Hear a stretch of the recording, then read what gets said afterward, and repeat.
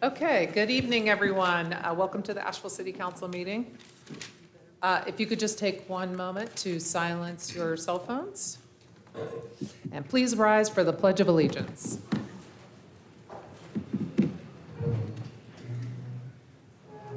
Pledge allegiance to the flag of the United States of America and to the republic for which it stands, one nation, under God, indivisible, with liberty and justice for all.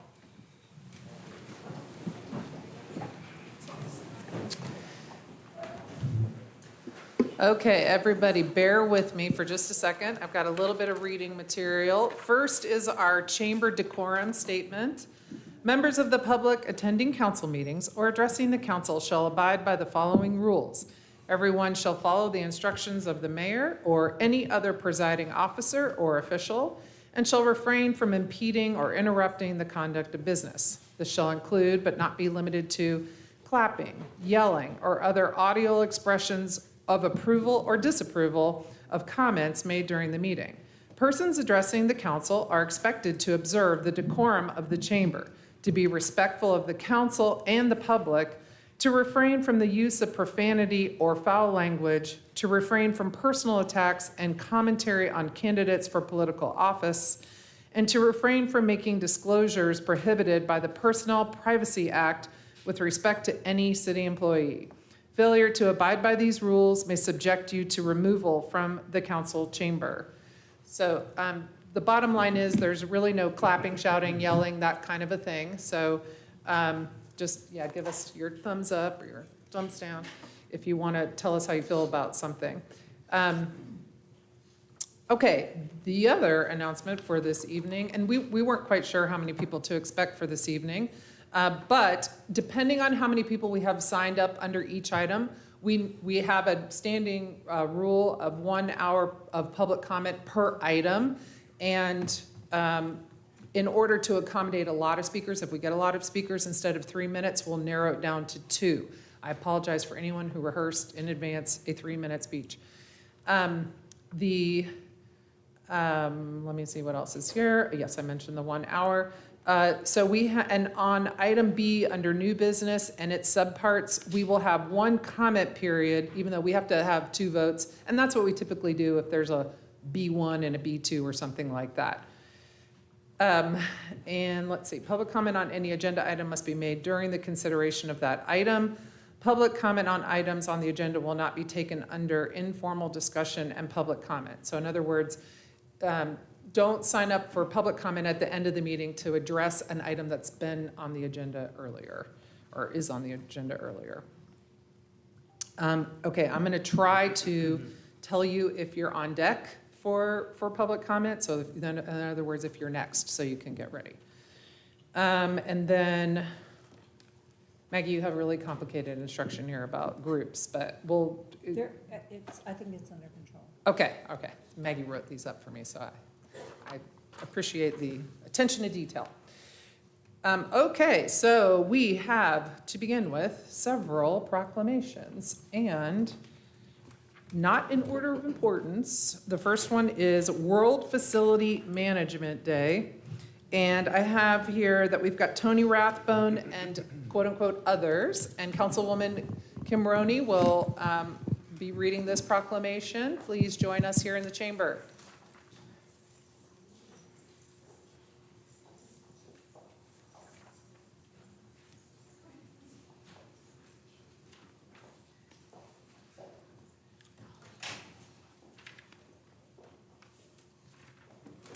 Thanks for coming to City Hall today and the work you do for our community.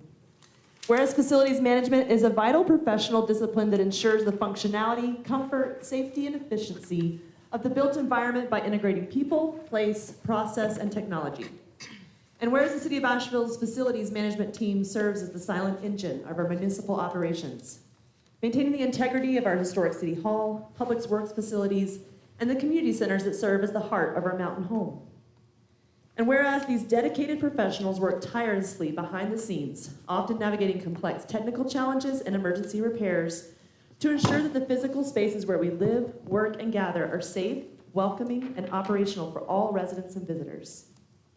And whereas their stewardship of Asheville's public buildings, from managing energy costs to extending the life of aging infrastructure, ensures that every dollar invested in our community works harder and lasts longer while advancing the city's commitment to a sustainable future. And whereas World Facilities Management Day provides a global platform to recognize the invaluable contributions of the unsung heroes who manage our physical world, and to specifically thank the City of Asheville staff for their dedication to the people and places that serve our community, now therefore, the Mayor, Esther Mannheimer, has proclaimed May 13th, 2026 as World Facilities Management Day in the City of Asheville, and encourages all our residents to join in expressing our deep gratitude to the facilities management professionals who keep our city running smooth every day. Thank you so much.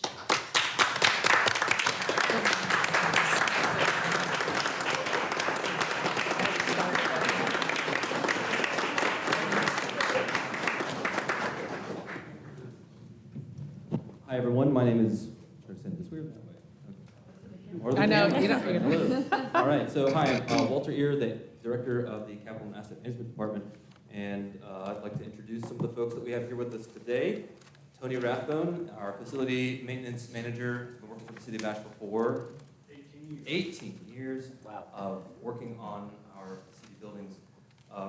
Paul Merton, the maintenance supervisor. Thank you, Paul. How long have you been with the city? 15 years of, again, working on our beautiful buildings like City Hall. And Tim Profit, electrician, 4 years with the city. Tim started with the city as we went from trades worker to maintenance technician, but Tim got his electrician's license while working with the city.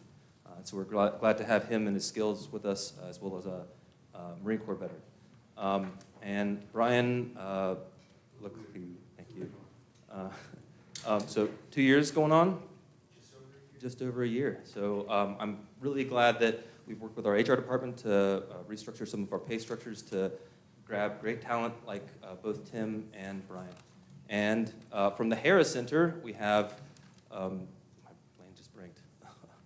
Greg Fisher has been with the city for 10 years.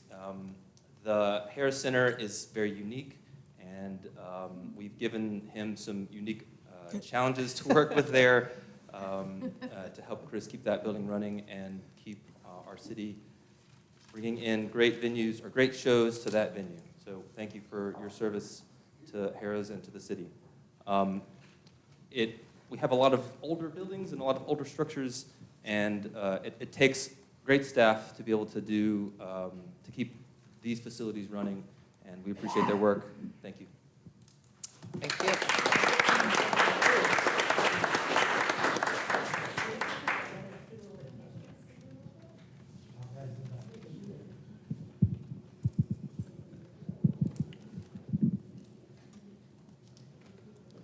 Thank you in advance for whatever happens with the pro wrestling matches this weekend. That looked like a lot. Come see it. All right. Sweet. The next one is National Public Works Week. And we have Tiffany McCormick and several others also waiting in the hall. Please come on in. Councilwoman Maggie Ullman will read this proclamation.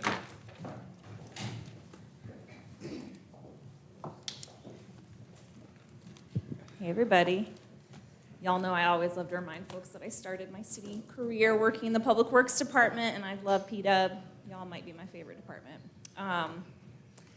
So here's our proclamation. Whereas public works professionals focus on infrastructure, facilities, and services that are of vital importance to sustainable and resilient communities and to public health, high quality of life, and well-being of the people of Asheville.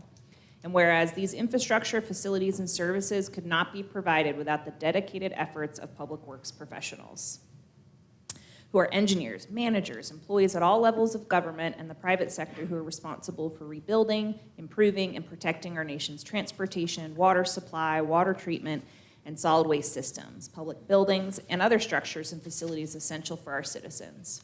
And whereas it is in the public interest of the citizens, civic leaders, and children of Asheville to gain knowledge of and maintain an ongoing interest and understanding of the importance of public works and public works programs. Whereas the year 2026 marks the 66th National Public Works Week sponsored by the American Public Works Association. Now, therefore, our Mayor, Esther Mannheimer, declares May 17th through 23rd, 2026, National Public Works Week.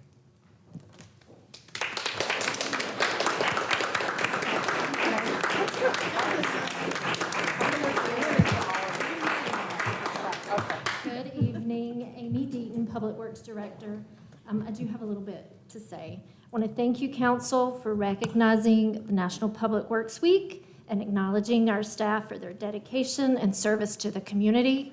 Our employees are not only public servants, providing day-to-day core services, but also often serve as first responders, providing vital support to our emergency response partners, helping protect essential services, and restoring those services following an emergency.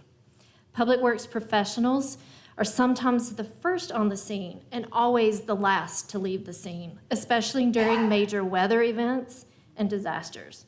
Their work is critical to protecting public health, safety, and the quality of life, and I'm grateful for their professionalism, commitment, and service to our community. So, and now I'm going to ask that they introduce themselves and say a little bit about what they do, if that's okay. Please. Hi, I'm Lauren McCullough. I'm the admin assistant for fleet management, our garage for the city. I do a multitude of different things every day, but I really enjoy working for the city. I've been here for almost 5 years. Hi, my name is Tiffany McCormick. I am the financial business manager for Public Works. I've actually been here for nearly 2 years now. I started very shortly before Hurricane, and since then it has been very challenging, but I've been very impressed with our staff and how they have continued to tackle those challenges. Patricia Miller. I work for sanitation. I'm an automatic side loader. I pick up trash. I equal. I play with children. I play with puppies. Hi, I'm Daryl Deemer. I work for Stormwater. I inspect and install the infrastructure. I've been with the city for 8 years. I'm Dylan Winkler, I'm the asset manager. Our division takes care of all of our data related to our operations, and I've been with the city now for about 2 years. Hi, I'm John Engel. I'm a utility cut supervisor for the concrete crew in the street department. I've been here 15 years.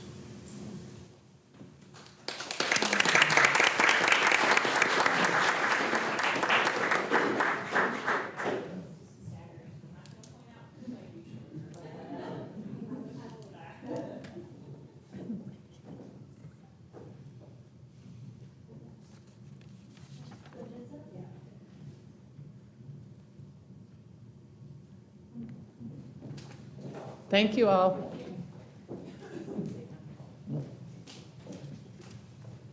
Okay, moving right along in our proclamations. Our next one is Strive Not to Drive Week. And we've got Sandy Broadwell and anybody else you've got with you. And Councilwoman Maggie Ullman will read this one again. All right, another fun one. Okay, so this is for Strive Not to Drive Week. Whereas bicycling and walking remain human-powered, energy-efficient, and environmentally sustainable forms of transportation that reduce traffic congestion, lower emissions, and promote public health through physical activity.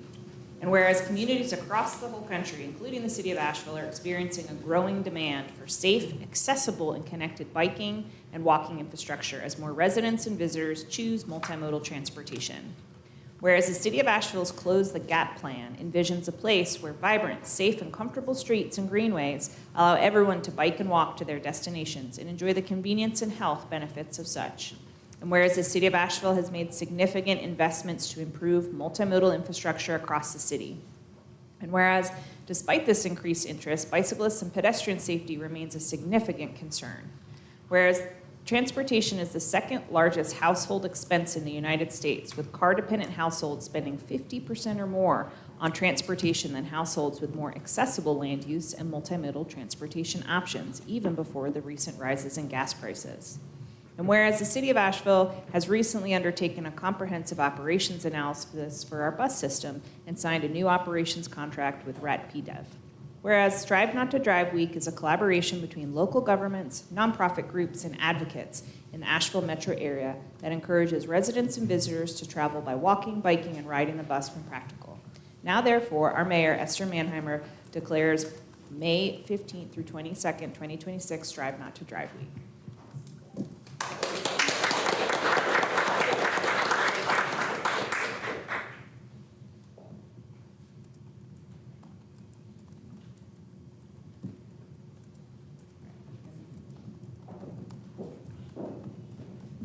Thanks for having us for Strive Not to Drive Week. I'm the only one here, but Strive Not to Drive Week is a monumental effort. It's taking place across 5 counties in Western North Carolina this year, including Haywood, Henderson, Madison, and Transylvania counties, in addition to Buncombe. There's 27 partner organizations that are involved in pulling it off. You can take a pledge online and win prizes. We have lots of great things you can win this year, and over 25 events happening across the week in all 5 counties. So you can check all of that out at gomountain.org, and I just really appreciate the City of Asheville's partnership on this this year and in many years leading back to the 1980s. So thank you so much for continuing to support Strive Not to Drive Week. Thanks. Okay, and now National Salvation Army Week, and Captain Philip Stokes and Sherry Stokes, if you'll join me in front.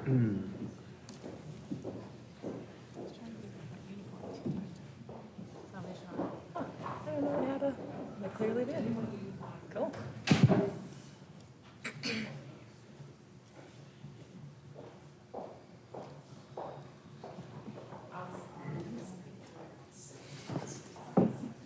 Okay. Whereas the Salvation Army of Asheville has served our community with dedication and compassion for over a century, providing vital resources to those in need. And whereas the Salvation Army of Asheville's programs have supported countless individuals and families through food assistance, shelter, emergency social services, and disaster relief efforts. And whereas the Salvation Army of Asheville staff exemplify the spirit of service, generosity, and commitment, strengthening the fabric of our city. And whereas National Salvation Army Week recognizes the invaluable contributions made by the Salvation Army through its donors, supporters, partners, and volunteers across the United States, including Asheville and Buncombe County.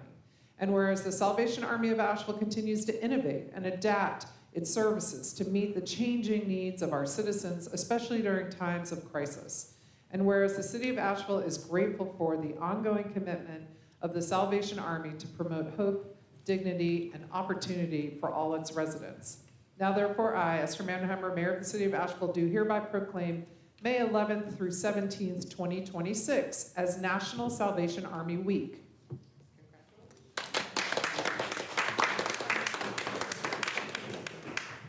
So we just want to make sure that we say thank you to you guys for allowing us to come in and providing this proclamation. We would also like to extend an invitation to each of you if you would ever like to visit our facilities. Our Center of Hope is located on Haywood Street. Our community center is located on Haywood Road. We invite you out for tours to see what we're doing. We are just so thankful for our staff. This is just a small portion of our staff. We have about 15 staff members that oversee our Center of Hope, our food pantry, and our community center. Again, we thank you for this opportunity, and I would love to give them the opportunity to introduce themselves.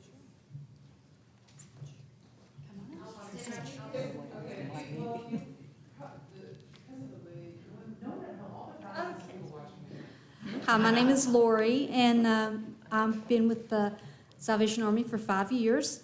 I'm the business administrator, and I really love working for these captains. They're great. My name is Elizabeth Chapman. I'm the social services director for the Salvation Army, so I wear many hats. I'm over the shelter. I help with utility and rent assistance and all sorts of stuff. But I love this organization, and I love what I do every day, and it's certainly not a job coming to work. So thank you. I'm Teresa Clark. I am the case manager over the shelter and also part-time cook.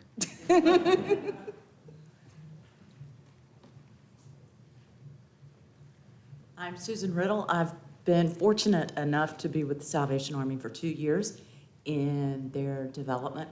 It's a wonderful group of people doing wonderful work for the city, and I'm proud to be a part of it. So I'm the other half of the Captain Stokes, Captain Philip Stokes. We've been a part of the Salvation Army for over 15 years. One of the things I love about this community and our staff is we got here in June, and we do have that shelter, the Center of Hope. Not too many people know this, but we have they have an 85% success rate of placing our clients in some type of permanent housing. Like, that is something they should pat their back on every single day, and we were fortunate enough to inherit that. So thank you for giving us this opportunity to have a day.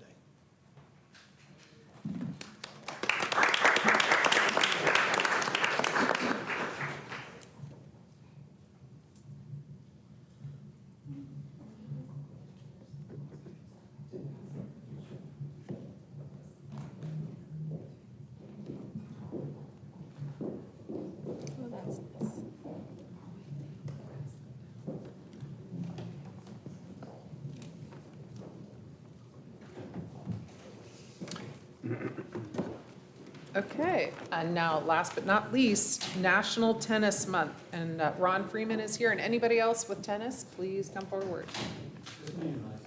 Okay. Councilman Bo Hess will present this proclamation.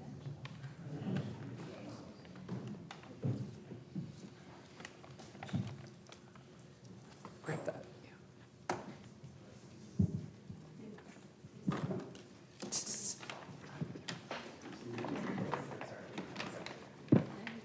All right. Good evening.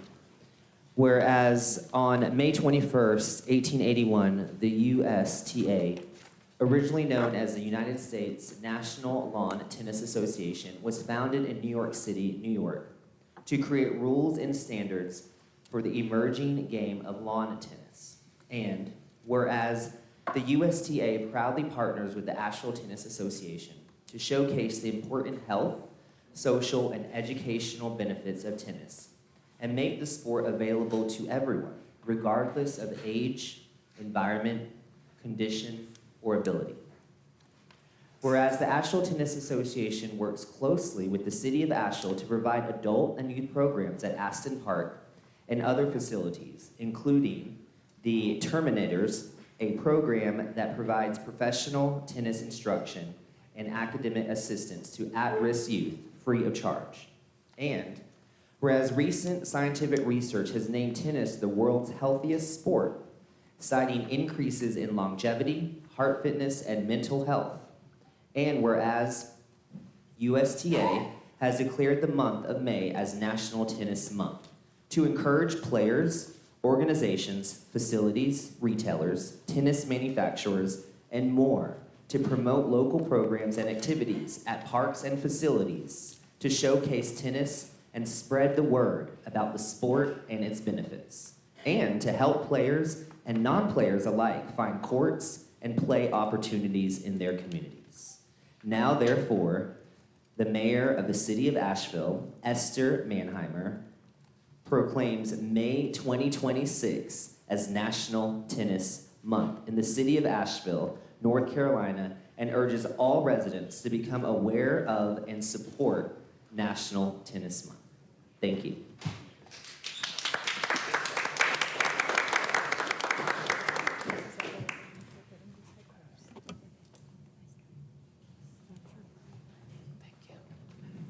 Thank you. We really appreciate that. I'd like to thank the council and city for the recognition of the importance of tennis in our community. It truly is the world's healthiest sport and can be enjoyed by everyone for a whole lifetime. The Asheville Tennis Association and the city's Parks and Recreation Department partner to bring programming to our citizens, not to mention thousands of matches played each year at Aston Park and at 5 other city parks. This year, the Asheville Tennis Association donated approximately $6,000 worth of nets, umbrellas, and clubhouse equipment to Aston Park, saving taxpayer dollars in a tough budget year. We are particularly proud of our Terminators program that provides combined tennis instruction and academic assistance to 2nd through 5th graders through agencies like Open Doors Asheville and Chosen Pods. We provide transportation to Aston Park. Program time is divided between court instruction and academic activities with snacks at the Aston Clubhouse. In addition to Terminators, Aston Park offers a free summer camp for 50 youth. In conjunction with Parks and Rec, free tennis clinics are offered at Shiloh, Burton, Oakley, Grant, and Monford Recreation Centers. Thank you again, and we look forward to seeing all of you on the tennis court. Thank you.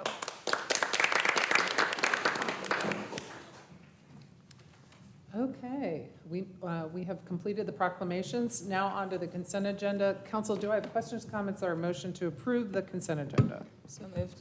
Second? Okay, we have a motion and a second. I have one person, let me say, it could be more now, but I had one person signed up to speak under the consent agenda, Ben Spencer. You will have 3 minutes to speak, and please watch the lights on the lectern. Green means go, orange means you're getting ready to stop, and red means stop. Thank you. So this is in regards to the Johnston Boulevard sidewalk project, moving the utilities with Duke there. I just wanted to kind of, as somebody who lives off of Johnston, just kind of go over a little bit here. This project came about due to a bond referendum in 2016, is that correct? And so that's like where the public is approving the use of funds and approving a project there. In 2020, there was a public input survey regarding questions and information around this sidewalk. Again, in 2022, there was another public input survey.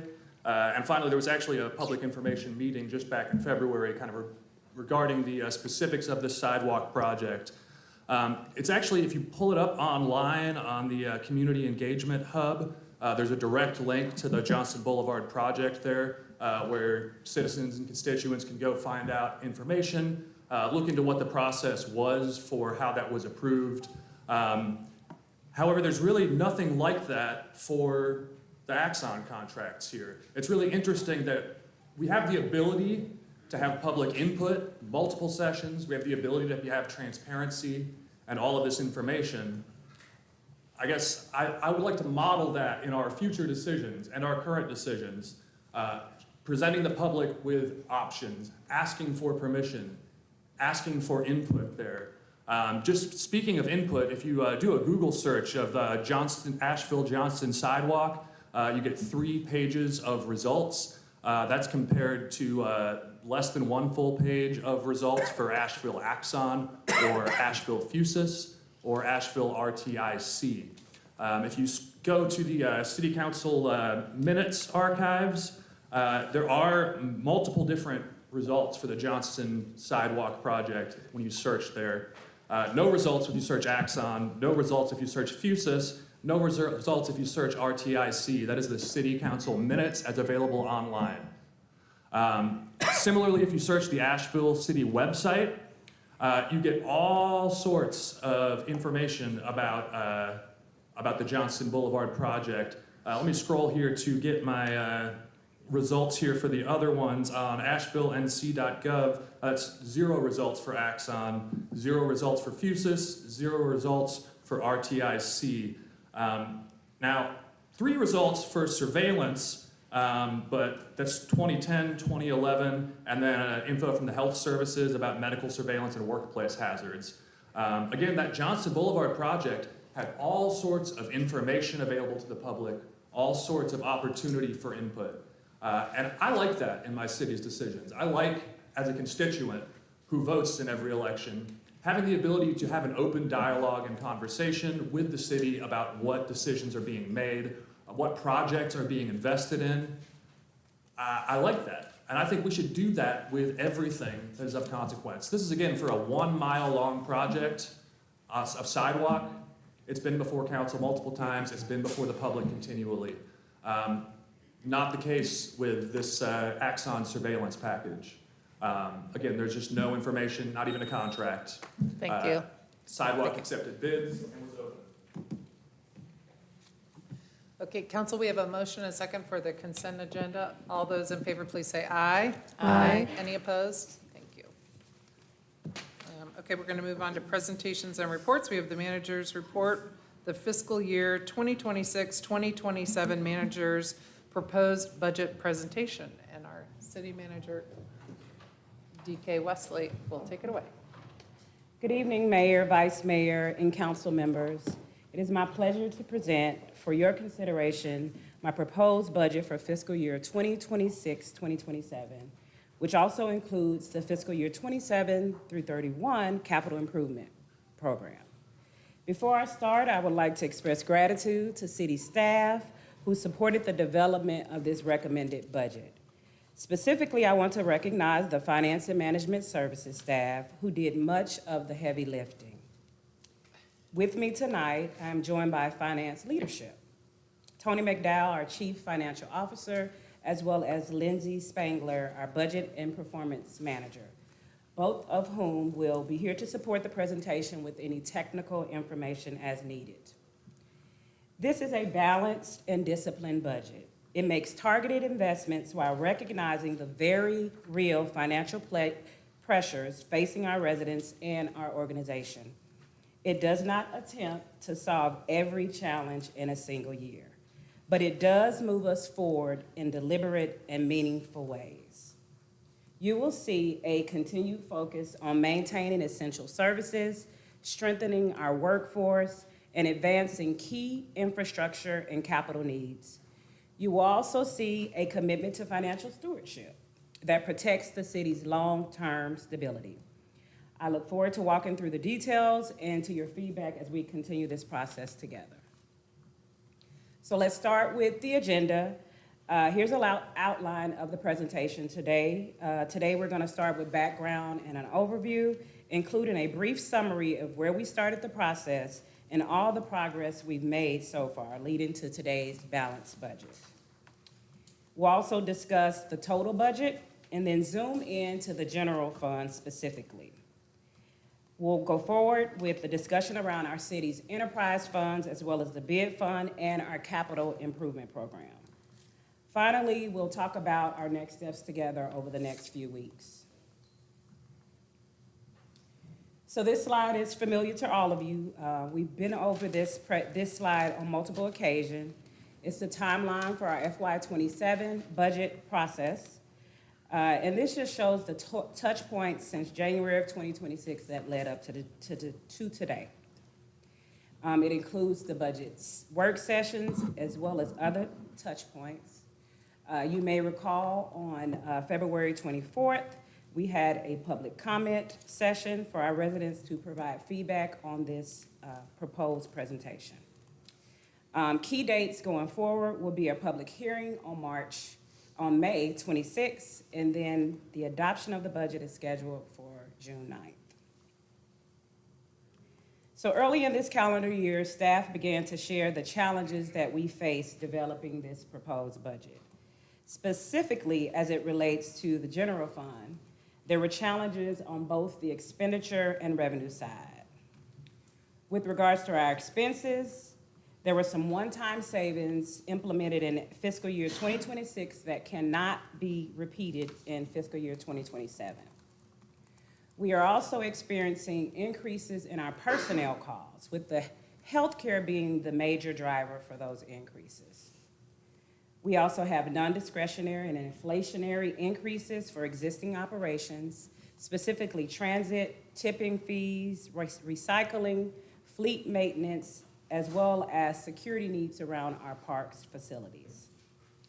With regards to revenue, sales tax has been increasing at a decreasing rate compared to prior years, which has been the case across the state.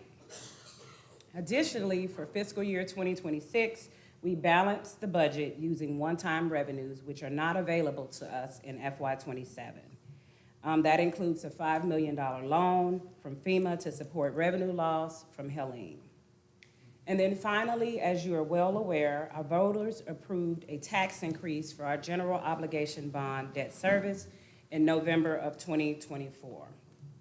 The implementation of that tax rate increase was delayed due to Tropical Storm Helene. So this is just some examples of the financial environment that we were facing as we started developing this budget. So in order to meet those challenges, it would require difficult decisions and trade-offs.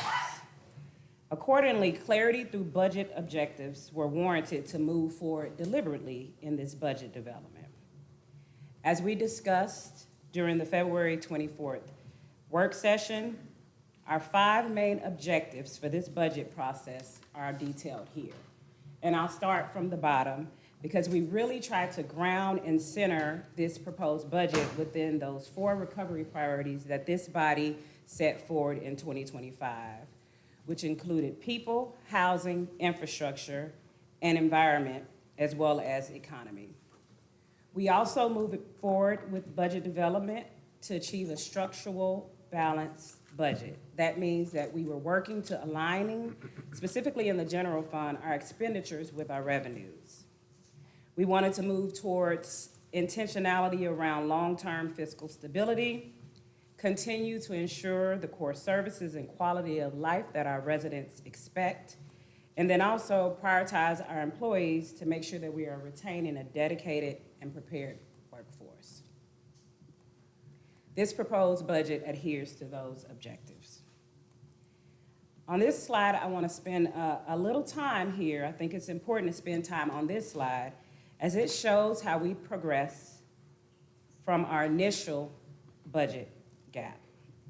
In January, staff estimated a $30 million increase in expenditures for fiscal year 2027. This assumed no increased revenue or reductions in our current year expenditures. We arrived at this initial estimate through tallying up our one-time fixes from FY26, known spending increases such as healthcare and our transit contract, as well as the required GO bond debt service costs. We continue to move forward. By February, through a continuation of some of those fiscal 26 cuts, we were able to refine the projected gap to about $26 million. We continue to move forward. In March and April, with the approved fees and charges and the continued recommended balancing strategies, the actual projected gap was narrowed to $10 million. As of today, after some additional savings and balancing strategies, which we will discuss in a future slide, the projected gap has been reduced to $8.9 million. In this proposed budget, the budget is balanced by increasing the tax rate above revenue neutral, which will be discussed as well later in this presentation. Just to share a little more information about some of the reductions and strategies that we accomplished post the April 14th work session, we were able to identify about $1.6 million in additional budget reductions. That included eliminating additional vacant positions. In our original estimates, we had about a $400,000 estimate to start implementing the initial recommendations from our salary study, which is planned for fiscal year 2027. We reduced that and will be bringing forward recommendations as a part of the FY28 budget discussion. We also continue to look at our community center security contract, and we're able to reduce in that space, as well as continuing to suspend a contribution to our other post-employment benefits fund. So now let's get into some of the details. We'll go over some fund summaries here, starting with all funds. The fiscal year 2026 proposed budget totals $275.6 million, which represents a $19.2 million or a 7.5% increase over the fiscal year 26 adopted budget. In the upcoming slides, you'll see details about this as well as a general fund. Also, with regard to our all revenues for all funds, the majority of this budget is funded through property taxes. It's about 37% of the total revenue across the city. Followed by that, we have about 31% in fees and charges. The remaining revenue comes from sales tax, intergovernmental revenue, and smaller sources. Again, this is all the total funds for the entire city. Also looking at all the expenditures for the city, this chart shows that we will spend about over half of our expenditures across the organization on personnel, which is made up of 38%, and then benefits such as healthcare and retirement, which is 19%. Operating costs are about a quarter of the budget, and the remaining piece of this pie is debt service. Now to narrow in on the general fund. The general fund is the largest component of our total operating budget. This chart is the general fund revenue summary. It shows general fund revenues by categories, including the change from fiscal year adopted budget for 2026. The proposed budget includes an overall increase of $4.64 million or 2.5%. Most of these categories, as you can see here, are decreased from the current adopted budget, with the exception of sales tax, which is essentially flat, as well as licenses and permits, and that's based on fee adjustments and natural growth. And then we also have minimal growth cited here for natural growth, and then our proposed property tax rate over revenue neutral of 4.9 cents. So overall, our revenue budget for the general fund is increasing, proposed to increase by 2.5%. This pie chart also shows the revenue in a different illustration. As you can see, the majority of our revenue budget is property tax at over 56%, followed by sales tax. Our total general fund budget is proposed to be $187.5 million.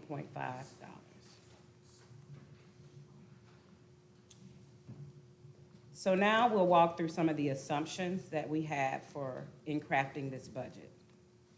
Towards the end of the presentation, we're going to spend some time around property taxes, so we'll skip that for now. As I mentioned previously, we are holding sales tax flat based on slow growth trends.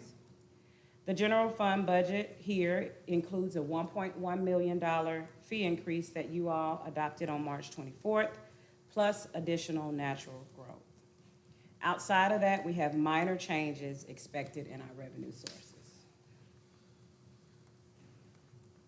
Here again, we're showing a summary of our expenditures by category, and this is for the general fund. It also shows the change from the current adopted budget.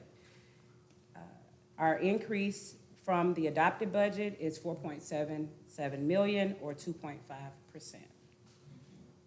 As you can see here, the major increases are in our benefits. Again, that's driven by healthcare costs as well as retirement costs. In addition to that, you'll see the planned debt service for our GO bonds listed here as well. I thought it was important to also demonstrate our general fund revenue by function. Almost half of the general fund is comprised of public safety departments. Of course, that includes fire and police. We have our community services category that includes departments like development services, housing and economic development, public works and transportation, just to name a few.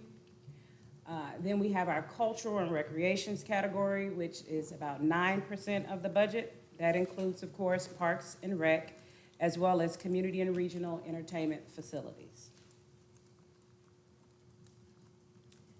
I previously mentioned some of the major expenditure drivers for the general fund, and this chart shows those spending increases. The bulk of the increase is healthcare and retirement at $5.1 million.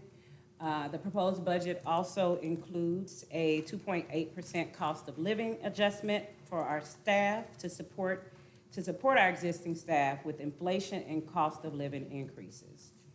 This increase is comparable to other local governments in the region and across the state. I also want to note here that the proposed budget includes an increase in the pay plan by 1.5%. I'll go back and also share. You see here that the police department, and I think this is a good news story, the police department personnel budget is increasing because APD has been able to successfully recruit and grow towards their budgeted head count. After having high vacancy levels for the past few years. Also noted here is our community center security, which is another item that was included in our mid-year budget – based on incidents at our community centers last summer. You will also see other contracts and materials increase next year. For example, fleet maintenance and parts, recycling, tipping fees, just to name a few.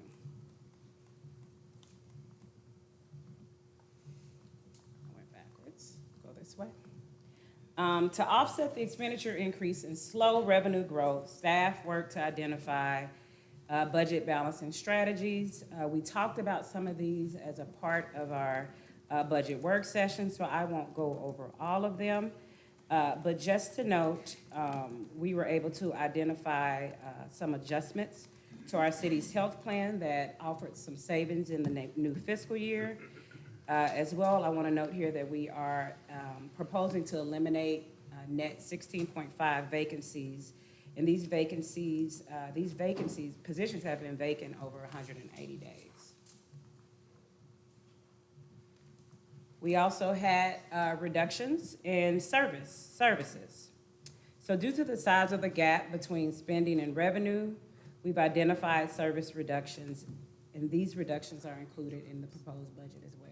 Again, I won't read these to you, but a couple of them I would like to point out is that after COVID, we were able to increase our community center hours to allow for more time for our residents in these spaces.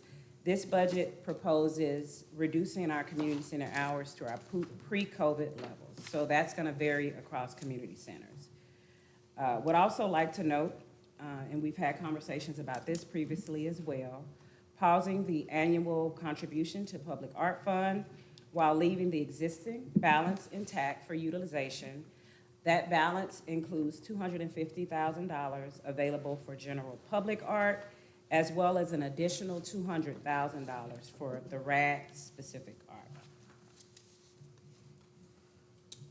Although we tried as much as possible to use recurring savings, we did have to identify some one-time balancing strategies in order to further close the gap. And you'll see these noted here. One that I will point out is our transit contract, which was, as you know, just rebid. The contract increased by $800,000 for next year. Instead of increasing the general fund transfer to the transit fund to cover the increase, we are utilizing the transit fund balance. Since the fund balance is a one-time source, we will likely need to increase the general fund transfer to the transit fund next year.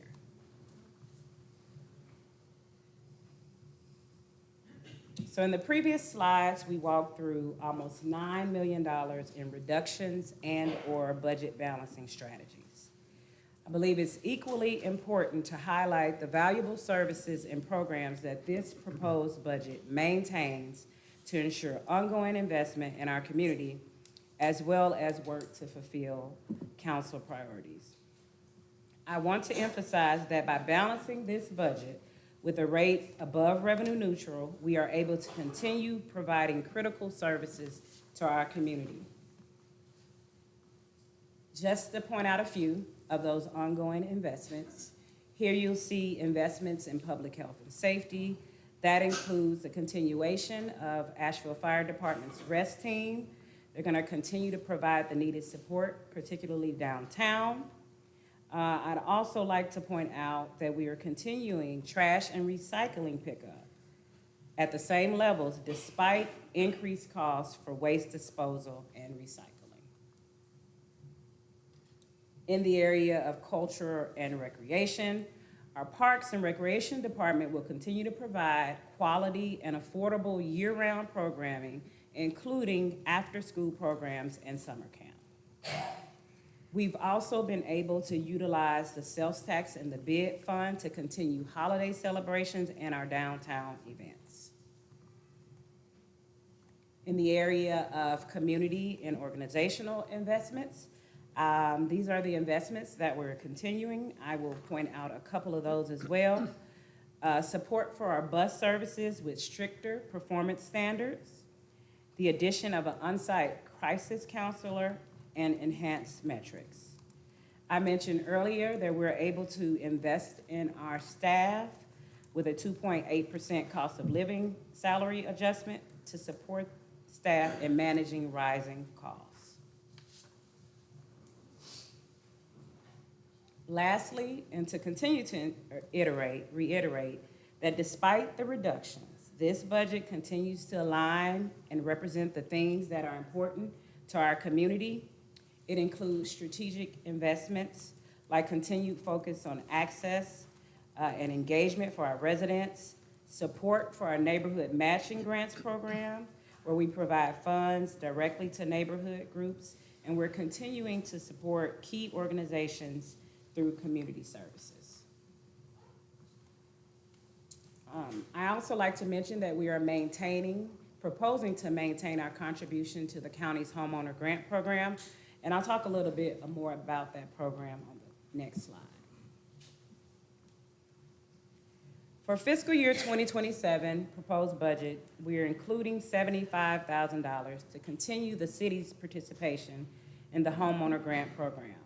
This program was established by Buncombe County in 2021.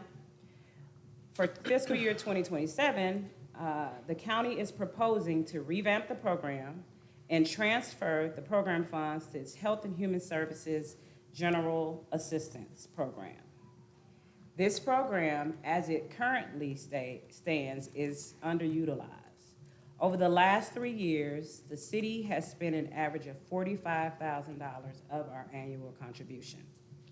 This change would distribute more grants because requirements will be less restrictive, requiring less documentation, and would expand the potential use of funds beyond homeowners after property tax bills are due. This is a fairly recent shift, and staff is continuing to have discussions with the county to ensure that the new program requirements align with how the city can spend its funding. Another important change to the program is that homeowners would now be eligible for grants, even if they are utilizing other assistance programs. Overall, from a staff's perspective, this seems like a good shift for our residents. We'll provide final details as the progress of the budget proceeds. Can we go back to that slide for just a second? When we get more details, can we talk about the use beyond homeowners? Because I think there's been some curiosity around whether or not it could be targeted to help maintain affordable rentals as well. Our understanding, based on what we know now, renters would be included in that.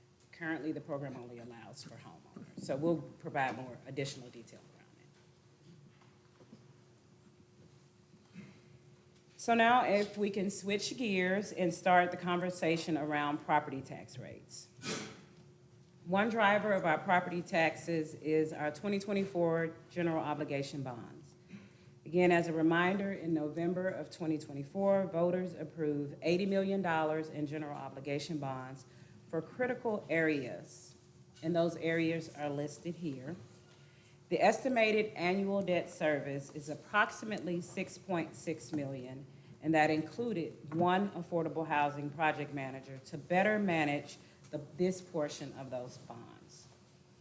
The city delayed the tax rate increase needed for this debt service in fiscal year 2026 due to Tropical Storm Helene, as well as a delayed reappraisal. This proposed budget includes 3/4 of the debt service, the affordable housing project manager, and a tax rate increase totaling $4.95 million. As you know, this fiscal year is a revaluation year in Buncombe County. This process was set to occur in the last fiscal year, but the county made a decision to delay it for 1 year.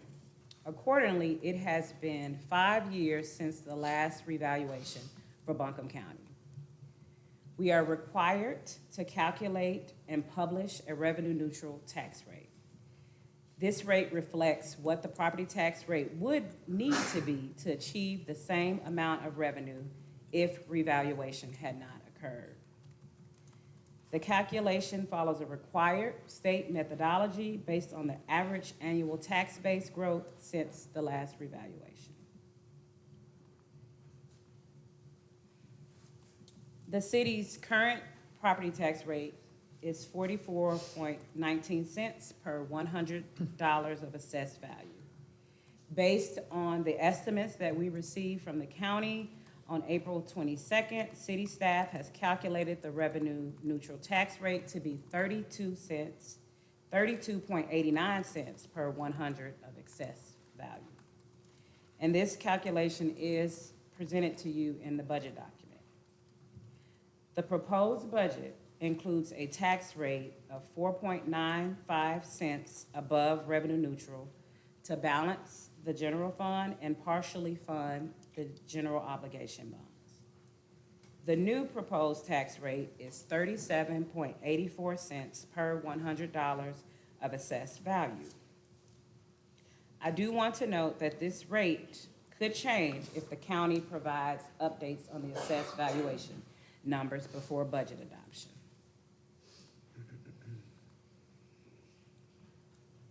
So this chart shows the proposed budget, including a 4.95 cents tax rate above revenue neutral, to partially fund the GO bonds and close the $8.9 million gap. For the medium homeowner with a property tax valued at $478,500, this will result in an increase of $237 to their tax bill annually. This would equal about a $20 per month increase. I always have a question about that every year, and I've just never asked. So since we're in a revow, say if your property were $200,000 last year, it's $400,000 this year, is the increase based on the assumption that your tax bill was for $400,000 last year, or is it the difference between what you were paying at $200,000 to what one would be paying at $400,000? It's not the difference. Okay.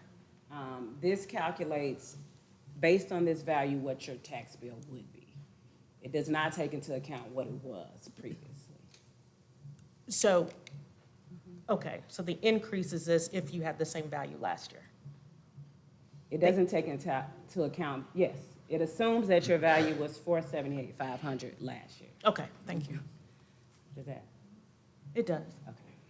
I had one request in general that, in how we portray this data, I'm assuming that we're saying 478,500 is the new median, but that's not everyone's house rate. And since we're all tuned in to our revals, I'm wondering if we might do our residents a favor to say, if your house is 350, the impact is. If your house is 478,500, the impact, just give more of a range, because I don't, you might have a $350,000 reval and get a little impacted by this number, and it may not be your value. We typically just share one number, but there's a variety of home prices. And then I saw today the county actually did a range as well, and maybe we can fall in step with that.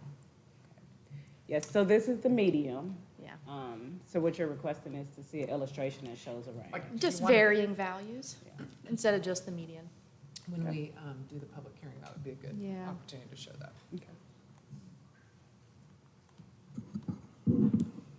So this is just a different way to illustrate the tax rate. As you can see here, a revenue neutral rate is 32.89 cents. In order to close the proposed gap, as well as to fund partially the GO bonds, it would be a 4.9 cents. So this just same way, same information illustrated differently.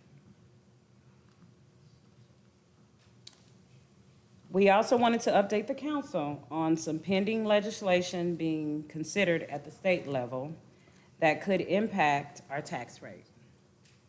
Senate Bill 889 proposes that counties, including Buncombe County, that their reappraised property effective January 1st, 2026 would temporarily be required to use the schedule of values from their previous reappraisal for next year's budget. This creates a one-year delay in implementing the updated property values. The bill would not limit local government's ability to raise property taxes. This would require that we set our tax rate based on the previous values.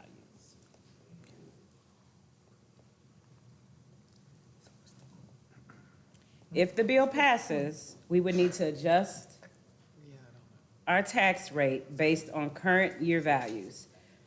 Property values would revert to the same values prior to the reval, and our tax rate would need to be 51.13 cents to achieve the same amount of revenue. The next slide will show a chart further explaining the rate change.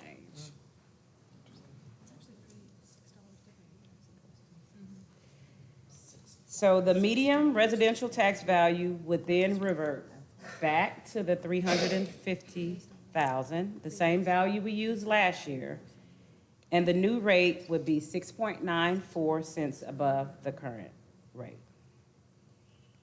This would have a similar impact on our homeowners, as you can see here. It's just slightly different. So it's $6 a year. Yeah, it's Yeah. very minimal. Yeah. It's minimal. Staff, including myself, our finance director, and Attorney Branham, continue to monitor this activity in Raleigh, and we'll keep you updated on the progress. Any questions about that? Thank you for including this Yeah, part, though. thank It was you. helpful. It helped me put it in context. I guess my question is something that we're keeping an eye on, but I'm part of a group of electeds across North Carolina that are watching the changes in the House today. Because if the moves in the House change our North Carolina Constitution, it may limit the amount that we can set the tax rate. But I'm sure we'll have updates if that happens. Yeah. Well, and that's different than what she's talking about. Yeah, that's a separate bill, and I think we're all watching that pretty closely because it would drastically affect local governments in North Carolina. Yeah, but no mention of the cap or anything yet. Well, that bill got voted out of the House committee this morning. So it will go to the floor. They need a 3/5 vote in the Senate and the House to put it on the ballot. And then it would be a constitutional amendment to allow the legislature to cap property taxes. So it wouldn't itself be a cap, but it would allow the legislature to do it. And many cities and counties have written letters to the legislators, including myself, urging them not to do that. So, we're keeping our eye on that. But I appreciate the two, you're having to track both bills, because the one, unfortunately, sometimes the legislature can pass a bill pretty late in our budget season, and, we got to pass our budget before the end of June.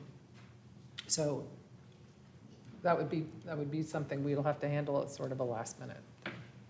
That's why it was important to point this one out specifically. But yes, we're monitoring all activity that could impact us locally here. Thank you. On to our enterprise funds as well as our bid fund. I don't have to tell anyone how important it is to maintain and modernize our water and stormwater infrastructure. So we'll talk a little bit about these two funds. For the water fund, the fund contains $3.3 million in new revenue from fee adjustments approved on March 24th. This increases funding for water's capital program as well as offset inflationary increases. Similarly, for stormwater, we have a $626,000 in new revenue from fee adjustments approved on March 24th. This funding will also be used for capital planning as well as offsetting any inflationary increases. We also plan to appropriate about $3 million in fund balance for one-time capital costs in stormwater, as well as other one-time items.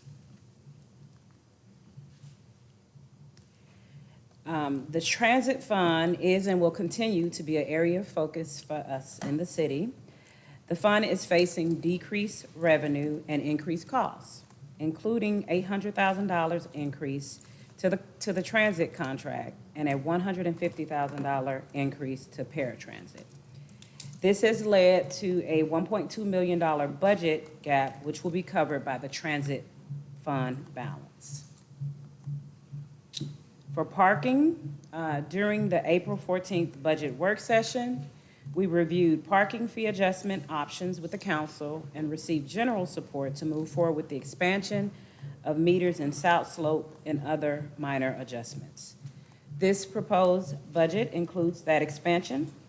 Fee changes will be finalized with the adoption of the fiscal year 2027 budget.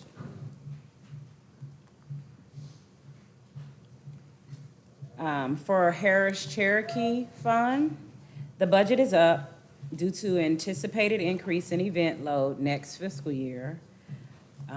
That fund balance will be used to cover the transfer from the general fund as a one-time budgeting strategy. With regards to Street Cut Fund, that fund continues existing programs. The total budget is down because we utilize one-time fund balance for fiscal year 2026, and we will not be repeating that for 27.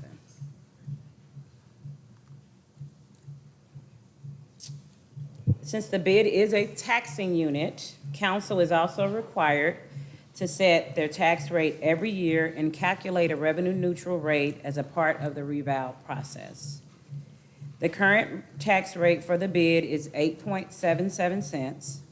After revaluation, the bid tax rate will decrease to the revenue-neutral rate of 7.63 cents. Property tax will be used to fund the bid management contract with ADID, Asheville Downtown Improvement District. The fiscal year 2027 budget also anticipates $400,000 in sales tax revenue in this bid fund. About $174,000 of that sales tax revenue will fund our holiday events and Asheville Arts Grant Program. Staff is currently and will continue to coordinate with ADID leadership and will present options for the remaining sales tax to council at a later date.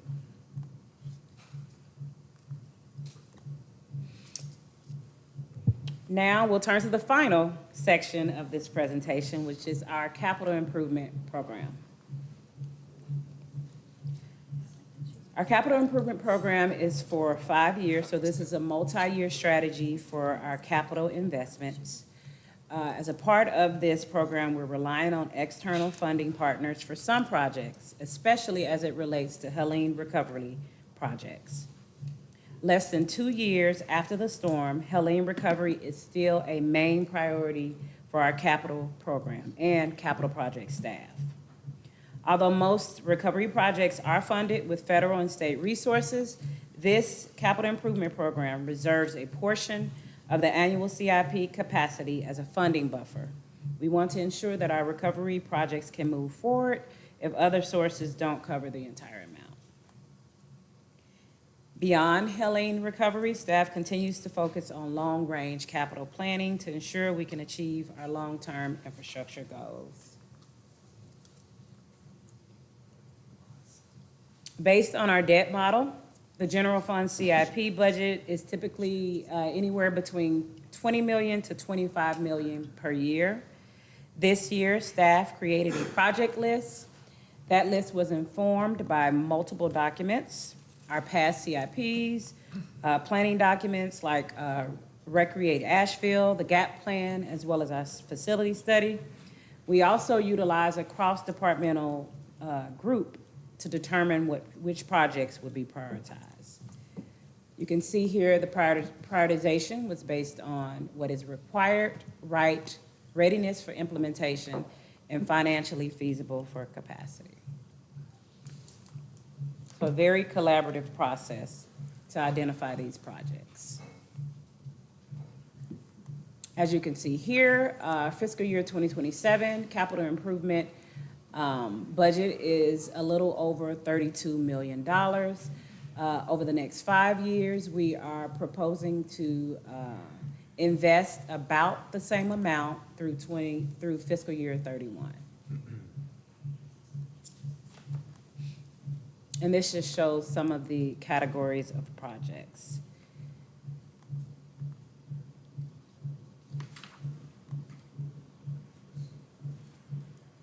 All right, so just a few notes on the sustainability fund. I'll go back to this. We have in our capital project, this is new, so I want to point this out to the council, an allocation for fiscal year 2027 for sustainability. We want to be able to provide funding to capital projects to support costs arising from the inclusion of more sustainable and energy efficient design elements. Just a couple of examples of that will include the purchase and install of a more expensive HVAC system.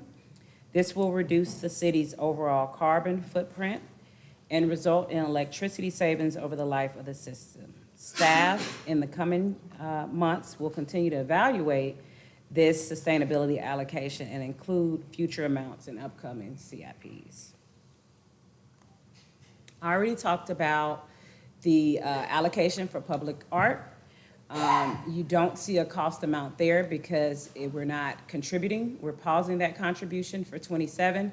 But again, there is funds available. There are funds available in this account. About $250,000 available for general public art and an additional $200,000 for River Arts District specific needs. All right, so just to talk about some of the enterprise funds, going backwards, enterprise funds capital projects.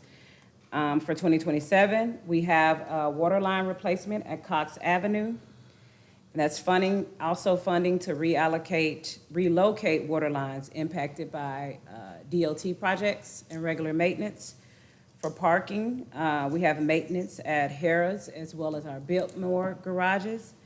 And we have several drainage projects for stormwater. All right. So to conclude, here's the remaining timeline for budget adoption. Having presented the proposed budget to you on this evening, the next critical steps will be a public hearing on May 26th. And then final adoption of this budget is planned for June 9th. We look forward to engaging with council and the community over the next weeks as we finalize this budget. Mayor, this concludes the presentation of the manager's proposed budget for 2026-2027. Thank you. Okay, just to highlight what you were saying, that the public hearing on the budget is on May 26th, and then the actual vote will be on June 9th. And thank you, and to all staff for all the hard work. Thank you, council, for the many, many, many meetings discussing the budget. A pretty difficult budgeting year, and your opening year as the city manager, so give you a tall task. That you handled very well, I would say. I appreciate the time and effort that you put into working through my many, many budget questions. My pleasure. Any other questions or comments regarding the manager's budget at this time, or are we ready to move on to the next item on our agenda? Okay, we're talked out on the budget for now. I'll just briefly say that I've reached out to each of you about some ideas if we are looking for any additional cuts. So if anybody wants to talk about that, let's talk more. I wasn't expecting to do it here tonight. I know we have a long night ahead. Okay, so since we're still talking about money, let's move on to public hearing, item A, which is a public hearing on issuance of 2026 interim limited obligation bonds. And Tony McDowell, our finance director, is going to present this item. And let me just ask quickly, I believe we need 2 votes, separate resolutions. Okay, thank you. Good evening, Mayor, City Council, Tony McDowell, Finance Director. As the Mayor indicated, the next item on your agenda tonight is the public hearing for the issuance of 2026 limited obligation bonds that will be used to fund our capital improvement program that Ms. Wesley just finished talking about. And as the Mayor mentioned, there are 2 resolutions associated with this tonight. The first one is a resolution authorizing the negotiation of an installment financing contract. That's a fancy way of saying the limited obligation bonds. And that will allow staff to proceed with negotiating that with the banks. We'll be back to you all at your next meeting in May to finalize that. And then the final resolution tonight is related to some property that we utilize as collateral as a part of these debt agreements. And we're going to be releasing some of those properties from the deed of trust as a part of this action as well. So just briefly, a little background. The city's been utilizing a multi-year capital improvement and debt model since fiscal year 2013-14, so about 12 years now. As a part of that multi-year financial model, the city regularly enters into short-term loans with financial institutions through the issuance of what we call interim limited obligation bonds, and that's what we're here to talk about tonight. These short-term loans allow us to provides us with cash as we move forward with our capital improvement programs, and then ultimately, after about a 2-year period, we usually come back and we issue the long-term debt associated with these projects. So again, this is kind of a regular occurrence for us to come to you all with these limited obligation bonds. The specific ones we're seeking authorization for with the resolution tonight is about $40 million. That's kind of our standard amount that we usually issue for these 2-year bank notes. As Ms. Wesley indicated, we usually spend somewhere between $20 to $25 million a year on our capital improvement program. So again, these bank notes are designed to provide cash for us for 2 years. Some of the specific projects that we'll utilize this funding for, some of them are already underway, some of them will be starting soon. They include repairs to the municipal building, as well as other city facilities, maintenance of our parking garages, street improvements, including resurfacing, as well as purchase of fire apparatus and transit buses. So again, with that, we're seeking request tonight for you all to approve the initial resolution. We'll be back in 2 weeks for final approval. And then the second part of this, as I mentioned, is a resolution to release the municipal building and the public works building as collateral that we've been utilizing for these loans. And that's on the advice of our bond counsel. So with that, I will turn it back over to City Council to conduct the public hearing. Okay, thank you. Any questions for Tony before I open the public hearing? I'm going to open the public hearing and I'm going to close the public hearing. No one has signed up to speak under this item. Council, do I have a motion? I'll move to adopt a resolution to permanently close a portion of an unopened. No, no. Oh, sorry, I'm on the wrong one. I just jumped to the wrong tab. My bad. Wow. My bad. Let's see if I can beat you. Yep. I got one. Go ahead. A motion to adopt do I have the right one? A motion to adopt a resolution authorizing the negotiation of an installment financing contract and providing for certain other related matters theretofore. Second. Okay. All those in favor, please say aye. Aye. Any opposed? All right, second resolution, please. And a motion to adopt a resolution requesting the release of property from a deed of trust related to limited obligation bonds. Second. All those in favor, please say aye. Aye. Any opposed?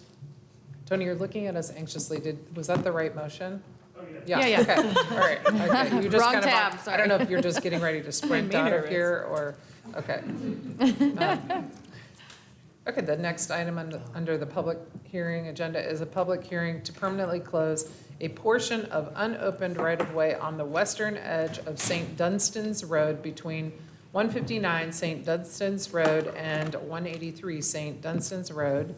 And Chris Carnes is here to present this item, not Yes, Jessica. good evening. I'm Chris Cairns, the city engineer, and I am not Jessica Morris, and this is not Sawyer Street. This should say St. Dunstan's. The rest of it does.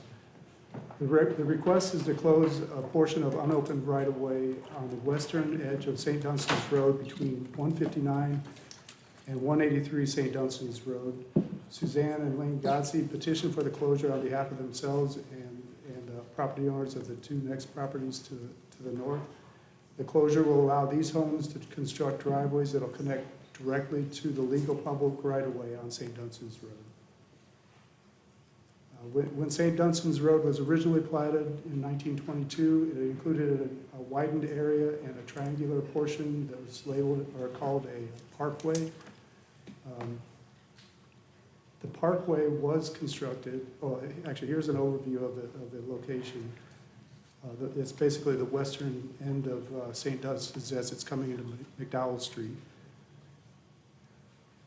And there you can see the three properties. Two of them, one of them does not have a home on it, but it is the same property owner, the two on the north end. The parkway does exist. It was constructed. The road portion that's to the west of this parkway was never constructed, and it has not been maintained by the city. It's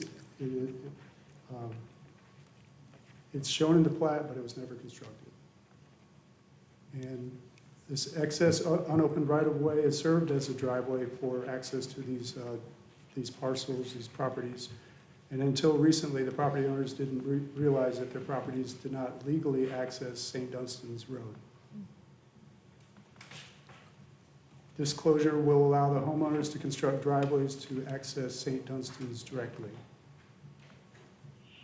Historic Resources Commission on May 14th approved a certificate of appropriateness for this proposed right-of-way closure as it relates to the St. Dunstan's Historic District, and the TRC recommended approval of this closure. There was one condition in that TRC that I recall, and that was for the plat to include a 10 feet wide stormwater easement. Does it? Well, the plat, No. I think that would be, I believe that's the next step. It would. And this is the proposed motion. I don't know if I read that. Well, council, any questions, comments? Hearing none, I'll open the public hearing and close the public hearing because we don't have anyone signed up to speak. Is there a motion? I had it ready before, I can pick it up. Okay. Motion to adopt a resolution to permanently close a portion of the unopened right-of-way on the western edge of St. Dunstan's Road between 159 St. Dunstan's Road and 183 St. Dunstan's Road. Second. All those in favor? Aye. Any opposed? Motion passes unanimously. Thank you. Up next, item C, which is a public hearing to consider a conditional zoning request at 99999 Caribou Road from RS4 residential single-family, medium density to residential expansion conditional zone for the purposes of constructing a 100-unit multifamily development. And here to present is Will Palmquist. Thank you. Good evening, Vice Mayor, members of council. Will Palmquist with Planning and Urban Design. I'll be presenting this conditional zoning petition for the project known as Caribou Commons. Here is the project site. Give you a little bit of overview. It is in the southern portion of the Shiloh neighborhood. The site itself consists of 4 properties totaling about 9.5 acres. You can see it's a pretty large wooded site. It has a very little amount of frontage on Caribou Road, about 50 feet. Located there. The main frontage area was formerly a single-family house that was demolished a few years ago. The site itself has a lot of topography associated with it. It's about a 20 or 30 foot drop down into the middle of the site from Caribou Road. There is an unopened right-of-way that exists currently through the project site between the 2 northern properties, and those would be would need to be closed at some point prior to any building permits for the project down the road if it was approved. There are also a couple of streets that abut the project site. One is Forest Street that is foreclosed by existing private property next to the project site. The other is Ardmore Street on the south. There is a right-of-way that extends past where the road ends to the project site, and that'll be a little bit important later on at the site plan drawings. Here are the existing and proposed zoning exhibits. You can see the existing zoning is residential single-family medium density, and then due to the size of the project, which is above 50 units, a conditional zoning to the residential expansion district is required and proposed. The existing future land use is traditional neighborhood as outlined in the city's comprehensive plan, and no change in that would be required for this project. So here's the site plan of the project proposed. It has been amended slightly between when these materials were released and today. I'll go over those changes that are relatively minimal, but the overall project consists of 100 affordable housing units. There are essentially 2 areas to the site. The northern section of the site consists of 4 groupings of 4-unit townhome buildings, so 16 units total. There's a clubhouse building located in the middle of that driveway area with parking off of it. There's also a picnic shelter and playground proposed in that area. And then as you move further to the south of the site, you can see the existing stream and the stream buffer that would be undisturbed. with this project, leading to the southern half of the site that includes 2, 3, and 4-story multifamily buildings with 42 units in each of them. You can see the access to the project is off of Caribou Road. Excuse me.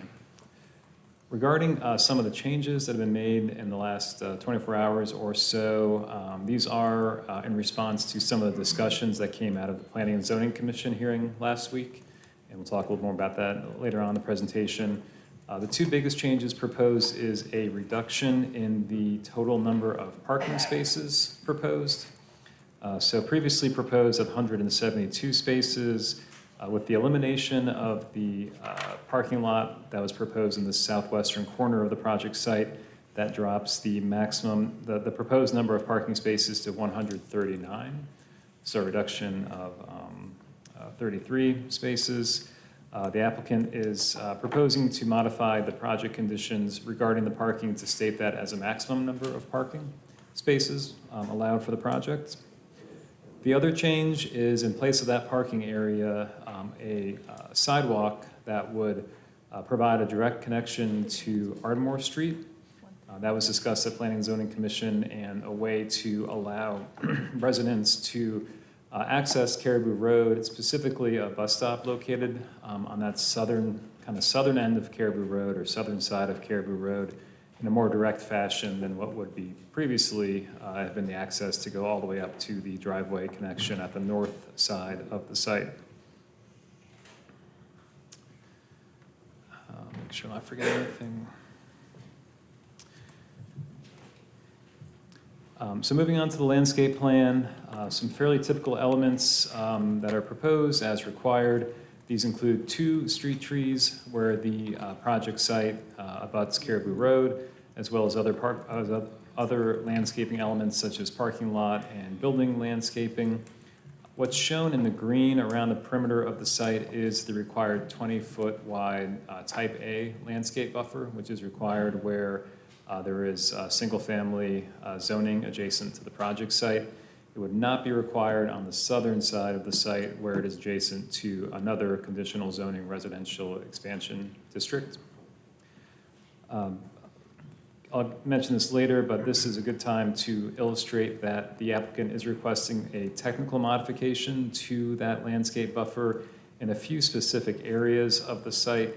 You can see some of the overlaps with the proposed driveway and sidewalk along the western property line, and also near the project's entrance near Caribou Road. That equals about 1,200 square feet of area where typically sidewalks and driveways are not permitted in those buffer yards. So this would allow them to coexist, and the plantings would still be required as per the amount of square footage in linear feet of that property line, but it would be a thinner buffer area in those locations.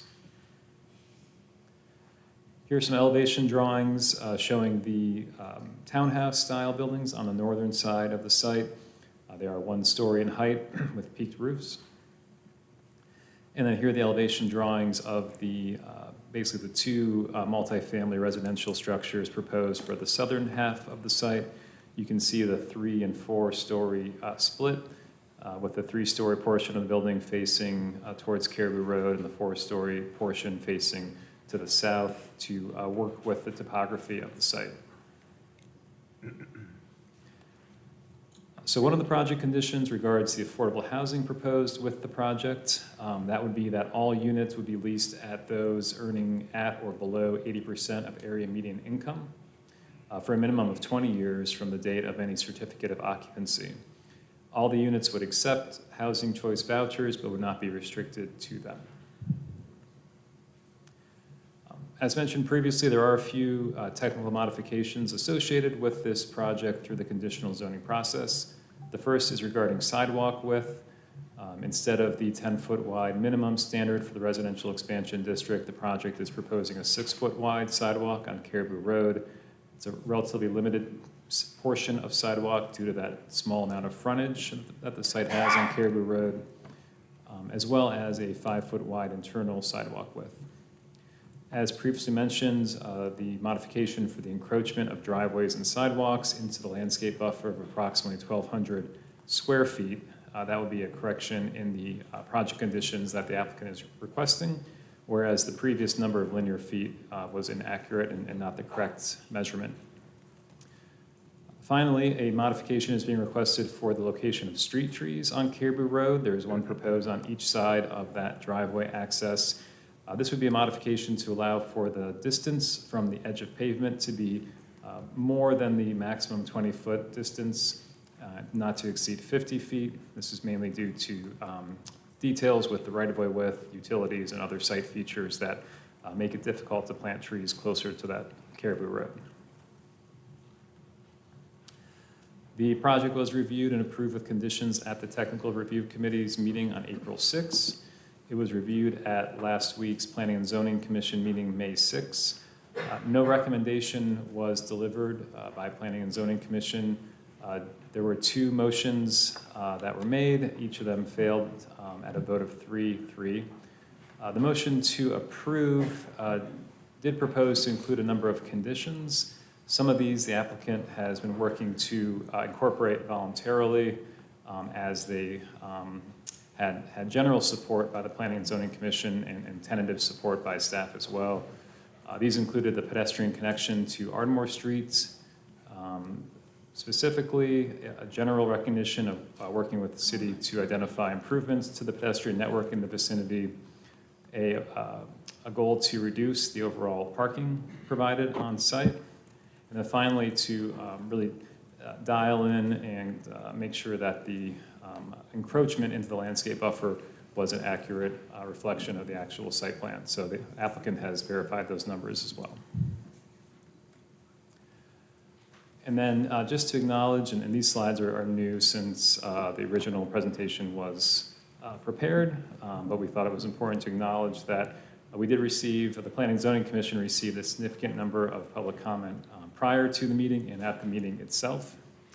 These comments included infrastructure and traffic safety concerns, concerns with, I guess I'll call it reckless driving in the neighborhood and unsafe motorist behavior, running of stop signs, and narrow road widths that make it difficult for folks to safely share the space. That speaks to the second bullet, public safety and pedestrian risks, that Caribou Road is a well-traveled site of pedestrians, and there are potential and identified conflicts between pedestrians and motorists on that roadway. Well, were these reasons the same reasons that the 3 planning and zoning commissioners voted against it?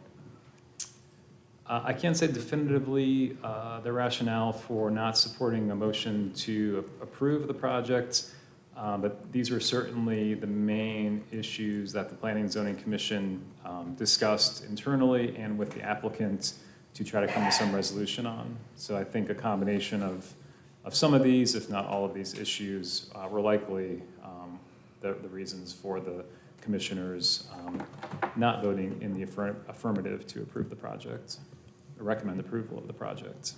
Thank you. Can you go back to slide 11? I thought we were waiting, but since we're not waiting yet. Sorry. No, it's fine. I feel like I heard you say that this had general support, but I was in the room when it happened. Sounded like the Hamilton soundtrack. And it did seem to me that it did not have support because it failed. One of the things that was consistent to me was that every commissioner named concerns about infrastructure, especially around the road. So I just wanted to make sure that if that's how it was communicated, it wasn't how it landed with me when I was listening. Sure, I can try to clarify that. And maybe just, I'll clarify what I was trying to say is that these conditions that were associated with the motion to approve the project had, I think, general support amongst the majority of the commissioners, if not all of them. Well, then why'd they vote against it? That's not how I heard it, but Okay. I just wanted to say that Sure. that's how I interpret it differently. Sure. No, I Are you appreciate just trying to say that the commissioners supported these things irrespective of whether they were going to support this project? Correct. Like they're So- saying, these would be good things to do. Yes, so regardless of their regardless. support of the project itself, there didn't seem to be any objection, at least, to these ideas that were discussed. So no one was arguing for necessarily not reducing parking or not providing pedestrian connections to Ardmore Street. But the commissioners, even if they like those amendments to the project, still did not support the project enough to recommend approval of it. Right, I just wanted to make sure that silence wasn't perceived as support. Sure, well, that could be a good point to make, is that there certainly was not opposition to these conditions heard at the meeting. I appreciate that, thank you. You're welcome. And then just summarize the remaining issues and concerns heard from the public. These also included the potential environmental impacts of the construction on the site, which is heavily wooded today, and would include a large amount of tree removal on those properties. There's also concerns about the neighborhood character, the existing character versus the proposed character of this project. And then finally, concerns regarding the cumulative development impact of already constructed projects currently under construction, such as the expansion of the Laurelwood development to the south, and then future potential projects as well that could have a cumulative impact on the neighborhood. So looking at the comprehensive plan, Living Asheville, specifically the future land use, staff finds that the project is consistent with the future land use designation of traditional neighborhood. The traditional neighborhood is described as a mix of housing types such as single family with ADUs, duplexes, townhomes, and multifamily apartments, usually located seamlessly together. The project also supports the following goals in the comprehensive plan: to encourage responsible growth by prioritizing greater densities of development overall throughout the city as appropriate, and to increase and diversify the housing supply by increasing the supply of housing, including affordable housing in proximity to schools, transit, and parks. These slides were in the Planning and Zoning Commission presentation and in the Planning and Zoning Commission staff report. Staff felt it was important to include them and add them into this evening's presentation to you all for your consideration, and acknowledge that staff did a very thorough review of the Shiloh Community Plan, which was adopted in 2010. The plan provides goals and strategies for the neighborhood to achieve its long-term vision. Staff identified areas of alignment with the plan and areas that were not in alignment with with respect to the project. Staff found that areas of alignment with the plan included these two goals and strategies, specifically to explore opportunities for the construction of affordable housing in the Shiloh community, and also to have target areas for redevelopment and infill that complement existing development or can be supported by existing infrastructure, acknowledging that while keeping the residential density consistent with the current densities, there is an opportunity to promote some greater densities and development patterns in transition areas. Staff also found that the project was not in alignment or only partially in alignment with the following goals and strategies. The first being to create additional green space and tree canopy in the neighborhood, acknowledging that this project would reduce the tree canopy in this specific site and area of the neighborhood. And then secondly, regarding specific target areas that are identified in the plan. So the plan has identified about half a dozen potential infill sites, typically larger sites around the neighborhood that could be redeveloped. And the description for this specific property in that plan spoke to the opportunity that it could provide single-family infill opportunities consistent with surrounding residential development. So staff recommends approval of the proposed conditional zoning. I do want to note, that when we come to this conclusion and understand and try to evaluate the consistency of the project with adopted plans, including the comprehensive plan and the Shiloh Community Plan 2025, we really consider the overall totality of the plans and have to weigh the sometimes contradictory or not always consistent recommendations from those plans. But this recommendation comes to you with the consideration of the goals of the comprehensive plan, the future land use designation, and then an overall analysis of the Shiloh plan. But with that, I'd be glad to answer any questions you may have.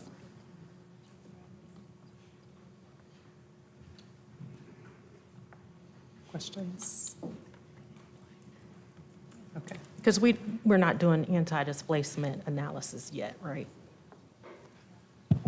The tool is not completed yet, that's correct. But there's significant work on finalizing the tool happening. Do we have the breakdown of the affordability among the units? It just says 80%. Is there anything that goes below 50% maybe? I'd have to defer to the applicant on those specific numbers, but at this time, the project conditions read as the 80% AMI number. I had a question too, and this might be for the applicant. Currently, there's only one entrance, whereas there'd been kind of questions or suggestions about a second entrance on Ardmore. Do you know if that was discussed between planning and zoning and now with the applicant? Yes, so looking at the site plan, you can see the primary and only vehicular entrance is the driveway off Caribou Road. But in the meantime, between Planning and Zoning Commission and this evening, the applicant has revised their site plan drawing to show a pedestrian connection that goes through the site and then through the right-of-way south of the project site and then connects to Ardmore Street formally. We've had some time to evaluate this with our transportation colleagues. There will need to be some addressing of it's an unopened right-of-way currently because there's no roadway in that section where the pavement ends. So there will need to be some administrative or perhaps legislative work to open that right-of-way and allow for that sidewalk improvement to happen on it. But we have done a preliminary evaluation of that proposal, and from what I've heard and understood, there's no significant concerns with it from a staff standpoint. So I want to make sure that I'm seeing what I think I'm seeing, because I went over into Shiloh a few times now. So that portion on Caribou Road, when I drive by, it's about the length from where the cameraman is, maybe to where Shaniqua is. So that's going to be the only entrance and exit for vehicles? Correct. It's that it exists within that 50-foot wide frontage of the property on Caribou Road. That would have a typical driveway and commercial, driveway apron, a crosswalk, and then minimal sidewalks to the property edges off that driveway. So if two cars are going at once, that's enough room for that? That is my understanding. Going one way and another coming the other way? Did you say it's 50 feet? Yes. Yeah, that's wild. Or 15? 15 or 50? 50 is plenty. 50. Oh, 50 is plenty, not 15. Sorry if I wasn't Okay. clear, yeah. 50, okay. 50 feet. It's relatively small for a commercial site, and I'm just making the point that there's not a lot of opportunity for sidewalk, and the sidewalks proposed are very short due to the limited room there. But yeah, that is enough for 50 feet is enough for the commercial driveway entrance, the driveway, 2 lanes, and then some sidewalks. What about, I guess these would be questions for the applicant. I'm just wondering if the applicant has adjusted anything from that list of potentially supported but not voted on list of recommendations. Like, is this alternative road Ardmore, I don't have any topography. Can you make it a road instead of a pedestrian right-of-way? Is it possible, or we don't know if that's a slope? So the applicant can speak a little more about that. Okay. What I believe they mentioned at the Planning and Zoning Commission meeting when that discussion came up is that it based on their evaluation, it would be feasible to build a road, to extend Ardmore Street into the property as a roadway for vehicles. Okay. When that came up, did that change any of the support? I guess I'll be mostly concerned from the neighborhood on that regard, so maybe that's not a question. My remaining questions are for the applicant. I mean, I think a second entrance makes sense, especially since you have all those down at the bottom, and then we can, when you said a driveway coming off of Caribou, is that actually a driveway? Or is that a road that isn't there that we're gonna build, or the applicant's gonna build? Sure. So it's not a driveway in the traditional sense of like residential driveway, but it's also not a full-blown public street per se, but it is a roadway classified as a commercial driveway that allows for the flow of two-way vehicular traffic. I'd be interested if the applicant would be open to making a second entrance down there, that southern tip. It's very low density residential. Well, maybe we need to let the applicant come forward and answer some questions. Is that all right? Yeah, thank you, Will. Okay. Just, yeah. Maybe they can just speak to that list, because Ardmore's on there. Thanks, Will, and good evening, Mayor, Vice Mayor, staff, City Council members. My name is Derek Allen. I'm an attorney at Allenstone Kilgore, and I represent the development team on this request and also the next request. We do have the development team here this evening. We have Will Eckstein and Randy Clack from Penrose. Penrose does this kind of housing, LIHTC housing, tax credit housing. They do a lot of it, they do thousands of units. And they're very interested in the Western North Carolina market, in particular Asheville. These two projects are geographically located very close to one another. The one that you'll see next is on the other side of Sweeten Creek Road. The thing that's important about that, or one of the things that's important about that, is instead of just the 100 units that are being proposed on this 10-acre parcel, you have another 126 that are being proposed that are very close by, so close by that the community services that are part of the funding requirements for these kinds of projects can be serviced by the same staff, so that allows them to realize economies of scale and a better service for the residents of both of the apartment projects. I also have with me this evening Warren Sugg and Chris Day from Civil Design Concepts. They've done the engineering on this project.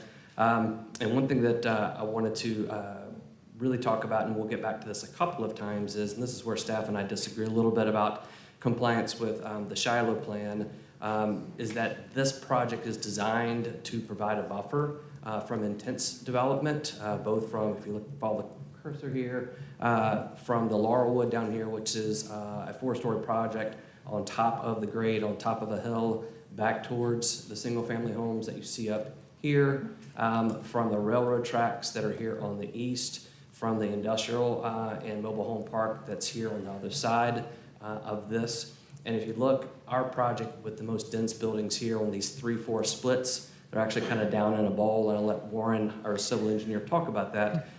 Inside of our development, it goes and tapers back towards these single-story townhomes, which are attached single-family dwellings that surround the clubhouse and playground.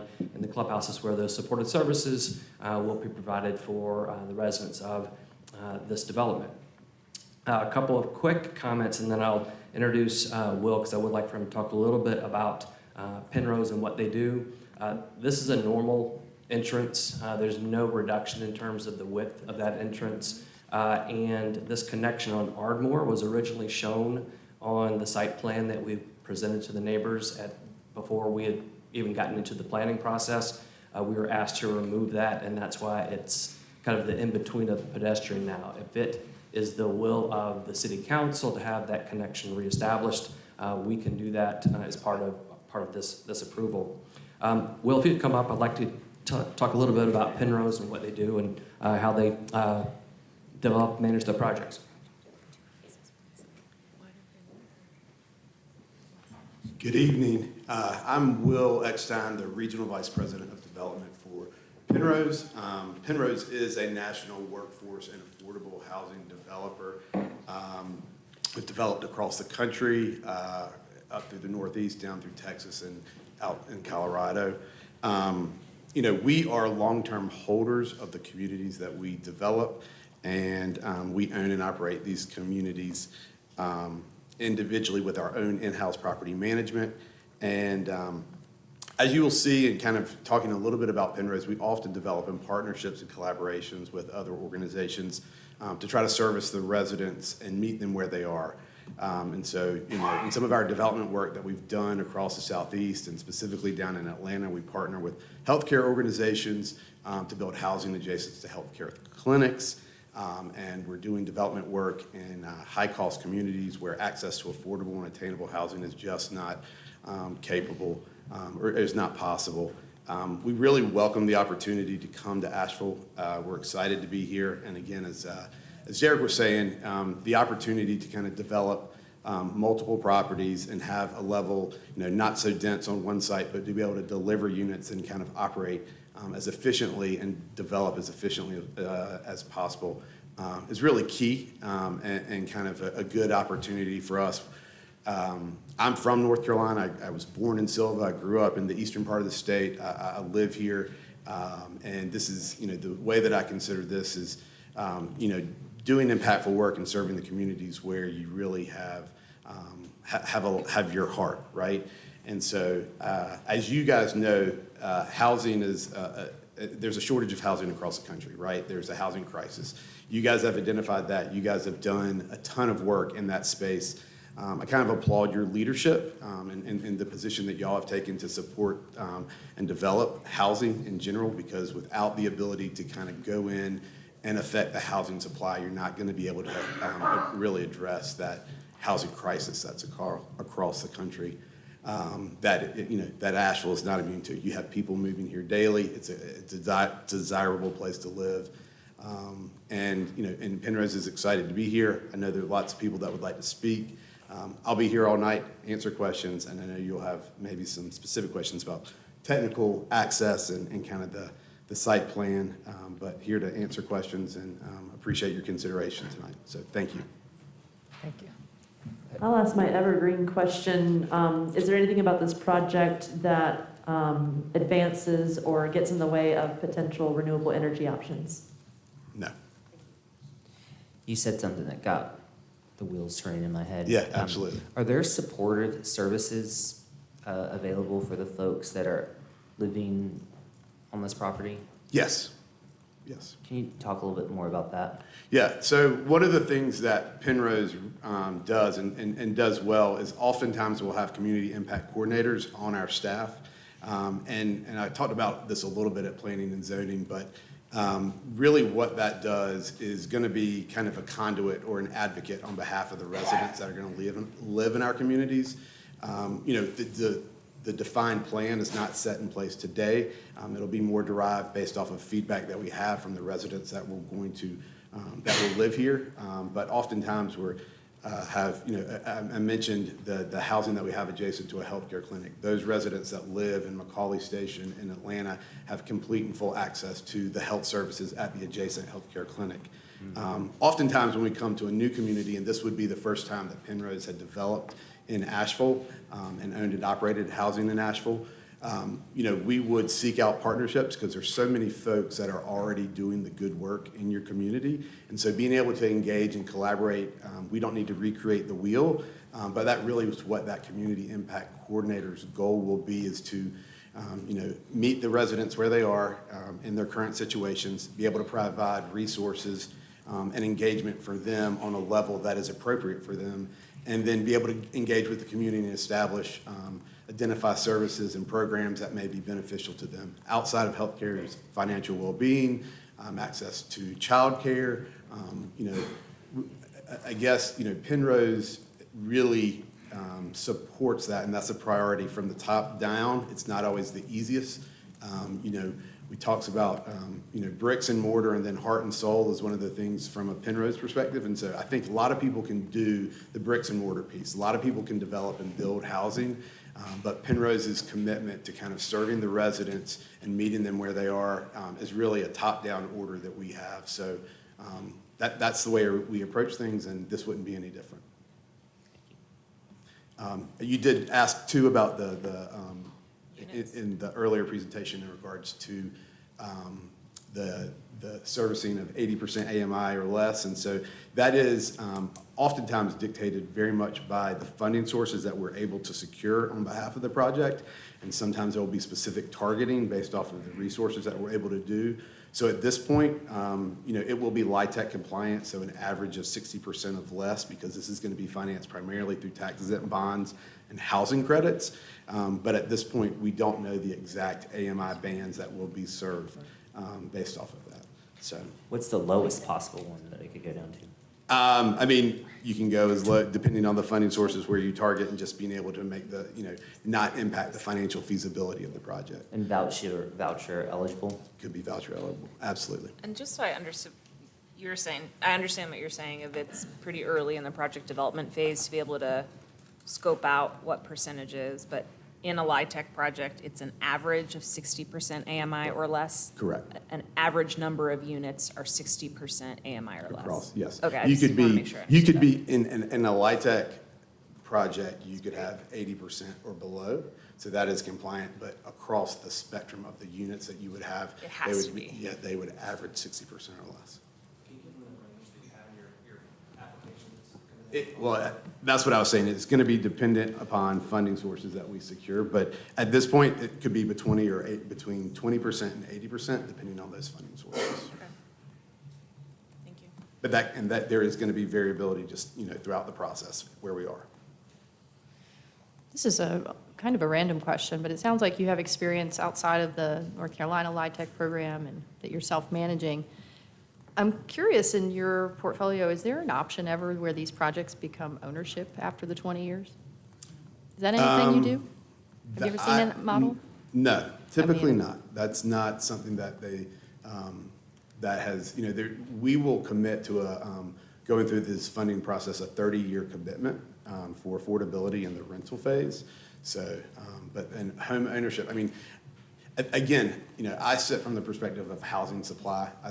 I'm a big advocate for home ownership. I actually sit on the board for the Habitat for Humanity in Wake County. So being able to impact, and I understand the importance of home ownership and building equity across all the spectrums of housing, but specifically we focus on, multifamily, affordable, and workforce rental housing, and that's where our focus sits. And but across the spectrum in other states and other places, I haven't seen a lot of conversion of that, because to be perfectly honest, there's such a demand for affordable rental housing at this point. And you just said 30 years. Is the term of affordability 20 or 30? On Yeah, this? for the LIHTC, it will be 30. This is 30, okay, the slides say 20. But I think that's part of for this specific zoning. Oh, requirement. We will make that commitment. Okay. Through our LIHTC application. Thank you. I have a comment and questions for you. Yeah. I'd like to start off by saying that I love the project. Thank you. But I hate it for Shiloh. I don't like the location. I had, very acquainted with the area. I lived in the area. Right. Matter of fact, 2 doors down, 2 houses down from the entrance is where I used to live. And we're talking about the Ardmore access. My sister lives right there at that point, at the access point, right on the corner. I think the Shiloh community members who are here tonight, we've known about this piece of land for a very long time. And in fact, I believe I reached out because it was advertised that the land was for sale. I reached out to Mr. Mark Morris at the time he was listing the land, had a conversation with him and the landowner. We met at Atlanta Bread Company, right there on Hendersonville Road. As soon as I had a conversation with him, he opened up by letting me know the desires of the Shiloh community as it pertains to the development of the land. And a lot of the conversation was centered around what the Shiloh community wanted to do with the land and some constraints with doing anything else because of the streams and the right-of-way around the railroad. And their vision for this piece of land was to make it a park. So my question to you is, was your conversation with the owner like my conversation was with the owner? Very clear about the Shiloh plan, very clear about the ins and outs of their process with the city. Just let us know, how early did you find out about the Shiloh plan? I think, well, 2 questions. I did not have that conversation with the owner. That was not relayed to me, that the plan was for it to become a park, or the goal was for it to become a park. And I mean, we were aware of the Shiloh 2025 plan, and there, I guess, as staff report indicated, and what we said is that there are some parts of it that are compliant and, you know, deliver on affordability, anti-displacement housing, the pieces of the puzzle, and then there are pieces of it that aren't congruent. So, Yeah, because I continue to hear the spirit of Penrose is to meet people where they are, the community where they are, and I don't believe that the Shiloh community would say that you all have done a great job at doing that. The community meeting was not noticed very well. If it had been, my sister probably would have been there, along with my other family members who are adjacent to the proposed development. During the meeting, because of there was a sense of urgency, and it still is now, you know, that's driving a lot of our decision. Because of the sense of urgency, they felt like the community meeting was giving information, but there was a little patronizing tone to it. So I can name all the things about this property that just doesn't fit well with the Shiloh community plan. And just logistically, when it comes to vehicular traffic and pedestrian traffic, it's not a good look for 100 plus cars to be coming from this development, not to mention further down on Ardmore, we have the expansion of Laurelwood, and there's 54 more possible cars that we don't know the impact of that. When the city bus comes raging down Caribou Road, you can feel it. It's shaking our homes, and there's no way for the city bus, school bus, or emergency vehicle to pass at the same time with a sedan. It's not a great look. And I haven't even layered in how many families travel by foot just enjoying the beautiful neighborhood. I'm looking forward to hear from the Shiloh community members, a lot of them who are aging, a lot of them who are over the age of 55. And just this process, I've watched them meet day and night and in turmoil about what could potentially happen to their quality of life if this goes through. The sense of urgency is very distasteful. And I want the council, as we think about our deliberation, to take the urgency of the housing crisis out of this conversation, because Shiloh cannot wear that burden. Also, take the urgency of their deadlines for financing out of the situation. And then let's talk about if this is a good project, if it's the right time for Shiloh community. thank you for your comments. Any other questions or information that the applicant wants to provide in terms of the site, or do we want to move into public comment? Okay. Oh, did you have more you wanted to say? Well, a couple of things. Yeah, I was going to walk through the actual changes that happened from the Planning and Zoning Commission. That was the question. Oh, meeting. that was And the I know question. that Councilmember Turner had asked if those things had been implemented, and each of the things that Chair Barton from the Planning and Zoning Commission had asked be added in have been added into this version of the site plan, and that means 33 fewer parking spaces, which takes the parking ratio down to 1.39. The added pedestrian connection that was asked for, and then the clarification on the buffer impact condition, and that was 1,200 square feet, not 1,200 linear feet, and so they were just asking for accuracy there. I did want to also have Mr. Warren Sugg come up and walk us through the site plan, if you would, Mr. Sugg.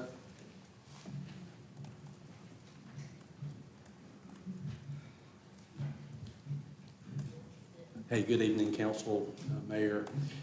Warren Sugg with Civil Design Concepts. So I heard a little earlier just some questions on some of the elevations, just how this sits in comparison to some of the surrounding areas. So that entrance area that's off of Caribou, that's around 2195. As you come into the site and go down that driveway, those units, those 4 single-level stories and the clubhouse area are all living in the low 80s to low 70s. So they're sitting 15 to 20 feet lower than Caribou. And then as you go over to the multifamily side, those units, those 3-4 splits, are sitting roughly at 75 top level entry and 65 in comparison to Forest Street, which is at 90, so about 25 to 30 feet lower than there.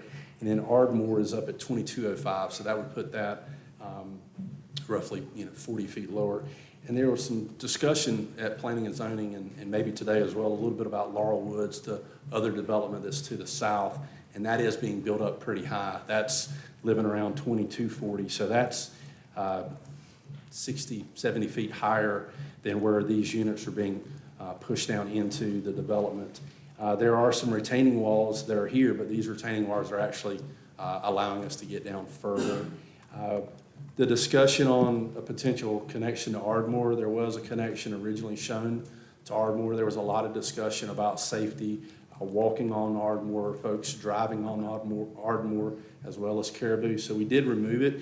It could be added back. It would roughly be around a 12 to 15% grade road to get down there. So it's doable. It would be steep. But we did want to remove those parking spaces, those 33 spaces that were mentioned during planning board, and add back the pedestrian connection. Is there any questions that you guys have of me that I can talk through on the site plan? I guess the NCHFA QAP talks about parks, right? Playgrounds, I guess, not parks, playgrounds. And I imagine there's a playground in here. Is it substantial enough to be a park for the neighborhood like they envisioned? Or is it So just a little- they do have a playground area that's on the backside of that clubhouse area. You have to have benches, you have to have areas for people to congregate. There are some requirements, and we have those and more that are shown But it's here. really like the playground, just basic stuff. Okay.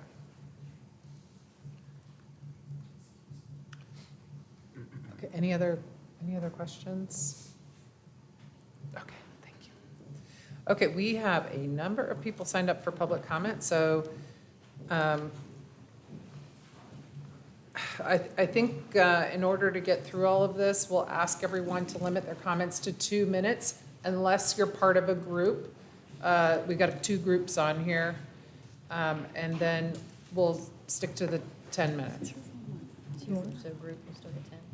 Well, I don't, what's our abbreviated version for 10? I don't. 8. 8? Well, probably, but I did not announce that. Okay, so let's keep that at 10. Okay, so everybody who is speaking tonight, please watch the lights on the lectern. Green means go, orange means you're getting ready to stop, and red means stop. And you can just pull that microphone up or down, however, so that you're speaking into it. The first person signed up to speak is Sophie Dixon, and then after Miss Dixon is Sharon Summerall.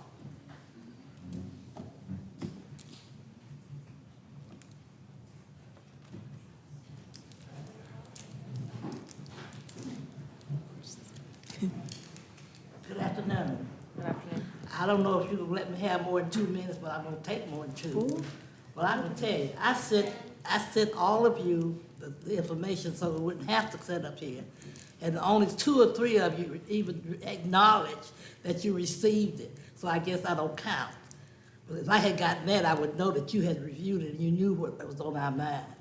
One of the main things that was concerning me, and I haven't heard it yet, is that they have sprinklers in those buildings, those apartments, which we don't want in Shallow. And so, and with that, if they have a fire, there's no way for fire trucks to get in there. That's why they put sprinklers in there. So I guess if they have a fire and the fire truck can't get in there, you'll have a bunch of dead folk.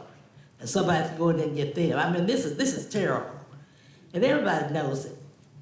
And so I don't know what this is all about. I guess it's timing. Because we did not know anything about this coming up. Even over at Larwood, where they put the senior citizens so they could have a decent place to live out their days. And when we knew anything, all these huge buildings were going up over there, and they are all destroyed. And we tried to help take care of them through the hurricane and everything else. So I don't know. I guess if we don't count, just let me know. But I'm telling you the way I feel. And I'm sorry, but you know I'm going to say it. Thank you. Thank you. Sharon Summerall, and then Jennifer Thomas. Good evening, Sharon Summerall, CAN, Coalition Asheville Neighborhoods. GAP ABL put it succinctly, but the Caribou Road project was not vetted appropriately before Penrose submitted their application. Shiloh has always worked within their 2025 plan. The city approved these plans and should have directed more conversation with the Shiloh community. I could go into the technical modification issues I see, such as the open space credits for affordable housing, but I have not heard if funding is feasible as of yet, and this determination happens at final TRC, so therefore unknowable. This project, in the best case scenario, needs to be voted down or in a compromise redesigned. Thank you. Thank you. Jennifer Thomas, and then Benny McIntosh.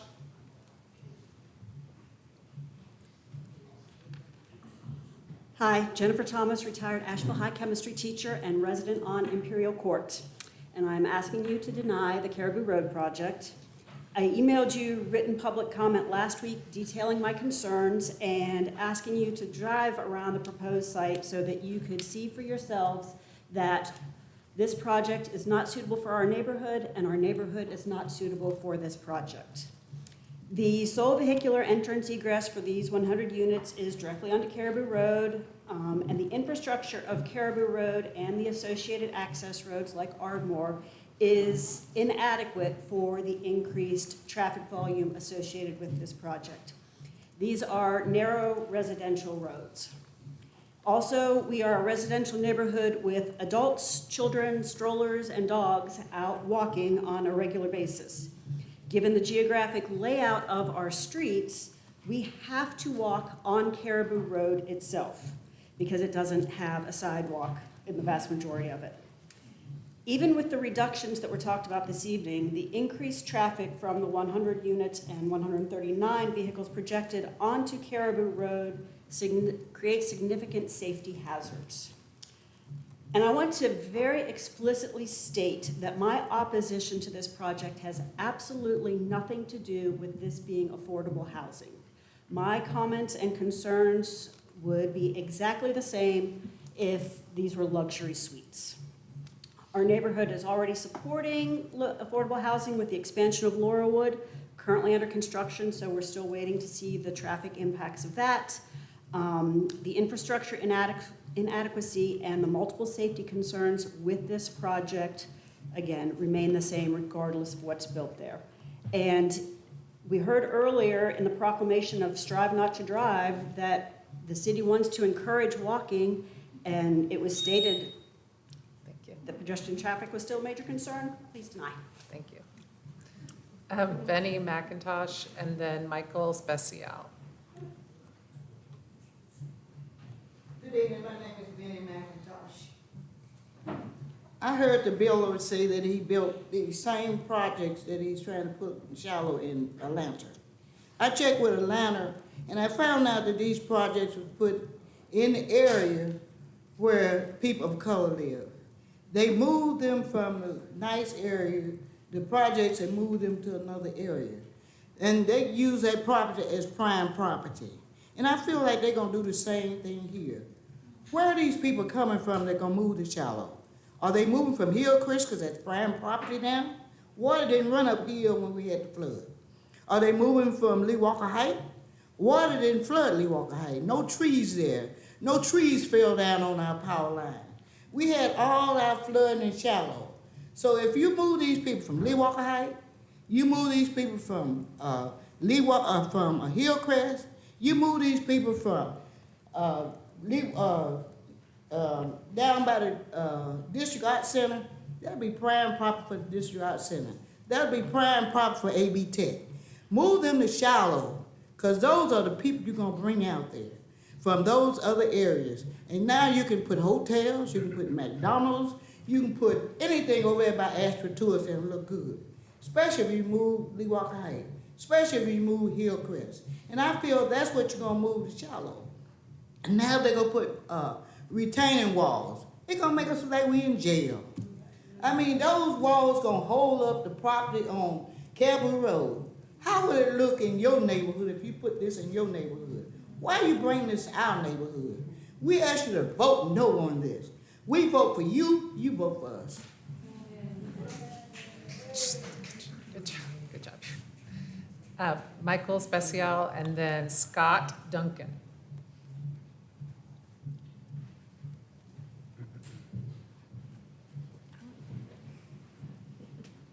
Good afternoon, Council, or good evening. I'd like to offer a couple points of clarification. Kudos to the planning and zoning commissioners that stood up against this as they analyzed the Shiloh Community Plan and stated exactly why, which is all referenced in the plan. So you can go back and research if need be. Kudos also to Chairman Jeffrey for playing politics and knowing that he had the votes to not do it. Thirdly, on that, every one of those commissioners had reservations, high reservations. But with Commissioner Jeffrey's leadership, helped move to a 3-3 tie. That, furthermore, I look in this room, doing what you're saying here, Mayor. I look up at these wide open expanses in these pictures, and I'd ask us to move out to a macro level. If we think we're going to solve the affordability housing crisis in this nation that started with the impact of the housing bubble during the Great Recession by simply moving the supply curve, we're woefully mistaken. That's above our level here. That's legislative action at the congressional level to take power away from the companies that currently hold the housing stock that was bought up during the bubble.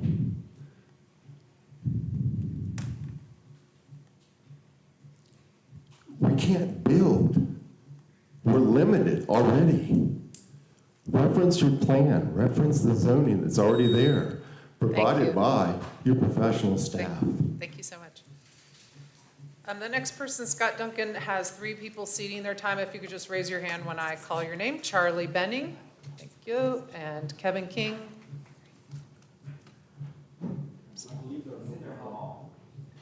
Kevin King, are you in the hall? And Cynthia King, are the Kings in the hall? Are you the Oh, king? Kevin King and Cynthia King? Thank you. Thank you Maggie very much. Derringer. Oh, okay, Maggie Derringer. Thank you so much. Okay. Our clerk will assist you.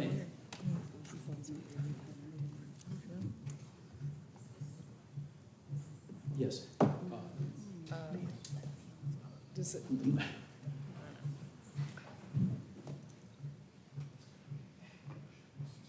Hold, it just takes a second. Sure.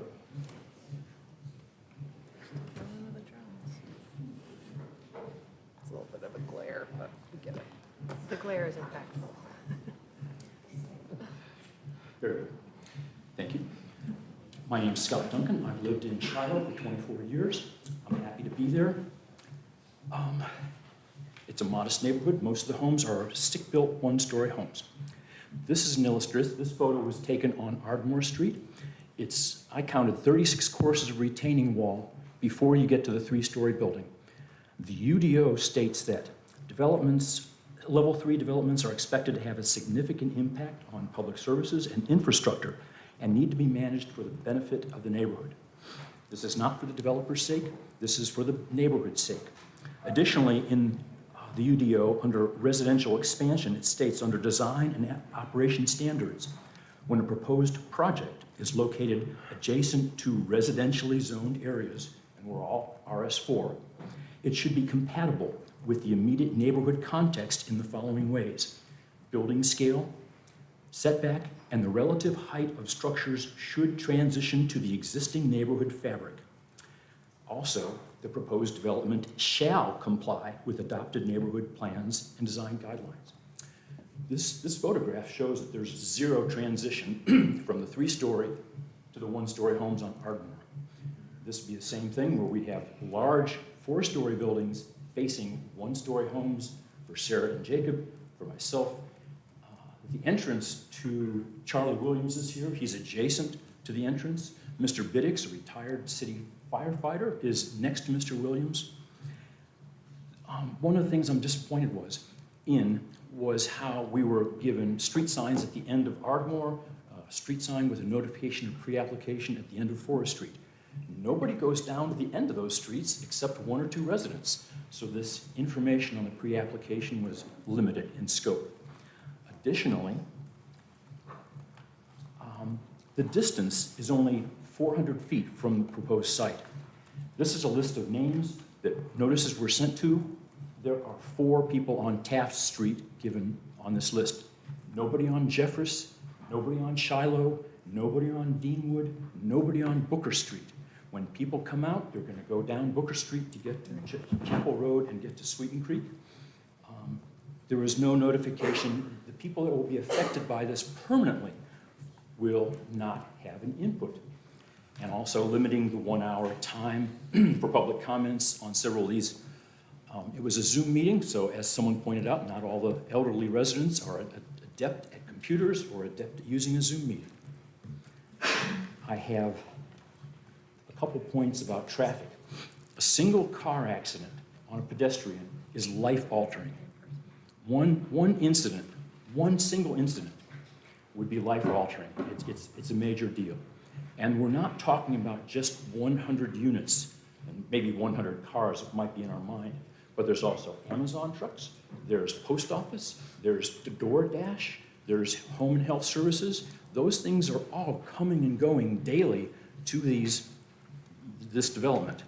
And we have the additional 54 units on Caribou at the Laurelwood Apartments that are not being taken into consideration because they're not there yet. We're not feeling the impact. Pedestrians are the ones, and dog walkers, after COVID, where people were isolated, and after the devastation of Hurricane Helene, I'm finally seeing dog walkers daily, joggers, families with strollers. I've met Ian with his baby walking down with his stroller, Amy and Winston. I'm meeting people by walking out on the street, and they're walking and enjoying the safety and the nature of the residential neighborhood. This is what we signed up for when we bought our affordable homes in the Shiloh community. There's a bottom line, and that bottom line is the people that live there right now.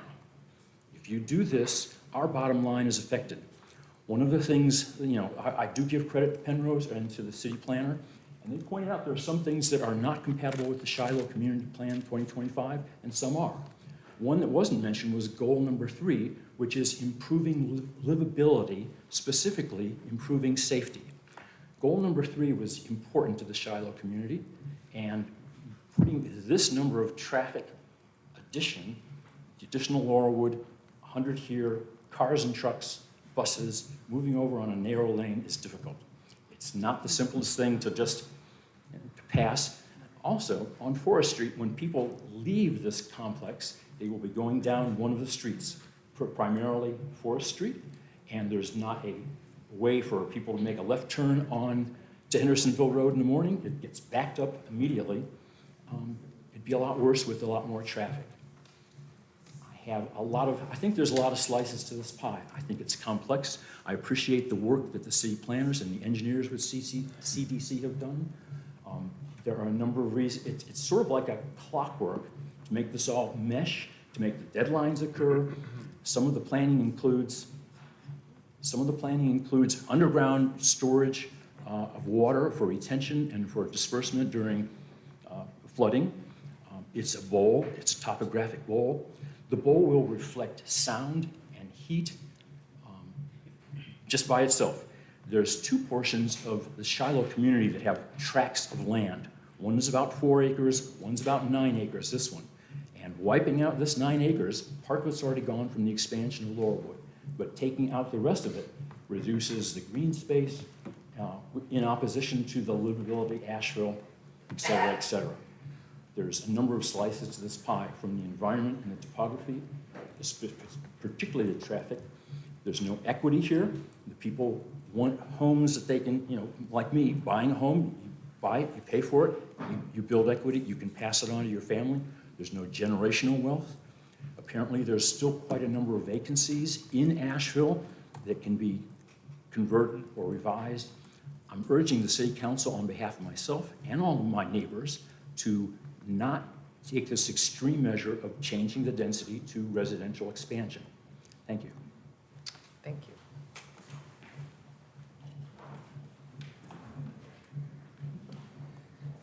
Mark Morris, and then Emily Argonata.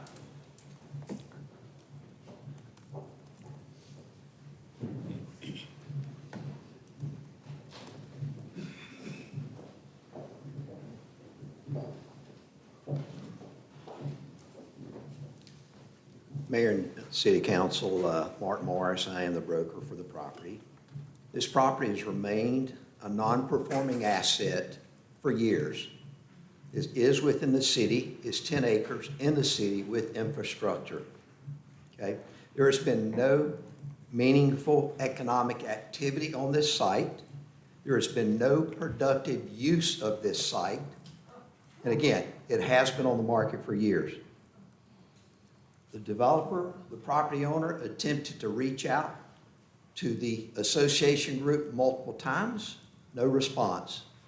The landowner attempted to reach out to have open dialogue to discuss options for the property, and those options were anything from single-family development to a park to potential apartment use, but to no avail. The association would not engage. We did have one meeting with a member of council who does live in the Shiloh community. That was the extent of the engagement with the neighborhood to discuss alternatives and uses for this property. In 2022, the city explored acquisition of the property, okay, for single-family residential development, an option that we thought would align with neighborhood preferences. Yet that proposal was likewise rejected. And again, in follow-up, no willingness to have open dialogue. The landowner attempted to discuss a potential park or green space opportunities involving the property, but you can't negotiate when one side will not come to the table. And I say that emphatically. The landowner demonstrated repeated good faith efforts to collaborate with both the city and the surrounding residents. Those efforts included exploring single-family development, park space concepts, and other alternatives.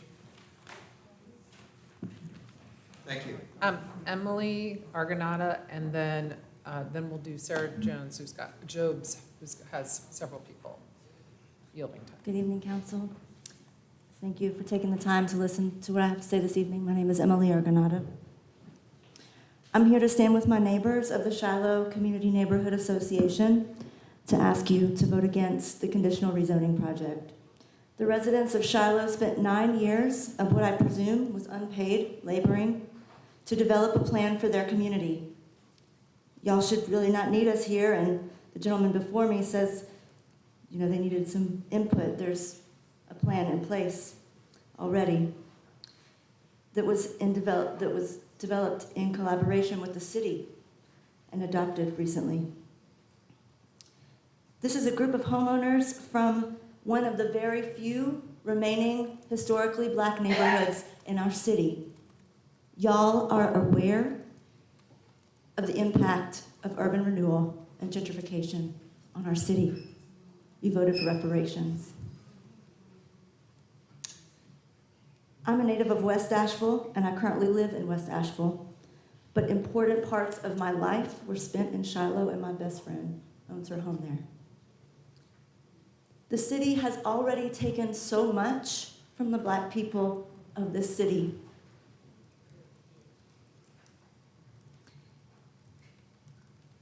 They have devastated generational wealth. Let them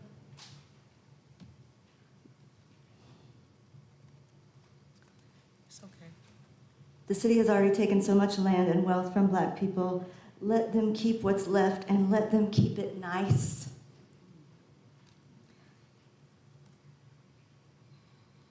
Black people in our city deserve better.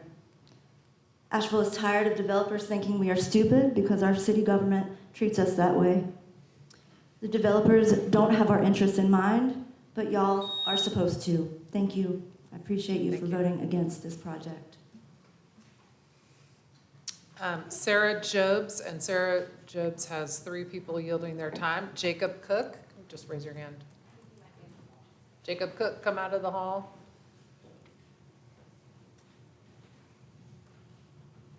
Very good, thank you. Kirby Morrow, thank you. And Kate Johnson, thank you. How many more people are in the hall? Are there a lot of people in the hall? 8 maybe. Okay.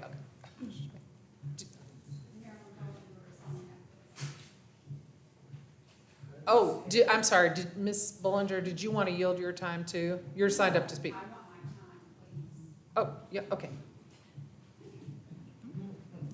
Okay, please. Hello, thank you, Council, for the opportunity to speak and be heard here today. My name is Sarah, and I am speaking on behalf of myself, my partner Jacob, and my neighbors Kate and Kirby. Thank you all again for allowing me to be your voice. I apologize now if this is not my best work, as there was very little time to prepare. We are asking you to vote no on the rezoning request today for Caribou Road. Rezoning in the area in this way would be harmful not just to the existing neighborhood, but also to the potential residents. After last week's meeting, I started to wonder what makes affordable housing successful. I don't have time to do a detailed report here, but the consistent theme I found was these factors: the public services available to assist lower income homes, access to medical care, desirable location, sustainability and infrastructure, and ability to obtain a consistent income and education. I know everyone in this room is just trying to survive, and I want to believe that everyone has their best interests put forward.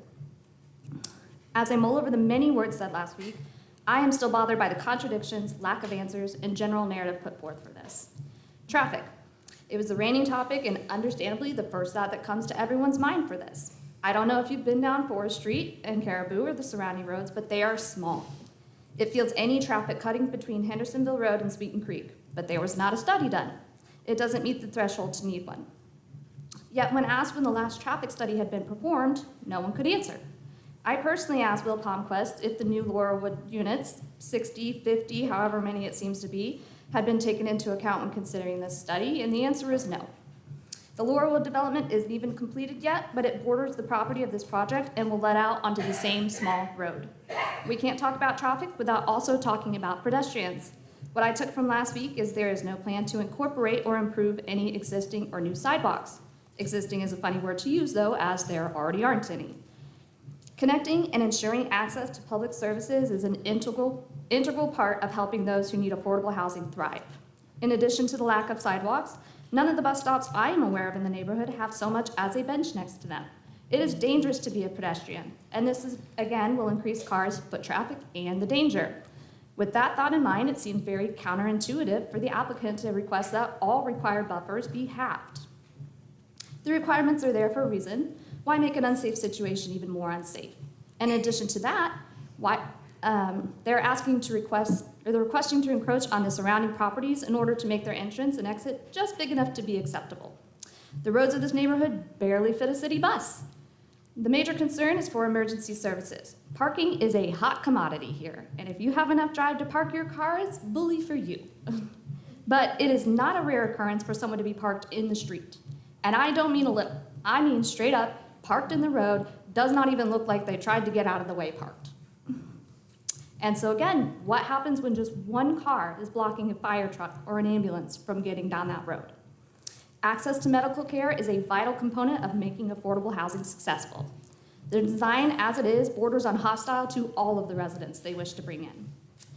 The applicant was asked about a possible connection through Ardmore Street, and they said yes. After all, that was only removed from their design after feedback from the one community Zoom meeting. I was at that meeting. It's disheartening to hear that the tone and sentiment of that meeting appear to have gone over their head. True, it would add another entrance and exit, but again, we hit the same issues of the roads being too small to handle such an increase in traffic. Another main pillar to making affordable housing successful is connection to social services and the like.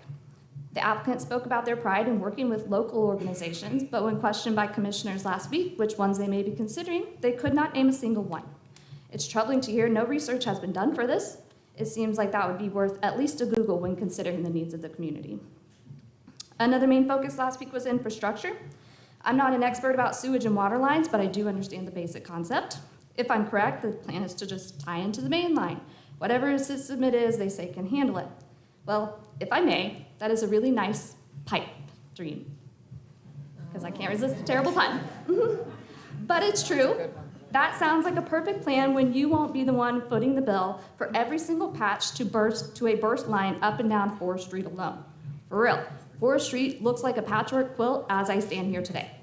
They also have a plan for stormwater and such, but that is a flood area. It's literally shaped like a bowl. Once the trees are removed, trees that survived Helene, mind you, there will be nothing to stop the washout.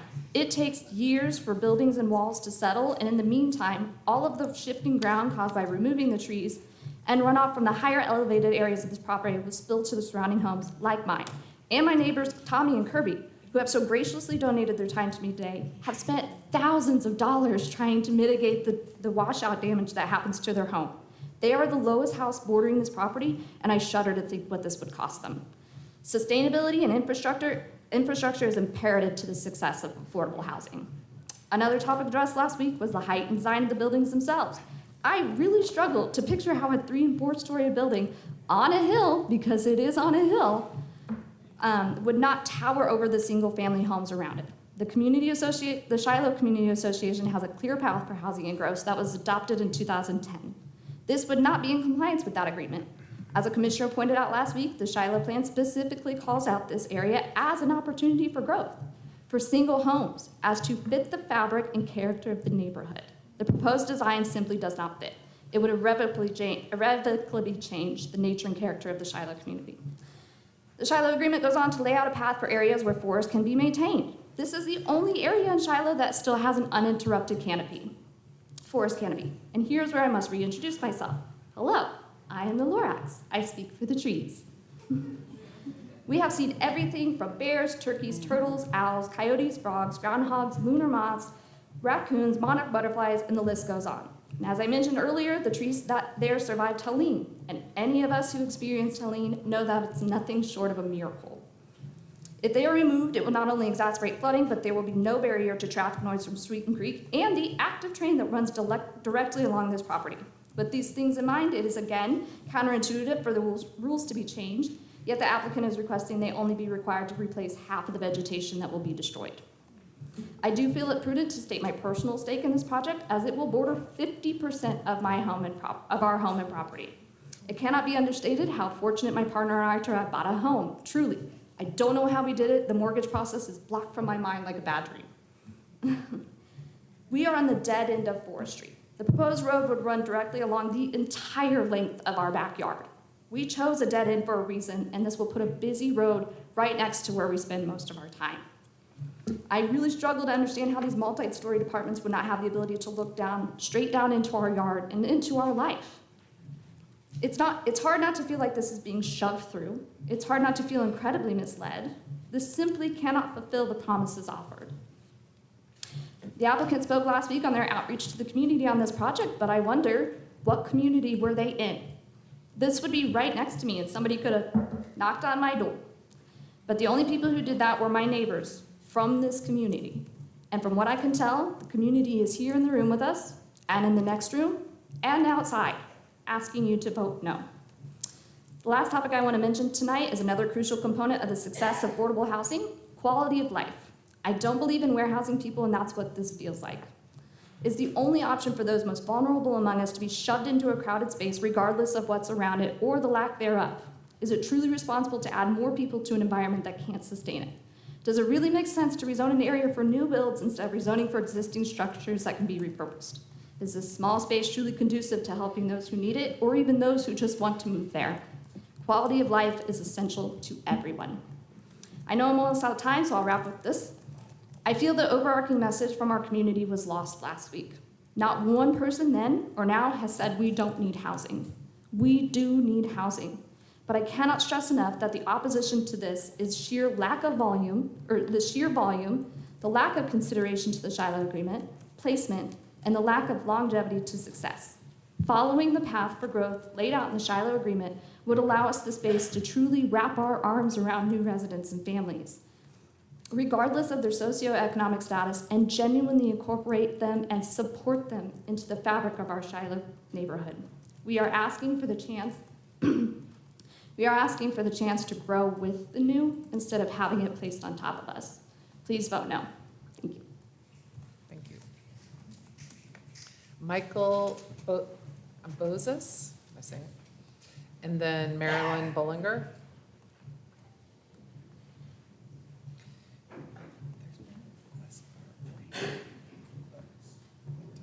Thank you. I appreciate the opportunity to address, and I realize that there's been quite a few statements, and I'll try to add things that will help illuminate it a little more, I hope. One thing I wanted to point out right away is this beautiful property, but not a great property for this plan. I don't think you have to be a civil engineer to look at it and say, gee, that's a very small space for these cars to get out. But what really impresses me about that plan is how much bigger those streets within the property are than Caribou. They dwarf it. Caribou is 18 feet wide right there. And that is the wide point. My wife and I walk it all the time. It wasn't difficult for us to take a tape measure with us when this started and start measuring. Turn to the right to go to Sweeten Creek, and by the way, that is the only way to get to Sweeten Creek. And you are going to go down Booker, then you're going to turn onto West Chapel, and you're going to go through parts that are 14 feet wide. With no curb, with no room, and with trees that encroach on the road throughout the year. So when you look at this, the problem I see is that already between Hendersonville Road and Sweeten Creek Road, we have cheaters that come through the neighborhood. They don't want to go down Rock Hill, so they fly through our neighborhood. The city has worked with us already on this. We have stop signs, we have speed bumps. It does not matter. They fly through the neighborhood. What I think really causes a problem here is these are going to be very frustrated people, lots of them, who cannot get out of the property. And when they do get out of the property, they're going to be speeding to where they go. 70 years of my life, I was lucky. I didn't know a single person in my social circle who was killed as a pedestrian. And then I moved to Asheville.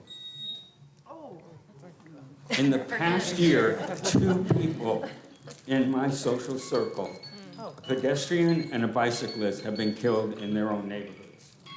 Please don't let that happen here. Thank you. Thank you. I lost my, oh, here we go.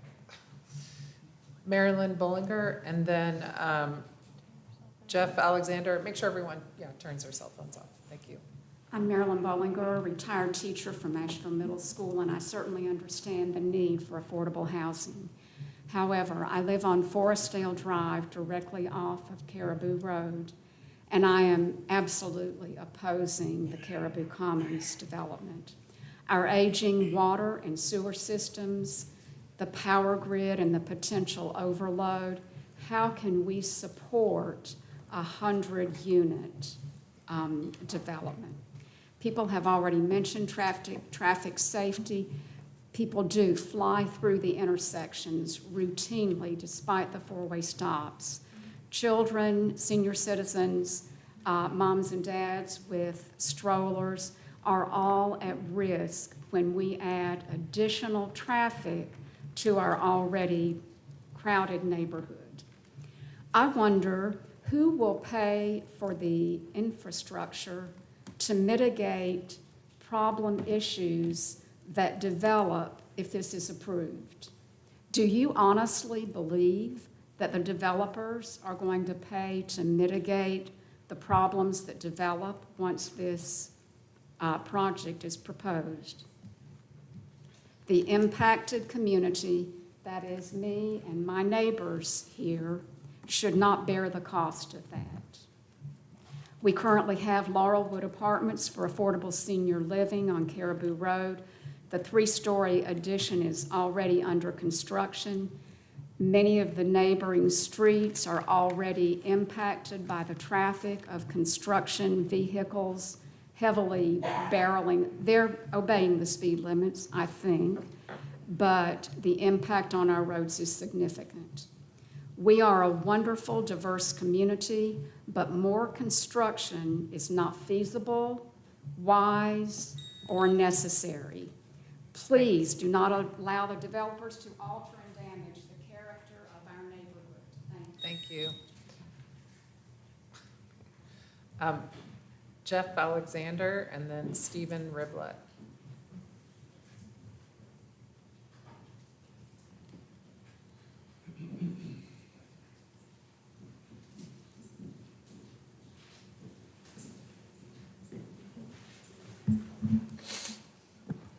My name's Jeff Alexander. I'm a resident in the Buena Vista community that's just north of Shiloh. A few questions here. I know one person has lived in Shiloh. Has anyone else lived in Shiloh? Or one of the neighbors around there? Does anybody live in the neighborhood? Any members? I just want to say that none of our concerns as far as a neighborhood and a community have been addressed today, whether it's from the developer or the council for the city. None of those things have been addressed. And the biggest thing that everyone's concerned about is traffic and our safety, our family safety. My oldest child is 17. He's autistic. He is visually impaired and he is hearing impaired. By increasing the amount of traffic in our neighborhood, that's just putting him in further danger. We're all already concerned about the level of traffic in our community. Another point that may have already been brought up was that the city of Asheville was going to decided or recognized that the Caribou Road corridor needed sidewalks, and that was in 2005. Nothing's been done, over 20 years. We're already experiencing some serious issues in our neighborhood. I also want to mention that when we're hearing from people that work for corporations that are going to be building in our community, while they may be doing some good, they're also here for money. Let's not mince words about that. Whoever they are, whether it's the council or everyone, these people stand to benefit from this project. The other point that I'd like to make is that everyone that I know and everyone in the community is all for affordable housing. We recognize that our community needs affordable housing, but taking it and putting it in the middle of a residential community, it's just short-sighted, in my opinion. Thank you. Thank you. Mayor, we have 20 more minutes for public comment. 20 minutes before the hour. Okay. Yeah, we'll make that. Stephen Riblett. Yeah, I think we should be fine. And then Shaniqua Simuel.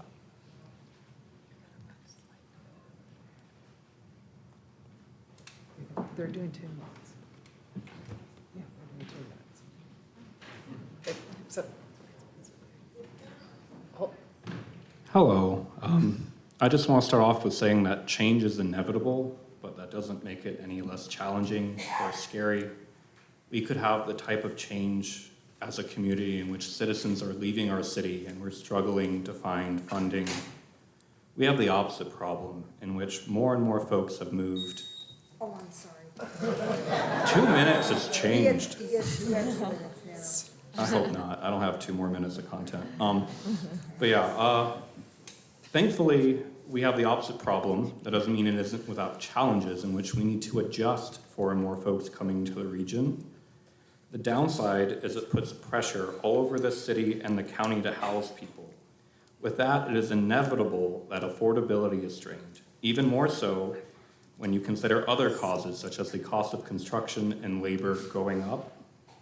When we allow some neighborhoods to limit their share of the burden, it displaces that burden somewhere else. By saying no, the price for everyone increases, both inside and outside of the neighborhood, affecting everyone eventually.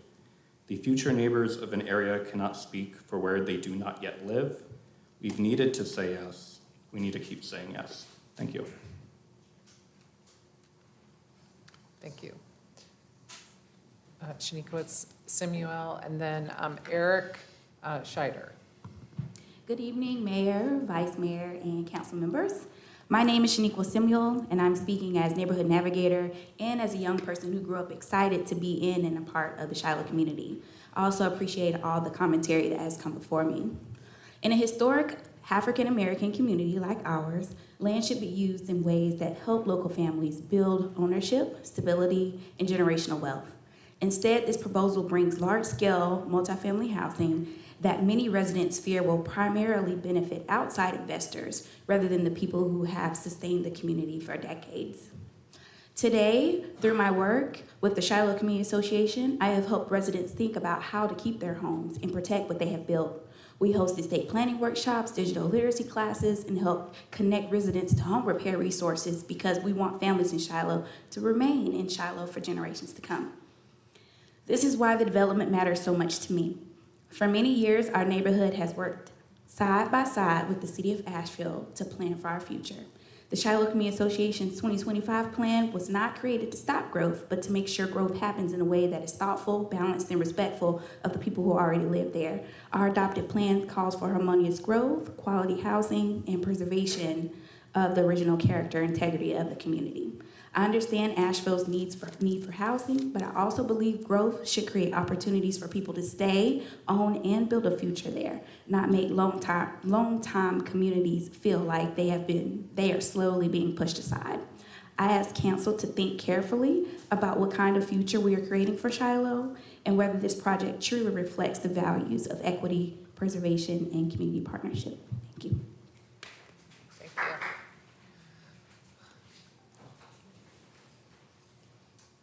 Good evening, my name is Eric Scheiber, and thank you. I'm a resident of Forest Street with my wife and my daughter, and I'm a school teacher. I'm here to suggest to you that denying this zoning tonight is not a no to housing. It is a yes to a sustainable and stable housing market that works for Asheville businesses and all of our residents. We do need affordable housing, but we need council to look deeper than the headlines. Asheville is already straining under the burden of over speculative development. Our gross vacancy is 25% above the national average, and that results in affordable entry-level home supply that is 25% lower than the national average. When working residents are priced out of home ownership, they're trapped in the rental market, causing a downstream crisis that affects the labor market for local businesses and lower income rentals. This rezoning proposal only worsens that cycle. The Shiloh Community Plan designates this exact site for single-family infill. For working family, home ownership is the only reliable protection against displacement and the only way out of the rental trap. Now, I have to assume that there's no discriminatory intent in the proposed zoning conditions, but passing this proposal would effectively eliminate any opportunity for residents to build equity on this land for generations, long after Penrose is gone and the market bubble has burst. What's more, maintaining current zoning ensures safety on Shiloh's narrow roads and honors decades of community collaboration. When you respect local area plans, the whole community benefits from a political system that is based on trust. They won't argue it tonight, but developers also benefit from consistency. By defending your own comprehensive planning priorities, you signal to city staff and national investors that Asheville values sustainable growth over speculative overreach. When Penrose brings their Sweeten Creek proposal before you later in the meeting, they'll know that the city protects the value of that investment against destabilizing arbitrary development elsewhere. And that's what I need from you as well as a homeowner in the city. Thank you. Scott Adams and then Eric Wilder.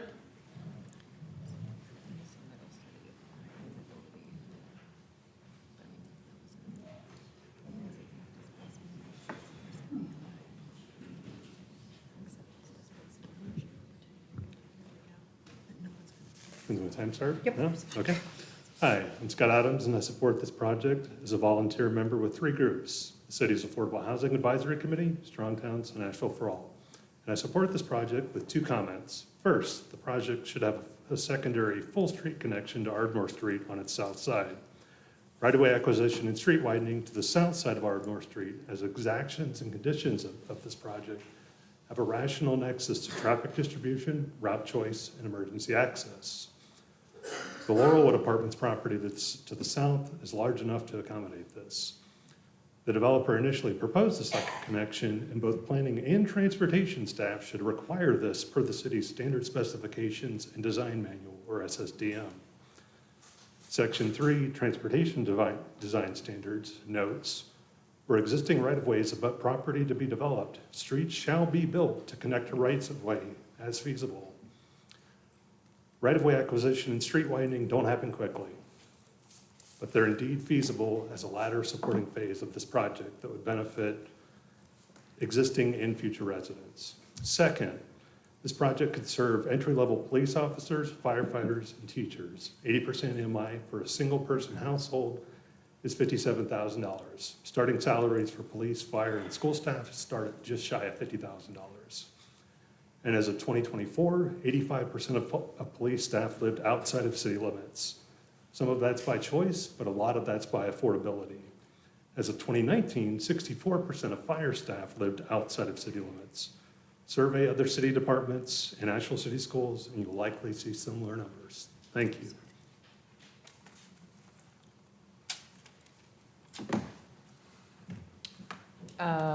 Eric Wilder, and then Charles Phillips.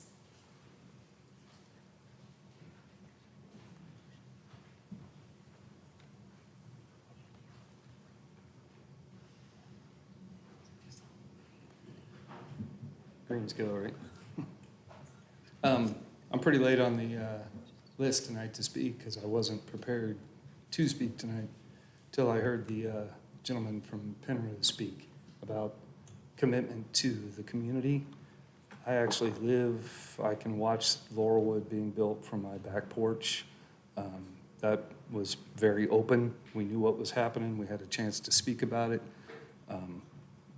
But I live right there. I didn't know anything about any of this happening until almost after the fact. They didn't address anybody in here and give us a chance to speak about this. Talking to people in the neighborhood, nobody's got any qualms with medium density housing, affordable housing going in there. But this is just jammed into a spot where it doesn't fit, is really what it is. The roads are tight. Everybody walks the neighborhood. Lord help you if a bus is coming down Caribou now, if another car is coming. But this was secretive. It felt dirty, fast. We're rushed about this. It's just not right for Shiloh. Thank you.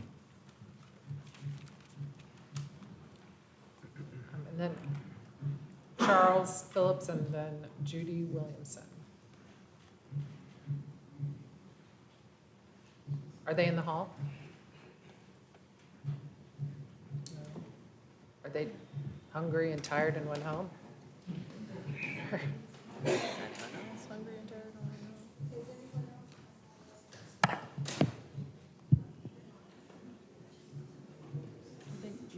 Oh, okay. Oh, there she is. Judy, please, yes.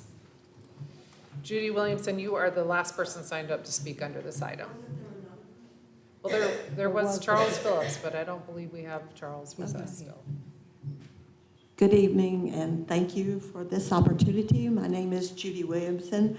I have lived on White Avenue in Shiloh since 1998, the last millennium, when the American dream of affordable home ownership for working people like me was still alive. Everyone should be so blessed to live in such a community, rich in history and diversity, with wonderful neighbors who look out for each other.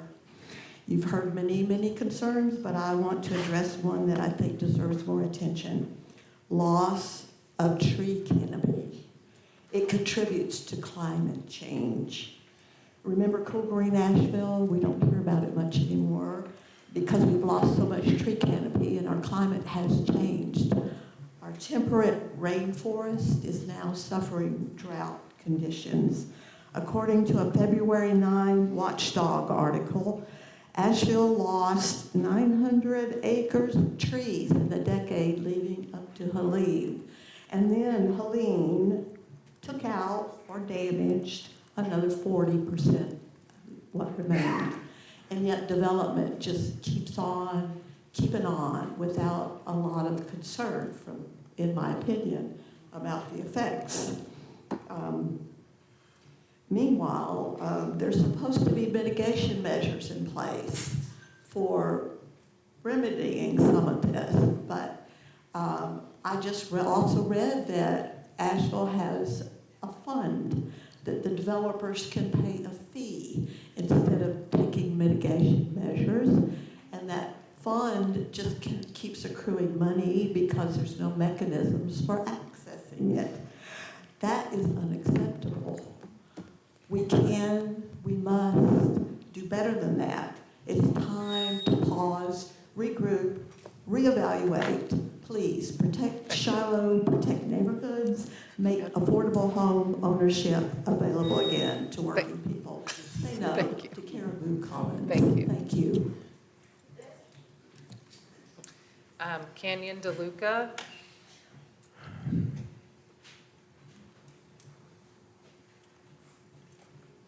Hello to the council and hello to all my fellow citizens of Asheville. And I was moved to speak here kind of at the last minute because while I am here for surveillance, I can't help but notice, why do things always move so fast? Why is it always, we need to get this done, we need to get this approved? Why is it always that the public has to come here and fight tooth and nail to get to be heard when the developers get to just walk in the front door?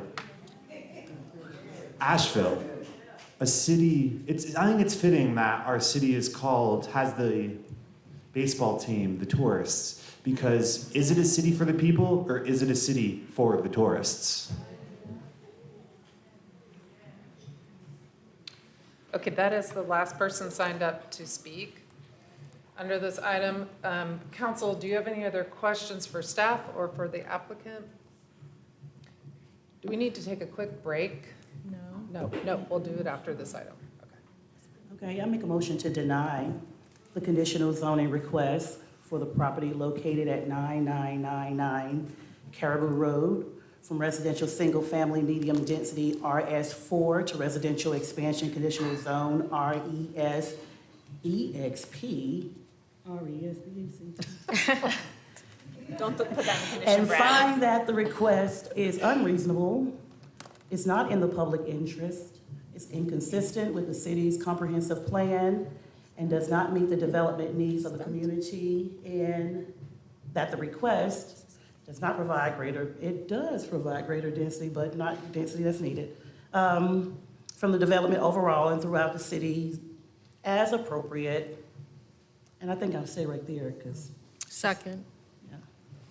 All right, we have a motion and a second. Any other? Did you get that, Maggie? Yeah, sorry. Okay. Brad, good, we're good with the motion? Good job. I would just offer on just to address the issue around speed of this application. And maybe people on HCD can speak more to this, but one of the factors that's somewhat out of anyone's control is that there is currently funding available for affordable housing in Asheville and in the state of North Carolina through funding mechanisms that have deadlines. So I appreciate that we normally don't need to move quite like this quickly, but I understand that applicants have to meet various deadlines for these other funding sources to be able to provide affordable housing under these programs. So I just thought I'd offer that explanation in terms of the, it's not our deadline. We're just the hearing body for the zoning issue. So anyway, I just wanted to explain that. But I was surprised to see that this had so many stumbles at P&Z, and that is a red flag for me because usually planning and zoning will support affordable housing projects. So that we all did a lot of due diligence around this one to understand what was involved in this project. This land is actually familiar to some of us as a council because we actually looked at buying it to land bank it for future housing. And ultimately, and I think Shanika, you and I were on that council. I don't remember if anybody else was there. It was a long time ago. And ultimately, we decided not to do it. It's a challenging site topographically. I mean, just has some issues. Also, the city is not the best developer. We're struggling to do our own affordable housing projects. But I appreciate that someone is trying to do something with this site that does include housing, but I hear the neighborhood talking about fulfilling the plan to put single-family homes there. And so maybe there's a way to revisit that in the future. Anyway, that's all. Yeah, I'll add on to that. I find that piece really interesting. I wasn't on council at the time, and I just learned that today. I consider myself an affordable housing advocate. I'm not sure if I've ever voted against affordable housing, actually. And I'm going to be voting against this project tonight. But it's not, hold on, because I might upset you. It's not because of traffic. It's not because we're jamming this project into a small space. I feel like this city has a housing problem, and we're going to have that reality everywhere. And my vote for no is because I feel hyper protective of our legacy neighborhoods. I feel hyper protective of Shiloh. And if there were an opportunity to do something there, I would like to look at it. We don't have the means now. We don't have the opportunity now. But it's been sitting there for sale a long time. And I think that says something too. So I'm going to have a new thing. I'm going to vote against affordable housing tonight. And that's not a norm for me. And I do hope that something comes back that can be better there. And I'm sensitive because I know we also have a potential new affordable housing developer in the room. And I will likely support the next project. I don't want that developer to be run off, to feel that this is a bad experience. We have a problem with our legacy neighborhoods and with gentrification around them. And this council's pretty focused on it. So let it be known, right? Let's build affordable housing where we can, when we can. This, I don't think, is the right fit tonight. I have one little thing to say, and it may seem kind of off track. In preparation for this meeting, I was speaking with someone who said it started with, we want affordable housing, but nobody wants affordable housing in their neighborhood. And then we went back and forth about the history, which some of the speakers have already mentioned. And then she said, it just seems like legacy neighborhoods are the ones that always come forward to be against it. To which I said, that's because they are the prime targets. What do I mean by that? You'll recall, Sage, at an HCD meeting, we saw data points for what we have approved in the last 5 years, or definitely since I've been on council. And I looked and I said, oh, the majority of these have been either in or adjacent to legacy neighborhoods or South Asheville. Shiloh is both. In a few minutes, we're going to see another project really near where? Shiloh. So I was wondering, because we are going to work on the UDO, I thought if we can come up with a way to kind of spread the affordable housing around. And I was wondering what it would look like if we decided to just get rid of RS2 throughout the whole city and did an RS4. Is that something we could do before the UDO plan? And what would that look like? Make sure I understood it, could you repeat the first part of that question? Would you get rid of RS1 too? Yeah, make four the bottom. The bottom. Density throughout the city. Throughout the whole city. The council's got wide legislative latitude as part of. Let's talk about that at HCD. As part of your zoning. Let's talk about it. The short answer is absolutely yes. She's talking about eradicating single-family zoning. Yeah. That's what I heard, right? Citywide. Citywide. All districts. No, Let's talk about that at HCD. no maps, Or you can talk about PED. no carve-outs. Or PED. Well, Is that what they're you're saying? already higher than 2 for the most part. Yeah, you're not talking about a special map. It would be a citywide. Yeah. A la Minneapolis and other cities that have done I'd love it. to talk about that. Yeah. So let's talk about it. Let's talk about it. But we're not talking about it tonight. We're gonna finish this item. Okay, so, Just motion to deny. all right, so we have a motion to deny. So this is one of those confusing ones, because if you vote for it, you're denying the project. Everybody clear? So a yes vote for the motion denies the project. Ready? Get that? Everybody in favor of the motion, raise your hand. Everyone opposed to the motion, raise your hand. Okay.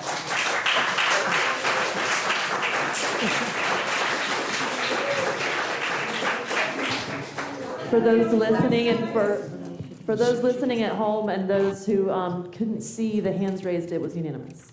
Yeah, thank you very much. Okay, now we are actually going to take a break, and let everyone do a little musical chairs too. Thank you all. We'll be back in 10 minutes or so.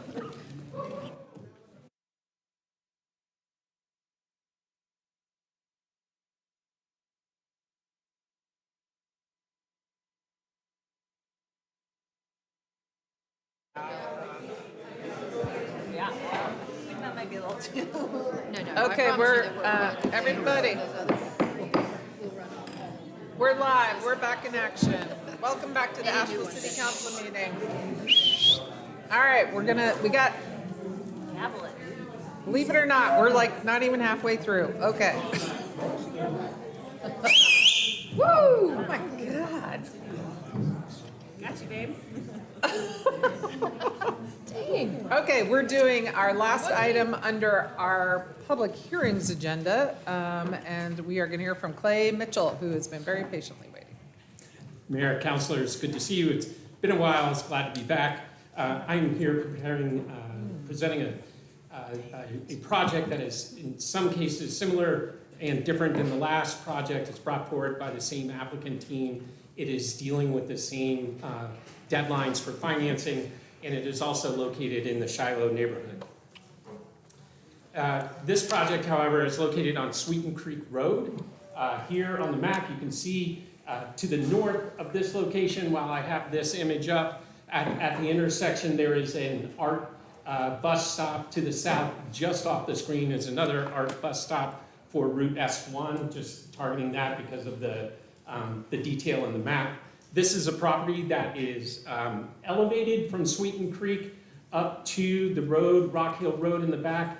The elevation difference is about 60 feet, where Sweeten Creek is lower and Rock Hill Road is 60 feet to the north, or to higher up. The existing zoning is, there's a couple of complications with this parcel. It has a zone line right through the middle of it, and later you'll see that that zone line corresponds also with a future land use designation.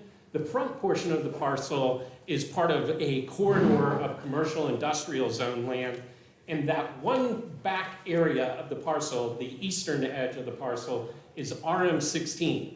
It is isolated. All around it is RS8. I'm sorry, I could not find what happened in the past to create this kind of dichotomy between the two areas of the unified parcel. On the right shows you the result if you vote in favor of this, and it would be residential expansion conditional zone, and it's before you because of the number of units in the application.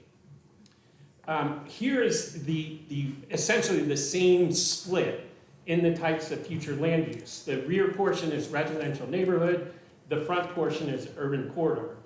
Although it would be convenient to have them both in the same, our analysis of the future land use supports the kind of densities and the mixed use nature of the front portion, the transitional neighborhood in the back, both of which support the types of densities even above this. And in fact, in both the urban corridor and residential neighborhood future land use, it talks about appropriate zonings being that RM16, which has a density of approximately 40 units per acre.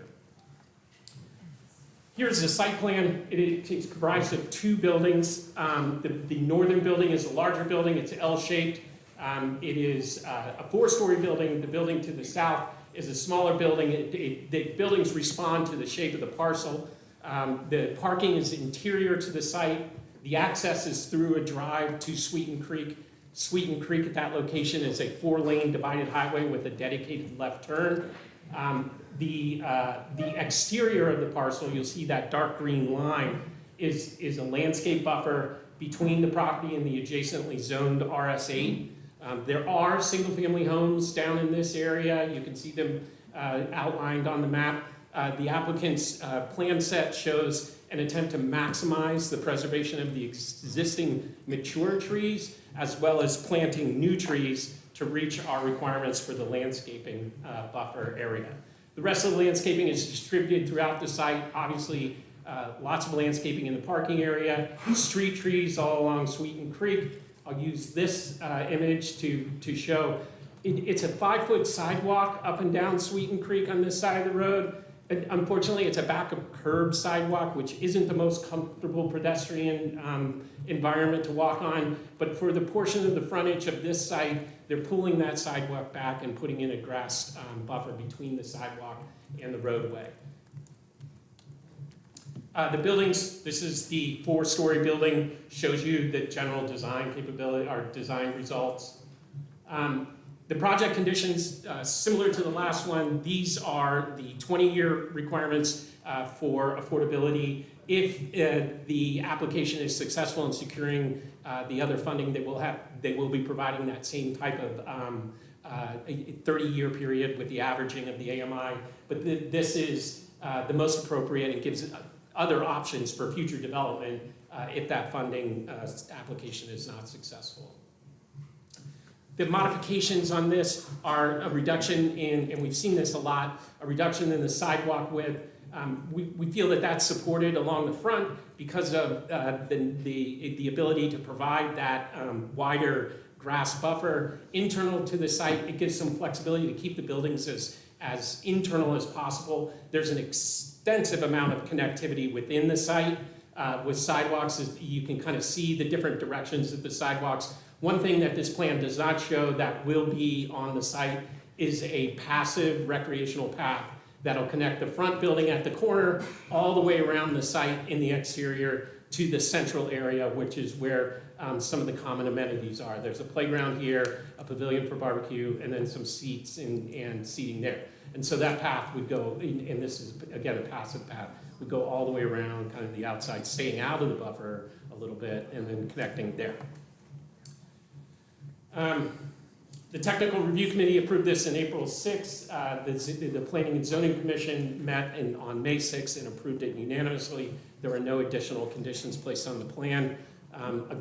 The future land use, again, like I said, despite the fact that there is a bifurcation of those different areas, the nature of both future land use contribute to this type of development with the neighborhood designation, increasing densities, transitional from corridors into neighborhoods. In the front portion along the urban corridor, mixed use development along a transit corridor. And I know that this doesn't have mixed uses on the parcel, but it represents a mixed use in the area of that corridor.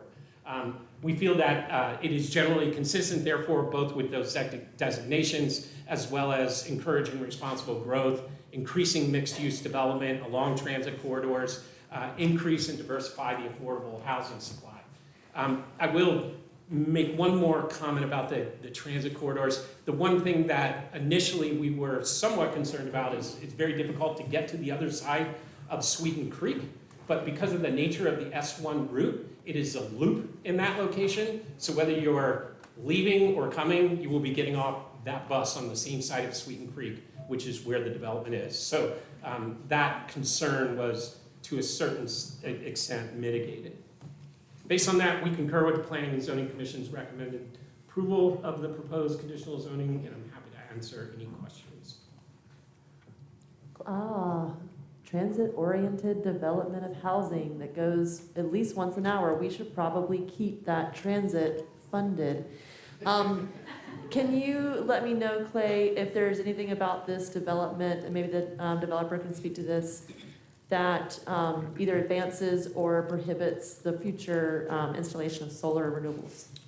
I would tell you that my recommendation to the developer is always to prepare for the opportunity to add renewable energy. We all know that the current climate, pardon the pun, in dealing with the incentives that formerly were available has become a political issue rather than a rational issue. So it's hard to make hard recommendations to consider installation of those types of energy systems, but it's very easy to have conduits and prep work in the likelihood that some sanity returns to our government. Right, so that's for the public benefit. One of my students asked me when I first joined council, why don't you just ask every time? So I ask every time. And one of the reasons why I ask is because some designs were set up so there were air conditioning units all over the rooftop. And so it limited future installation. That's why I asked it the way I did. Thank you. And coincidentally, these buildings they have substantial roof faces facing to the south, which is optimal for maximum solar gain. Any other questions for Clay? No? The developer's welcome to say some words if they want to, but we don't have anyone signed up for public comment on this one, unlike the last one. Yeah, you want me to? You got it? You want me to make a motion, Mayor? Okay, so I'll open the public hearing and then I'll close the public hearing, and yes, I'm ready for a motion.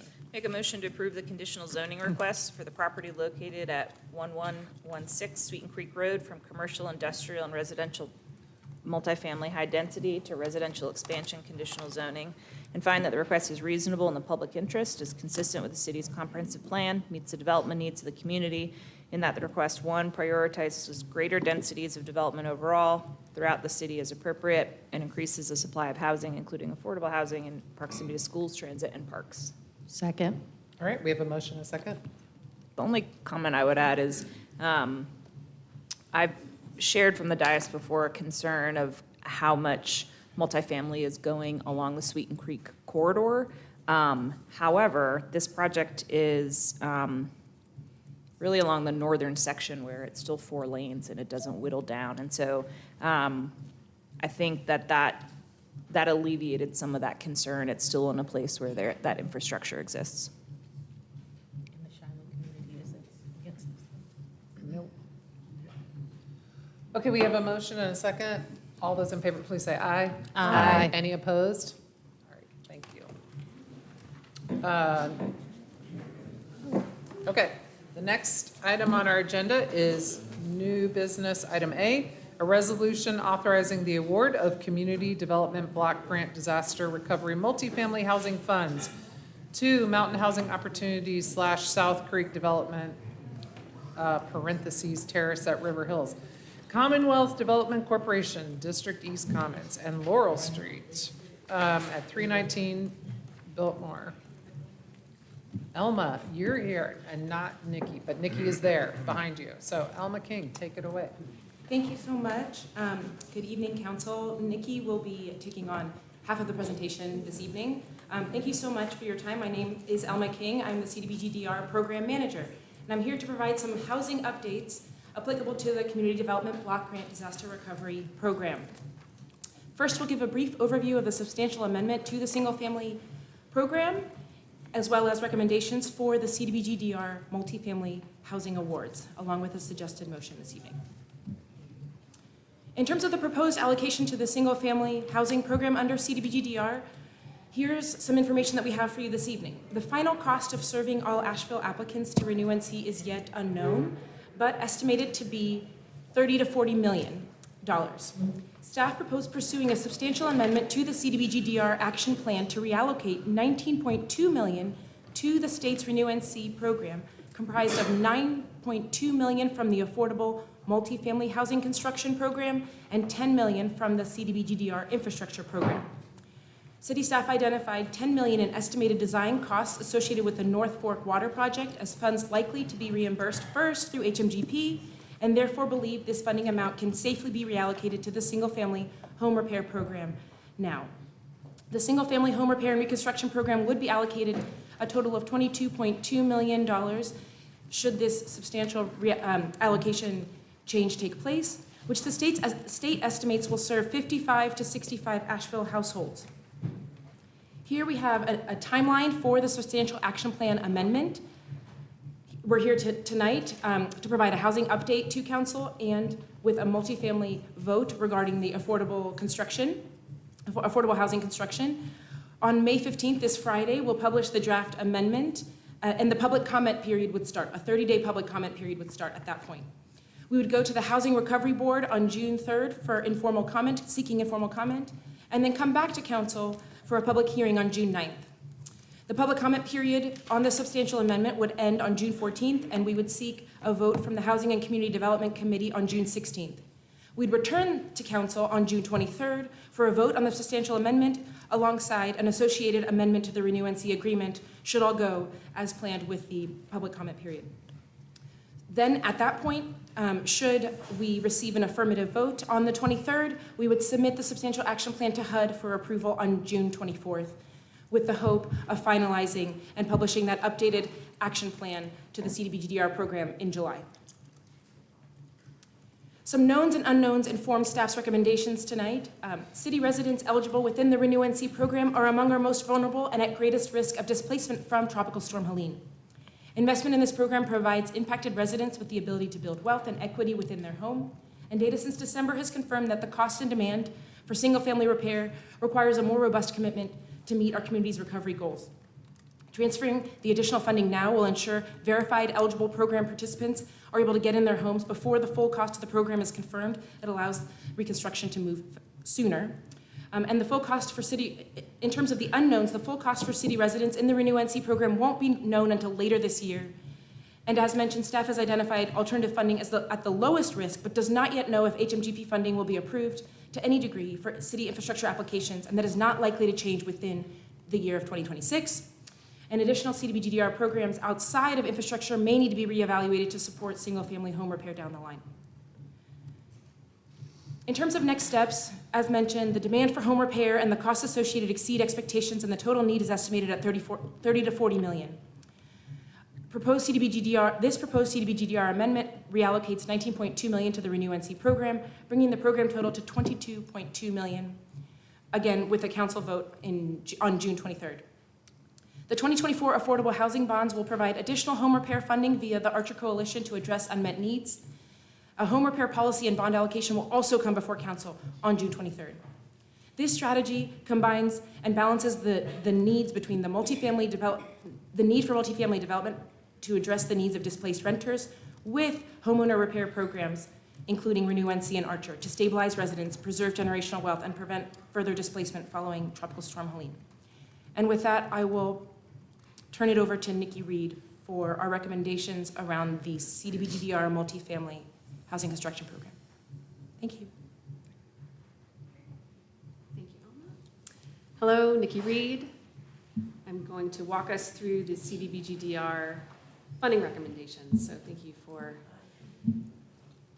being here tonight. Okay, so top of mind, just to really do an overview of deal structuring in affordable housing. And actually, this slide came from our presentation in the summer of last year when we were presenting the 319 Biltmore project. So just to understand, public subsidies are usually anywhere between 10 or 20% of a total project's cost. 4% LIHTC projects require more public subsidy than 9%. 9% tax credits are usually reserved for smaller projects. There's a difference this year, and I'll get into that when we talk about the project that we're putting forward as our 9% project to fund. But affordable housing developers have to find multiple sources of funding to create a capital stack that allows the project to pencil. There's traditional lending, private lending, and they require a certain cash flow and debt coverage. Projections include increases in rent over time, but they also must provide for operations, maintenance, and reserves. And then costs, the cost to build, interest rates, insurance premiums, cost of construction. They're increasing, but rents are not escalating in our current market, and so that increases the gap for projects. But really what we're focused on tonight is the return on the public investment. So investing public dollars upfront into projects with long-term deed restrictions really impacts the household budgets of the low-income families that we serve that live in those units for decades. So now focusing on our CDBG-DR multifamily program priorities. So of course, this must comply with the federal regulations from HUD. And along with that, the city issued a notice of funding opportunity that reflected additional priorities. First, we really wanted to focus on disaster resilience characteristics because this involved our CDBG-DR funding. And so we integrated enterprise green communities standards to mitigate hazardous risks. And so that included adaptive planning, resilient site design for advanced flood protection, et cetera.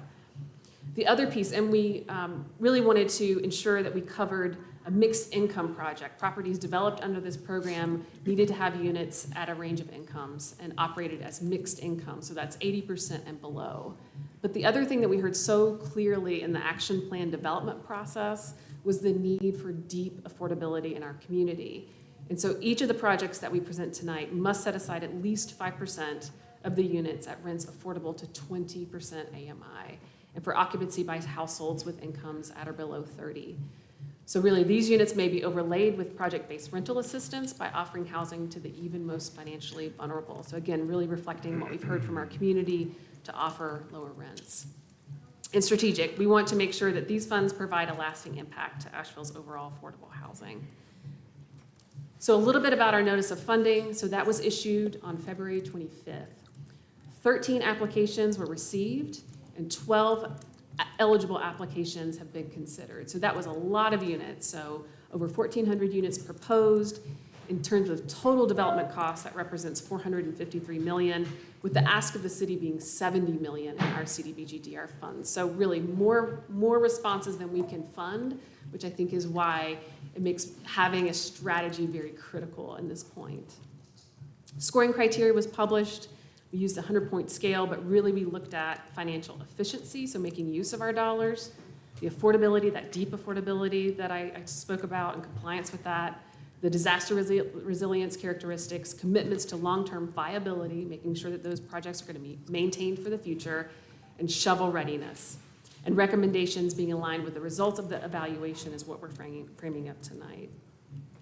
Evaluation criteria, so applicant capacity, so ensuring that they have experience with LIHTC within the past 5 years, really understanding the way that structured rents can really support low-income households, the soundness of approach, looking at leverage of resources, how they're advancing their project against private capital, et cetera, and then achieving the results related with the Enterprise Green certification. This slide also speaks to our overall strategy because I think this is what we really honed in on as we started to look at what we consider shovel readiness and how to really make sure that the projects that we get behind are projects that can be supported and that can come out of the ground. This is the overall context that we find ourselves with. So right now, tax credit projects are not facing one but two issues as they proceed. So yes, the tax credit cycle is something that we know well, that we've done in the past, but this year the new element is the state's role in providing their CDBG-DR funding into the current cycle. So they have put out a notice that says they're going to fund one, maybe two projects in Buncombe County. And with that, we listened. We wanted to make sure that we didn't duplicate those efforts and that the projects we put forward would have the chance of securing that state CDBG funding, or the state would be able to fully fund other projects that could come to Buncombe County. The other piece that we really wanted to also be attentive to was our timeline. So our CDBG-DR resources are time-bound. And that right there is that we must spend that within 6 years of the obligation date. Tax credit financing is complicated. We won't know the outcomes of these awards at the tax credit level until August. So there we already are baked in additional time into this process. The multifamily development process is complex. So with entitlements, with building permits, getting all the other sources of financing and construction takes time. With all that in consideration, we wanted to provide, again, the best way to minimize the risk of all the different contingencies that often accompany affordable housing. So in this case, full funding is recommended for these projects.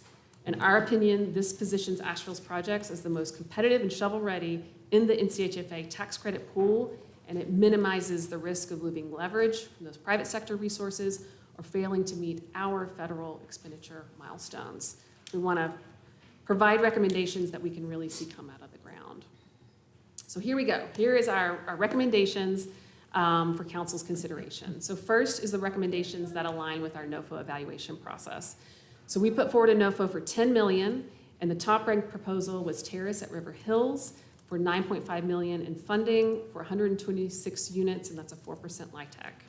We'll go into the details about each project in the coming slides. Second-ranked proposal was District East Commons with an ask of 1.385, 93 units. That's a 9%. And from our perspective, Terrace at River Hills really represents the most shovel-ready because they're asking for funding from the city alone and not the state. They are ready to move forward as soon as they get their tax credit award and can be shovel-ready in that regard. District East requires a state funding investment, and yet it was the second highest scoring application and a 9%. So our dollars that we invest there are able to stretch further because it's a 9% project and 93 units to be supported. Now with that, we're also, again, very much wanting to present council with the option to have a supplemental project recommendation, and that's $7 million to 319 Biltmore. 319 Biltmore is a project that the city has worked on with Laurel Street to really have a robust redevelopment of the site adjacent to Maple Crest. The city has worked with 319 Biltmore to develop a long-term ground lease to preserve long-term affordability and has funded phase 1 already last summer with a housing trust fund investment and a land use incentive investment. This really helps to bring the second phase across the finish line. So we felt that we really needed to make sure that council had this option on the table as well that is above and beyond that initial $10 million that was noticed in the NOFO. So now, getting a little more detailed, and we do have representatives from the development teams here tonight, so if you have any questions, they're here and ready. So Mountain Housing and South Creek Development are partnering on this project. CDBG-DR request of 9.5. The site is vacant and has no existing building improvements. The housing type, it's family units. We have another project that's a senior housing, so just wanted to make that distinction. And here you're seeing the breakdown of the units, so 126. So these numbers represent how many units will be at different area median income bands, right? So 7 at 20% AMI, 7 at 30, 65 at 50% AMI, and so on. Per our NOFO, all developments are required a 35-year affordability. So a big return on investment with that 35-year horizon to save those rents for our low-income families. Total development cost is listed there, and you can see that they have a spread of 1, 2, and 3 bedroom units. So with this project, the capital stack is actually simpler than we normally see for affordable housing because we are recommending that full funding of the CDBG-DR request. And again, that rationale is based on the desire to have projects that would have minimal contingencies such that they could come out of the ground and meet our deadlines for expenditure. The next project that we're recommending tonight is District East Commons, that is Commonwealth Development Corporation. Their request is 1.385. This is an infill development on Tunnel Road. This is senior housing, so provides an opportunity for seniors in this mix of funding recommendations. And you see there as well the 93 total units at different AMIs, 5 at 20% AMI, and so on. Same criteria applies with this as well, 35 years of affordability. You can see their total development costs that they're investing into this project here with also 1, 2, and 3 bedrooms. Their capital stack is more traditional that we see with tax credit projects where they're seeking to have a multitude of sources really be able to fund the entirety of the project. And you can also see that they have asked for $3 million in state CDBG-DR. And again, the state is anticipating funding 1, perhaps 2 in Buncombe County. Lastly, 319 Biltmore. So phase 1, you can see on the map, has been funded by the city. Phase 2 is what we're here to discuss tonight. The request $7 million. This is the site formerly known as Matthews Ford and has a community room, exercise facilities, a playground, and some commercial space included. Family units, a 4% tax credit. Again, same parameters apply with the 35-year affordability period. Their capital stack, again, is showing a simpler because we are recommending fully funding their funding gap at $7 million. So with that, I wanted just to share the construction NOFO timeline from when we published on January 1st to being here tonight on May 12th to take the vote, knowing too that once we provide our contingent letters of award, they'll be conditional upon being awarded tax credits as well as being awarded any additional funding that they're pursuing from the state, and we should find that out in the August timeframe. All right, that wraps us up. I did want to conclude by saying that HCD reviewed these projects, voted to support 2 to 1 to advance this forward. I'm happy to answer any questions. Also wanted to share again that developers here if there's project-specific questions that I can't answer. or I can turn it over to them. I do have a question about the 1311 Tunnel Road. It came up, I think, when I was watching HCD, but it is really close to Swananoa River on the Azalea Road side. So can we confirm flood maps of any kind? Like where it did flood, did this lot flood? It just seems a little tricky to put our neighbors with the most need for affordable housing so close to harm's way. It did not. So I did have a chance to speak with the developer. They're also here to address that if you'd like to hear more. As I understand, the parcel did flood, but the building footprint is outside of the flood maps, the floodplain, the 100-year floodplain and the floodway along the Swananoa. With our enterprise green certification and the resilience standards, they are building to the first floor of occupiable space outside of even the 100-year flood that we experienced with Helene. So I'm happy to answer any more questions or have Justin Mitchell represent on that. Would you like to hear from Justin or? I think we do need to hear it as much as possible. I know there's no way we can know what happens next time, but it floods here. Great. Justin, go ahead. Thank you. Justin Mitchell with Commonwealth Development Corporation and the District East Commons Project. That is a great question and one that we tried to hit straight on right away. So the project is the site is approximately 7 acres, and the 3.5 acres closest to the river will be preserved as floodplain mitigation land, so there will be no development activity in that area at all. We kind of took the approach of one of the important things of controlling and managing floods, flooding happens, is that you have a place for the water to go. And so we thought we were positively contributing to that by preserving that back half. So no development activity will happen in a 100-year floodplain. The only activity actually that will happen is potentially planting some trees, and then we've had some conversations with, I'm so bad at their name, one of the North Carolina, or the Greenworks, Asheville, about bringing in some native plants to make it a healthy community and to give opportunities for the seniors at the site to do some hands-on volunteering and whatnot. That said, we also have committed where the lowest level of occupiable space and/or mechanicals for the project will be 30 feet above the resting height of the river, if you will.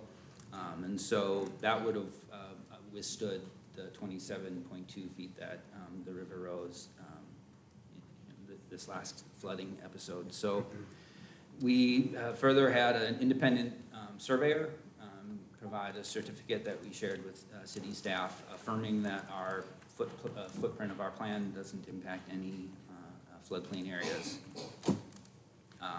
As part of our submission to NCHFA, they restrict development in a 100-year floodplain. So the extent of our development will be outside of a 500-year floodplain as well. And then, of course, with this development, we will be achieving Energy Star Green certification, but also the standards that were just presented, which includes certain resiliency things. So we agreed to everything. Every provision that the CDBG-DR program said, we'd like to see this, we'd like to see that, we incorporated every one of them, which includes providing backup battery power for common areas so that if there is a disaster, the residents would have access to all like amenity space, so there would be air conditioning, there would be refrigeration, that sort of thing. Being able to charge your phone and communicate with people, yes. That wasn't one that I had on my list, but absolutely, communication as well. And then there also is, we've committed to providing a potable water source as well. I haven't seen that happen in any of our other projects anywhere, so that'll be new for me as well. But those are all the steps that we've tried to take to not just have a development for affordable housing, but to somehow contribute positively to the community's disaster response. So. Thank you. Okay.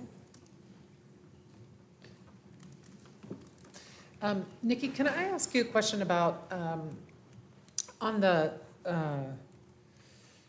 for the 319 Biltmore, we're looking at just phase 2. Is phase 2, are they applying for any other funding from any other resource other than the city? No. Okay. And then, on phase 1, what all, do you recall what we put into that? Yes, I have it in front of me. So this is from the council presentation from, I think it was July of 2025, where we presented really the entire picture of the project, but then council voted that night on phase 1. So that evening, we shared the plan, phase 1 being 109 units with 33 project-based vouchers. And that's a mixed income, including some workforce units as well. The city funded $3 million in housing trust fund, and then granted a tax grant, so a land use incentive grant of up to $100,000 per year for 20 years, and that's based off city taxes. I will share that night, the city also approved a tax grant for phase 2 of up to $100,000 tax grant per year for 20 years on that side as well. So the per unit subsidy for that phase 1 is $27,522, if I'm doing the math right. I'm just doing all 109 units. And the per unit subsidy on this phase 2 would be $62,500, if I'm doing the math right. Plus the land. Plus the land, which I think we paid 5.3. $5.3 million for. Yeah, yikes, that's a lot of money. So on the mountain housing proposal for tonight, I understand they're not applying for funding from the state or from the county or anyone else. The per unit subsidy, if we went all in on this, would be around $75,000 per unit. If I'm doing the math right. I think it's higher. I just did the 9 million by the total number of units now, that 20% of them or something are 80% of AMI, so. 9.5. For the smaller project or the smaller funded project, I'm forgetting the name of it, it's only $15,000 per unit, but you said they're going for the 9% tax credit. Yes. And so that's super competitive. What would Yes. happen if they don't get it? I mean, I think How many they would would- need to figure out another funding strategy. So, So that our funding is contingent on them being awarded the 9% tax credit. to make their All numbers three- work, yes, it would need all our three of funding. these. Mountain housing is 9% as well? No. 4%. All three of these are contingent Oh, upon. yeah, okay, no, I thought you just, yeah, I got that. Okay, I just am curious, and this is just kind of this is rhetorical, it's not, I was talking to the manager before this meeting, and we've talked about this before, but with the cost of new construction and land acquisition, I mean, the total all-in for these, given the size of a city's budget, I mean, our total city budget annually is $265 million or 200, much was it? 275. 275, I'm sorry, 275.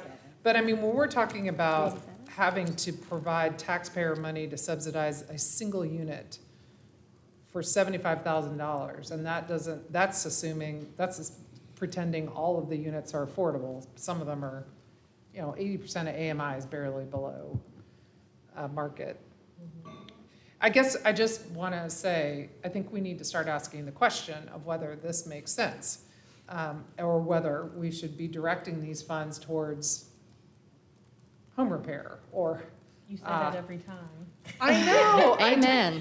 So that means, yes, we should be. Okay, well, Well, I'm and just there's gonna keep, also- I'm gonna keep saying, because I. So is this the time you want? Well, to I mean, this is giving me a lot of heartburn. $9 million Thank you. in one Same. project. I Same. get like what we're trying to do is get it to the finish line. We're trying to make it like, we're trying to slam dunk this one project instead of giving 5 projects There's a couple another $1 piece million. too. But There's another piece too, because right after Helene, when the bonds passed, we allocated 10 million of the bonds to a loan fund that these applicants are also applying to after this. Loan So, doesn't give me quite as big a heartburn. At least that's revolving. I but mean, it's our unless $10 million forgiven. in taxpayer money is my point. So there's a greater subsidy that's also not on the screen. But a loan in theory is repaid and then there's more funds for the next applicant. This is a full-on, these are grants. These are, These will be repaid, so that is the way these are structured, is that their only payment during the course of the 35 years is surplus cash. But then at the end of the 35 years, the note is due. So that is how the CDBG-DR is going to be structured.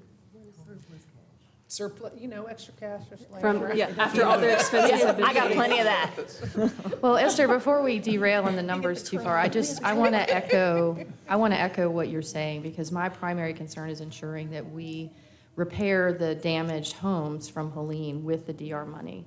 And I appreciate that we're trying to reallocate money from infrastructure to do that and bolster that fund, but we still, with that, still don't know that we have enough to repair all the homes. We don't have all the data. So for me, that's like top of the list. Can we repair all the damaged homes?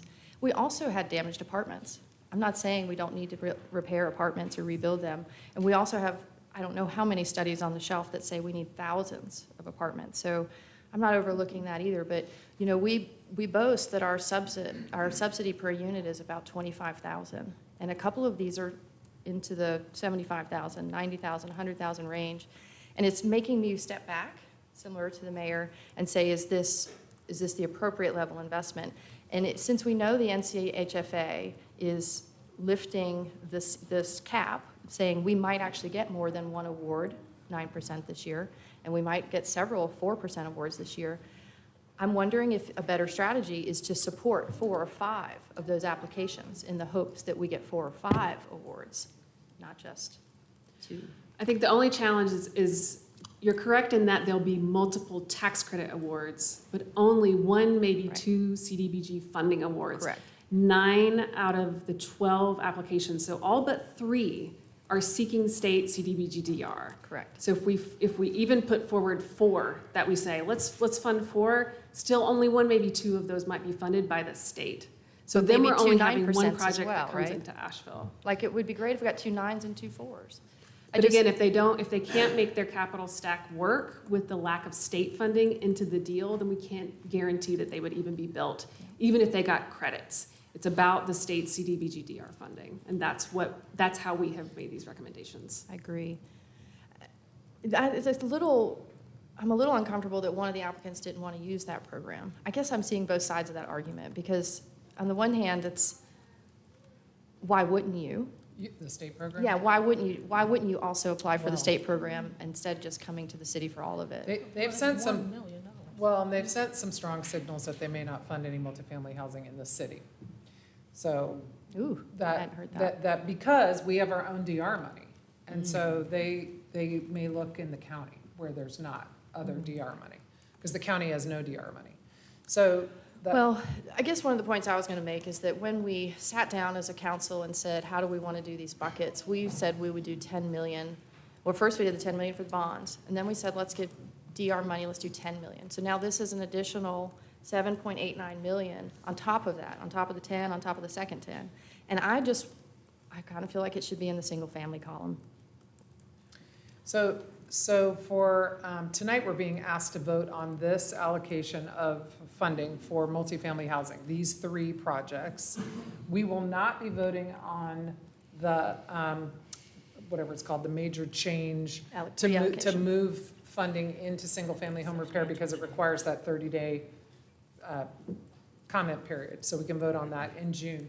This, I do like, just to go back to the first half of the presentation, I do like moving the funding into the single-family home repair program. That brings us up to $22.2 million in the single-family home repair program through the Renew NC program. So this is just people who have applied for funding for their home to be repaired or completely replaced due to Hurricane Helene damage, and they have to be income qualified. So this is not for just anybody. So of the 285 applications, the city, the state is administering the program, but that went to the state that are located in the city, only 110 of them are even eligible.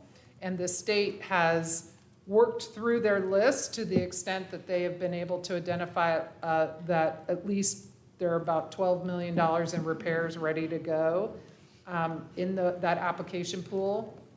Applications have closed, by the way. And so us bringing our funding level from 3 million up to 22.2 million will provide plenty of money in there as the state continues to work through those applications. They are projecting that they'll be done reviewing all 110 applications by the end of the year. So we will need to do this one more time when they're kind of firmer on their final number. They think their final number will land somewhere between $33 and $38 million in single-family home repair. So we have that number, but they're finding as they work their way through the list, some people have already gotten their home repaired, some maybe the charitable organization helped them already. Different circumstances are popping up as they make their way through the list. So just to kind of forecast what that looks like. It's a little bit interesting, we're kind of conflating these things, making a decision about the multifamily funding, because it really is sort of it is related to the single-family home repair in that we have to figure out where to get the money, but to me, this is a little bit of a separate decision. I feel, even though the subsidy for the second part of 319 Biltmore is $62,500 per unit, not including the land acquisition, I feel obligated to see that project through. We started it years ago. It's been a tremendous learning experience for us to see how difficult it really is to develop city-owned land in partnership. And we have a great partner on this project. It's just obviously extremely expensive to develop these sites. I know we're being asked to focus on this tonight. I guess I still have heartburn around pulling it out of the single-family home repair out of the infrastructure funds, because among the things that the 2004 Flood Damage Reduction Task Force recommended that we haven't gotten done yet, auditory alarm systems for evacuation, drawdown schedule for the North Fork Reservoir in response to rainfall predications, early alert systems for residents below the flood zone, land use suggestions both in the floodplain and continuing areas to reduce runoff. I really wish we were looking at moving some more of the planning funding in that direction, but I know ultimately we have scarcity and we need more funding. Yeah, I know that we're gonna move forward and we gotta expedite the home repairs, but we're gonna need more money for that.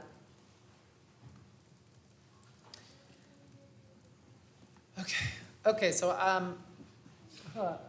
council, are we clear as mud? What do we want to do? Is there a counter proposal? Yeah, go ahead. I don't know that I have a counter proposal, but I was wondering, so are we saying we don't necessarily want to fund the other two and just I personally feel, Laurel Street? I feel good about going ahead with 319 Biltmore and Laurel Street. Okay. I love Mountain Housing. They're a great, fantastic partner. They've been able to do the projects we've funded, and that's been terrific. We have not ever given them $9 million to do a project, so I'm just having a little heartburn with that. So then would the desire be, if we didn't go with MHO, to take the fullness of that 9.5 over to Yes. single family, or there's just another project I was kind of Oh, interested the in, but Emma? the Emma project. Yeah. Or the county projects. It was, Be a good partner to the county. it was a really good anti-displacement. Axel, Oh, I God. can't But they're an remember. applicant, that they were Louisiana. under the NOFO. Yeah. Yeah. Yeah. So for It's- everybody who's They watching. had an MOU with the Emma It's community. Apex on Hazel Mill Apex. for 4.5. So Nikki, when we put out the NOFO, we got about, just remind me of the number, about 10 applicants. We got 13 total. Or 13 12 were eligible because they were tax credit projects. Okay. So What was the I mean, Apex and tax? so again, like, I think our proposal, so I think Apex at Hazel Mill was the project that you're referencing that was in Emma. So they could go to the state and ask for full funding from the state. What was their ask? 4.5. I can't remember off the top of my head, I'm so sorry, but they had capacity because the state's cap was 15 million. So our request from them and the state's request that they had in their application did not exceed 15 million. So from my perspective, they can still advance their application to the state, applying for full state funding. And I think that stands a better chance of getting more tax credit projects with funding from the two different entities than us just funding one. So again, Wait, so, the state's Okay. cap on their funding, so we'll get into that a little bit. So for 9% tax credits, they've said that they would fund up to $3 million. is So this- Apex 9%? They're not a 9%. So just, this is a little background, just for information. So the state has agreed to fund up to $3 million for their portion of state CDBG-DR, and/or $15 million for 4%. So right now, applications can apply if they're 9% for $3 million from And the you're state. saying 15 million per county, for Buncombe County total, right? So they took their, For one project. So they're also saying they're gonna fund one project, maybe two. well, And and they're So limiting our those asks projects. should be lower then. The asks of us should be lower because of these other programs that are out there helping with the funding. And yet our asks are higher. but here, hold on a second. The total set aside in the state CDBG-DR program for multifamily housing is $60 million, I think, isn't it? Anybody know? For all the So- counties? Yeah. For the whole program, and they have been pretty clear that they are not gonna spend it all on one county. I mean, they're. Correct. So they're saying that they're going to, yes, fund each county one tax credit request of the state CDBG funding and maybe two. But they do want to see that equitable distribution across the Right, yeah. region. So it's a highly, I mean, you can't take that to the bank, I mean, because we just don't know what they're gonna. Exactly, which is why, again, we hope to put forward proposals that we felt confident that we could support and that would get built. Because they Putting it in wouldn't the need state's anybody hand. but us. So So then again, maybe that's we're just the- back to this idea of Laurel Street and I think, was it called District? I can't remember the name of the other one on Tunnel Road. And hold out the 9.5 back for single family. Or I guess we make the single family decision later, to your point, but we don't necessarily fund all of this. Yeah. It would get us back to near our cap that we decided as a council that we would invest 10 million of the DR money into this. The only thing I'm just curious about in terms of what we're required to do for the notice and the 30-day comment period for a change to the action plan, I think we can keep it like it is and not necessarily say what we're doing with that 9 million yet, because right now it's still Right, I'm saying we designated don't have to, multifamily. right, we don't have to Right. designate it Yeah, tonight. We would just yeah. have to withhold it from this tonight. Yeah, yes, so what, everybody, well, I think I could get behind that. what is that? Tell me That would be in summary. supporting the 319 Biltmore Phase 2 Uh-huh. and supporting the Tunnel Road that I can't remember the name of, ask for 1.4. Terrace Hill, the Terrace Hill, thank you. No, No, Terrace is no. District East. District, Thank District you. East, for its 1.4, I believe, so whatever yeah, that 1.3 totals. something. And then the, yeah. I have to see what that counter proposal is. Can you pull up what these options are? Like, It's probably the from two, HCD. you want to go back Just to, two of the three. go back to the. No changes to projects, just removing the one Terrace, yeah. We're just not, Okay. I feel better about that. okay, so let's, you know what, we have a few people signed up to speak while we stew on option B. Okay? Hold on, I'm sorry. And Mayor. just the distilled why, because I don't know, hopefully the public is feeling similar, that it's kind of hard to track some of this conversation. The distilled why is that you feel like it's too expensive, that the public subsidy for the MHO project is too expensive, and that we could get better value or better outcomes by doing something instead, to which we don't know what that would look like. It's something or nothing, and moving it Well, over if it's nothing. yeah, and I don't want it to sound like any of one of these are bad developments. These are all good I'm developers. not trying to put that in your mouth. Yeah. I really just am trying to Right, but let's- I synthesize, mean, because there's a lot happening Well, here. we could say that out loud. These are all good developers with great development history. What I'm saying is possibly for this level investment, $17.9 million, we should probably be getting more than the 330 units. That if we have such a demand for units, that maybe we should be getting the best bang for the buck. And what would the alternate be that would be better? Is it hypothetical or theoretical, or? I'm not sure. It's that's one uncomfortable thing on top of the other uncomfortable thing of not having enough funding for single family. Why don't we table the? No, well, we actually, I was just reminded, we do, since we're now out of the public hearing agenda, we do need a motion.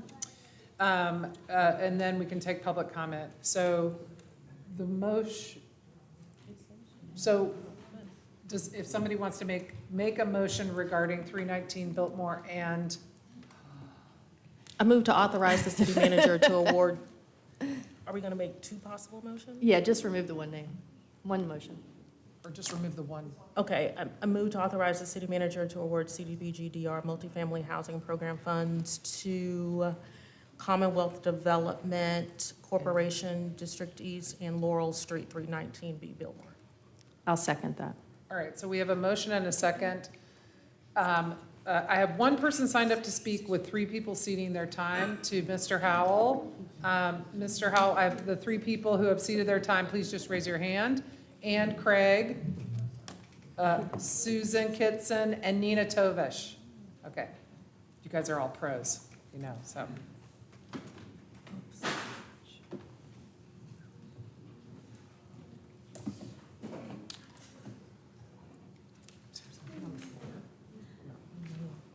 Good evening, Mayor, Vice Mayor, council members, city attorney, city manager, assistant city managers, and the glue that holds everything together, Maggie. I was reading about this $225 million in HUD Community Development Block Grant Disaster Recovery Funds, which is intended for Asheville's recovery from Hurricane Helene. I was kind of confused because when I looked at the definition of recovery, and my understanding of recovery, is that it's a comprehensive, multi-stage process of returning a property to its pre-loss condition or improving it to be more resilient after disaster or structural damage. Then I went back to reading about the $250 million. And I see that only a small portion is designated for direct residential home repair. I mean, we got $125 million for the infrastructure. We got $52 million for economic revitalization. We got $31 million for housing. $28 million of that is for affordable housing construction, new units. $3 million of that is for reconstruction and rehabilitation of existing owner-occupied homes. Now, administrative planning, $14.9 million. Public services, $2 million. Okay, the $3 million set aside for home rehab is estimated to be sufficient for only about 8 homes. And it says that the wait list as of April 2026 reports indicate that over 100 approved families are on the wait list. Okay, so now, we're spending $3 million to do 8 homes, while we got 100 people that still remain homeless, basically from their homes being damaged. Now, if we take some of that money that we spend to put more so-called affordable apartments up, which nobody can afford to move into, maybe we can get more people back into their houses that have been out of their homes for the 20 months. I mean, it's for recovery, for people that's lost, not to bring something in new using money that's for recovery. If I'm not mistaken, I think that's what recovery means. But it's hard for me looking at this right here, knowing that we need affordable housing, but we also need to get people back in their homes. I mean, $3 million for 8 houses? I mean, dang, what do they have? Mansions? So now, you got $28 million there. We take that $28 million, well, let's say take $24 million of that. We can put 64 homeowners back in their homes. That'll cut a big deficit in the people that we got waiting to be rehoused.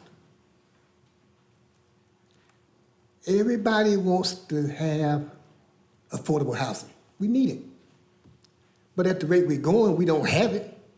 I mean, the apartments down there on Ashland Avenue that just got built, people can't afford to move into them. People sure enough can't afford to move into them condos over on Hayward Street that start at $700,000. They just got built. So I mean, we're gonna keep going saying that we're gonna be providing affordable housing, yet nobody can afford to move into them. I don't understand.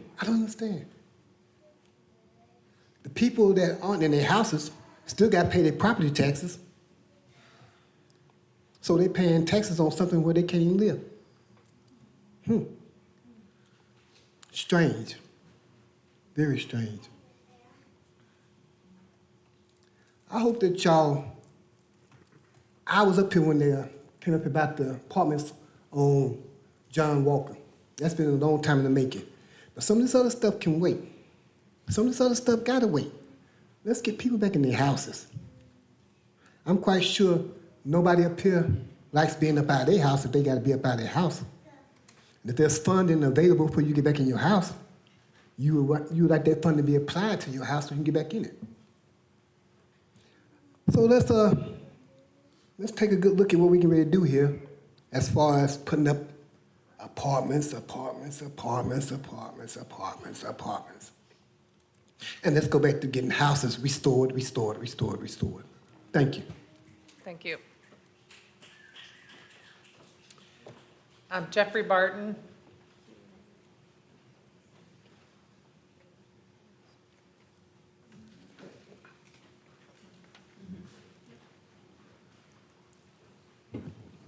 Mayor, City Council, and staff. I'm Jeffrey Barton, the President and CEO of Mountain Housing Opportunities.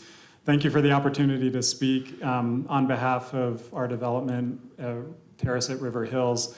I understand the concern about the high cost per unit.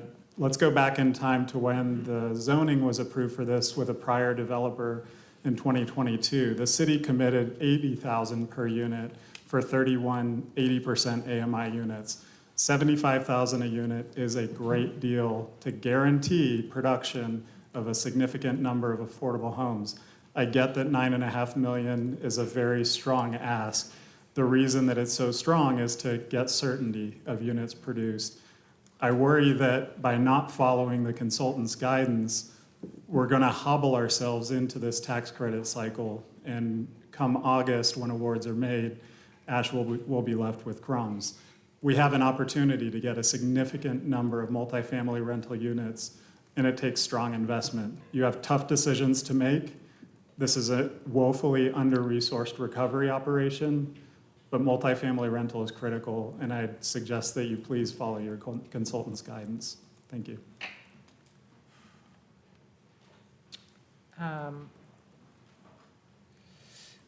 That is concludes the number of people who have signed up to speak under this item.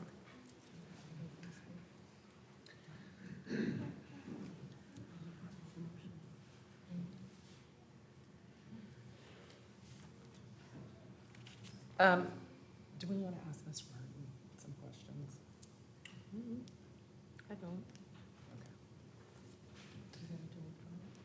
No.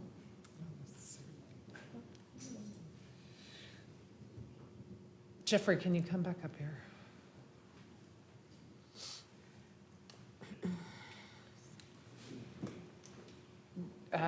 Mountain Housing Opportunities is an amazing affordable housing partner in our community.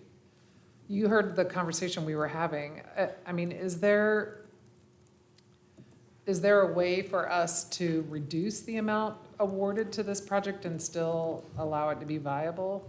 It feels a lot like our eggs are kind of all in one basket.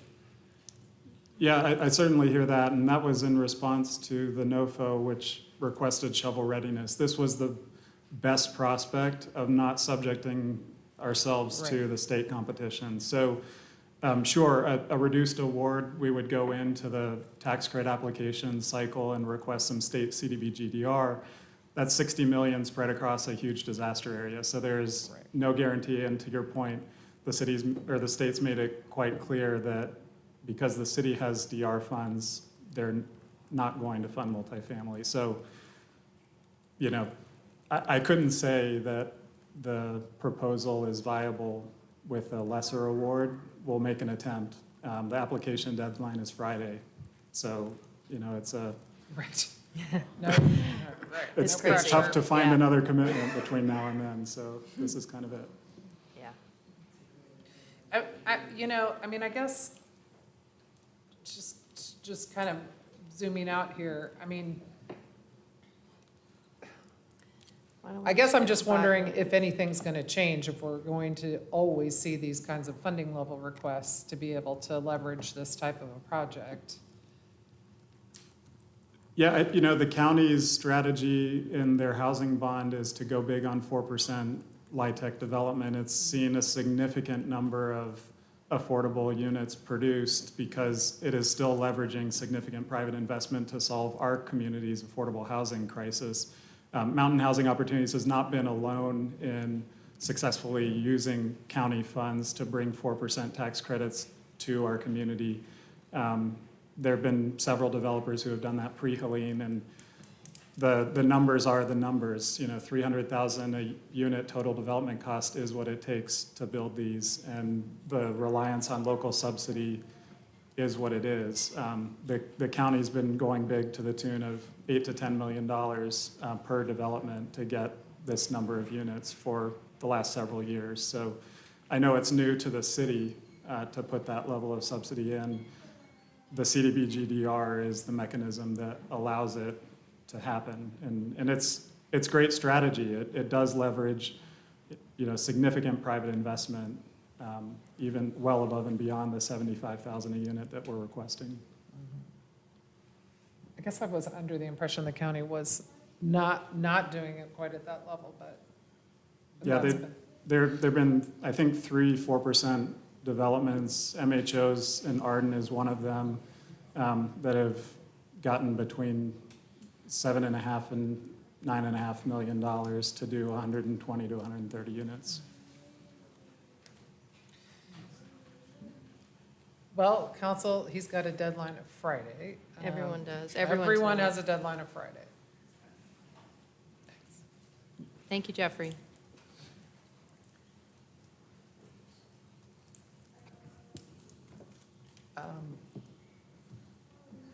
Yeah, that being in a scarcity mindset is really hard, especially because we have to get the units done. So for the community, when we're talking about shovel-ready, this isn't like we can allocate funds to a project that won't be finished in time. We're working on a very tight deadline. So we've got to make sure that we allocate the funds in a way that the project will be complete by, I think it's March 2031, if I remember right from our CDBG-DR planning.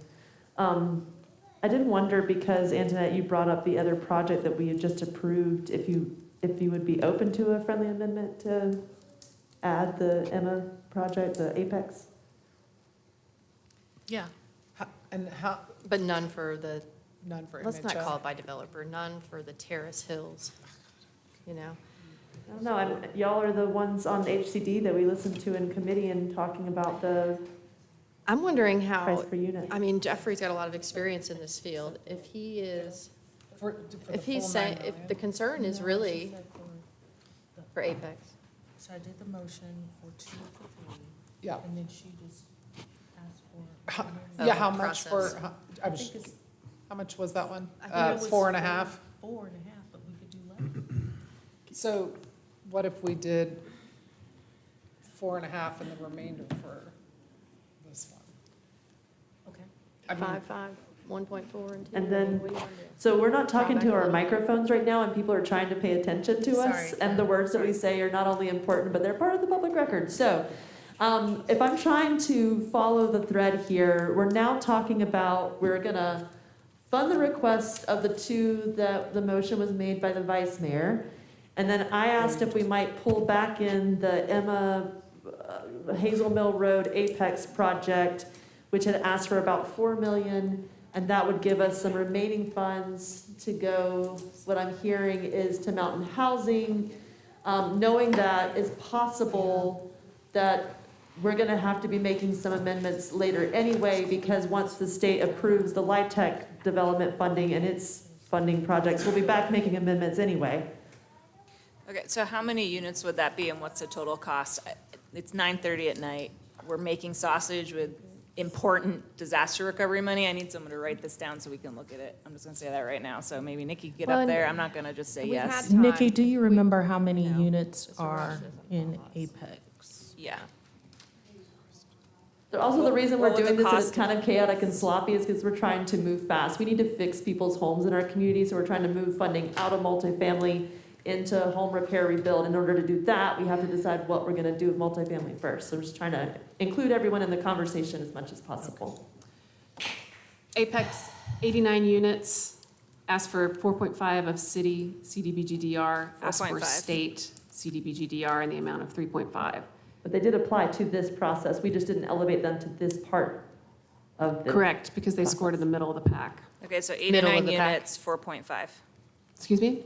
89 units, 4.5. 4.5. But And they middle- asked 3.5 to the state.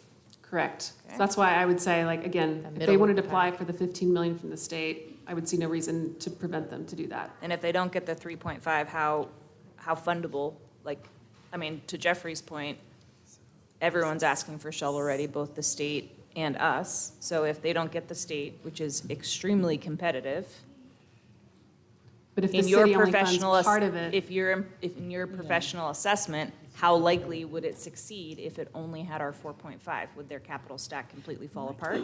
and that's what I would understand, is So that I don't in- believe they would. In your professional opinion, They it have wouldn't. stated that they need that full what are amount we to doing, be able y'all? to produce the project. Yeah, And that's what we're relying on. That's all we have to rely on. I think, I don't like. What were you about to say Oh, when this is she gone. was making her comment? You said if the city was a part of it, were you about to say that they're? Again, my opinion is that because the state is offering the opportunity for funding, their cap is 15 million for 4%. So for that project, they can go to the state for the full 15, like, again, their capital stack, their there's gap only is 7 million. So again, it's competitive, but I'm just, again, trying to develop the strategy here that we believe can be successful. Is there any I mean, we don't know the state's new pot and how they're going to make their decisions, but has there been any inclination that projects that come with city support will more likely be awarded? You know, in the past, we've kind They of have not treated made it any as. kind of signal to They that. haven't signaled. In the past, that's kind of how they've treated it, like a full application to the NCHFA. They've never dealt with CDBG-DR funds. Right. It's always been LIHTC, and of course, Right. LIHTC wants to see a lot of leverage. I guess the point I'm trying to make but, is in the yeah. past, the awardees are most often those that come with city support, come with financial backing, et cetera. So to the end that we support projects, their applications are stronger. See what I'm saying, right? And I would say that's probably still true here. It just makes me wonder, yeah, I don't know. It's hard to add in an apex at the end. I just accepted the amendment. Oh, you did? Well, okay, so, I guess I could withdraw it. well, let's have a little bit of discussion and see if we, okay, so you're giving me eyes like, so Laurel I support Street, staff's recommendation. okay. Laurel Street is 7 million and District East is 1.385 million. Those two are up there. If we were to, instead of taking all 9.5 million to Terrace Hill, if we did 4.5 to Hazel Mill / Apex, and then did 5 million to Terrace Hill, would That's that? the whole 17.89. Yeah, that's all the money, but it's spread, we just split up the 9.5 million to 2 projects. And I know you're gonna say. What are you trying to accomplish? What's the goal? More units. Our per unit subsidy is less. I'm hearing our professional staff say that their rigorous analysis has gone for likelihood to be done. So I personally would rather buildings that we go to a ribbon cutting for than hypothetical units that we say good things about tonight. So that's where I am. And if you all find a direction that moves in, fine, but I'm in support of staff's recommendation. Oh. I just might not be on the same boat as you. And Yeah, that's no. okay. I That's mean, okay. I appreciate that. I feel like, Sage, can I understand your utmost desire? Would your desire be to just fund the two? Laurel Street and then District do 9.5 later over to, sorry, well, whatever. single family or whatever? Whew, okay. I'm conflicted by Mr. Barton's expertise and his advice that we may not even get an allocation in the city. Because these are both, Laurel Street, all three of these are in the city. So maybe none are going to be awarded. Maybe this is all moot. Did I, what? Tax credit and state CDBG-DR awards separate. Yeah, that's what you mean, the Yes. CDBG-DR money. Yeah.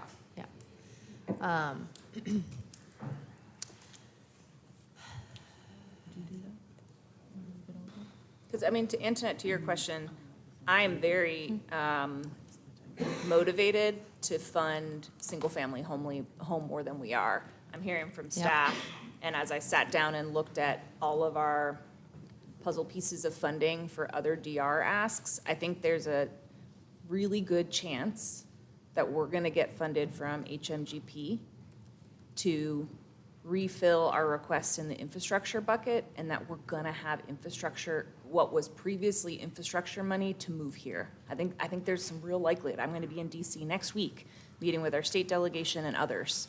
And so I don't feel the pressure tonight to have scarcity on multifamily because I don't know where money from single family is coming from. I'm making a real educated guess that we're going to be successful with HMGP. And so I know it's hard, all these puzzle That's for pieces. infrastructure though, right? It would be for infrastructure, which would then mean. Not for single family. It would be for infrastructure. Which would relieve some of our ability to do. Which means it would free up money for us to then move into single family. And I want to fix homes now instead of hypothetical maybes. Well, I don't. I know. Cute, So very cute. I don't mean that so. I mean, that is a little terrible, flippant. but This is but based on I actual really do work. feel like, so I guess the question back to me was, where am I at? And I feel like if we made a dedicated effort to allocate 10 million towards this, and we have 10 million in the bonds behind it that these applicants are also going to apply to, then I would rather us cap our 10 million and fund the single family repair. But our staff, our professional staff are I saying know. today isn't the day to do that because we have real things in the Okay, pipeline. so what they're saying is we don't need to allocate the money towards single family tonight. I'm saying I don't want to pre-spend. Okay, hold on. Okay, Just to be clear, this is a two-part presentation. Yes. Again, I knew this was going to be totally confusing. The first part, we are moving money into single-family home repair. This is happening. You are beginning your 30-day notice period. At the end of it, we will vote on moving, so there's a total of 22.2 towards that pot. We don't know what that total ask is going to be because the state's not done evaluating all the applications. We think it will be somewhere in the $30 million range, not sure. So we will need to do this again and likely looking at infrastructure to move some additional money over.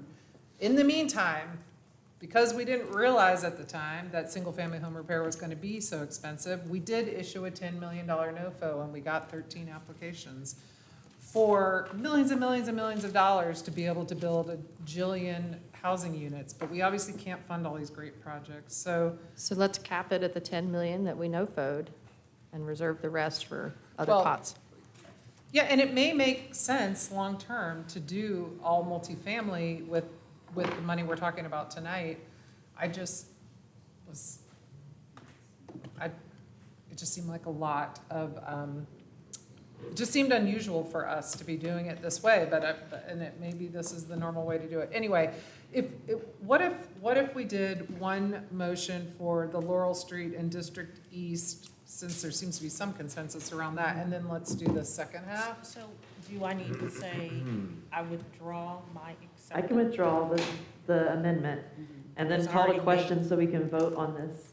The first, is that okay? So, yeah, so Okay. the first one is. So Maggie, did you had, the vice mayor making the motion, did you have the second? Who made the second? Yeah, you got it, okay.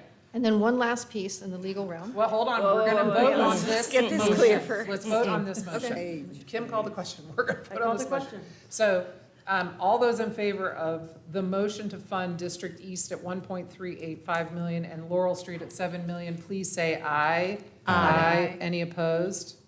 Okay, so we did that. Now, there's $9.5 million here that staff is recommending that we use to fund the Terrace Hill project.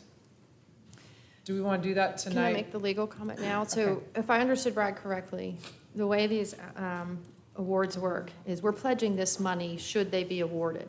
So if they do not receive a LIHTC award in August, this money is back in our coffers, potentially for a $9.5 million.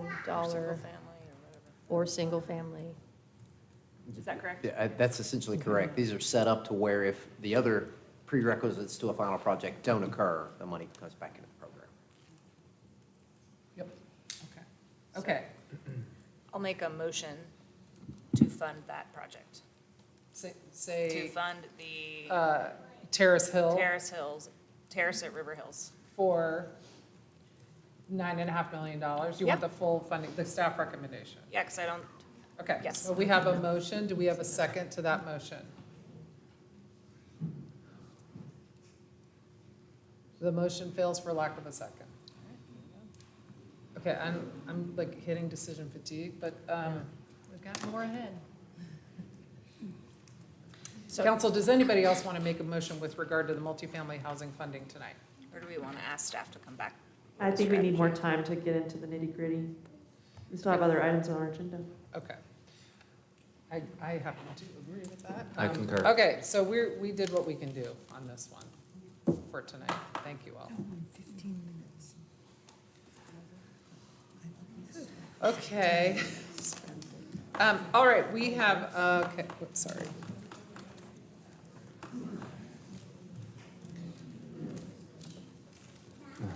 We have, our next item of new business is new business item B, a declaration of policy for public safety tools, Asheville Police Department grant award, budget amendment, and Axon contract. These are items B1I, B1, 2I, B1, 3I. Although council and Brad confirm for me, I believe it's one motion for B1I and B1, 2I, and then a second motion would be needed for B1, 3. Or do you want separate? So Anyway, you can, council, divide those up. The only must-do tonight is that B2 is a separate motion from all of the B1s. oh, I'm sorry. Okay, the B1s can be one motion. Correct. And then the B2 has to be, I'm sorry. Correct. I You do have a messed that single presentation Okay. for all of this evening, so Right. they lump Okay. together. up. Okay. We, I think interim chief Jackie Stepp is, oh, you're here, sorry. I thought you were saying that. Thank you, welcome. Good evening.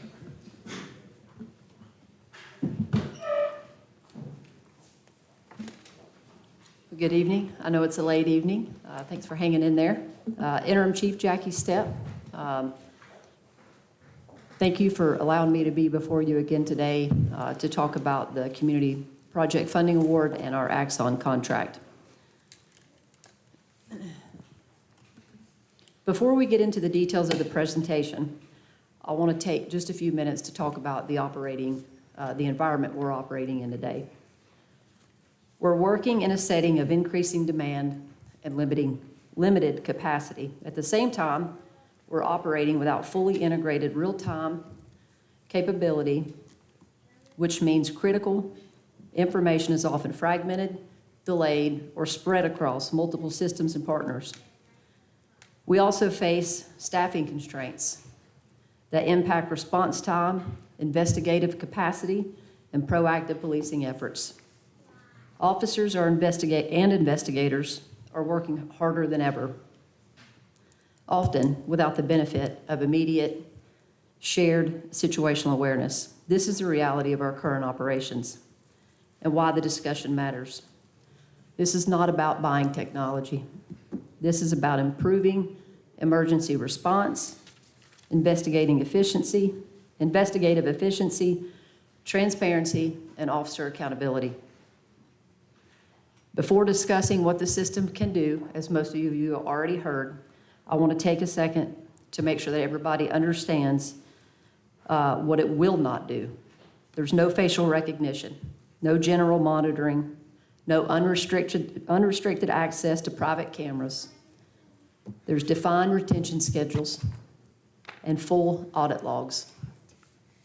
The system is governed under CALEA-aligned standards, and that's through the Commission on Accreditation for Law Enforcement Agencies framework.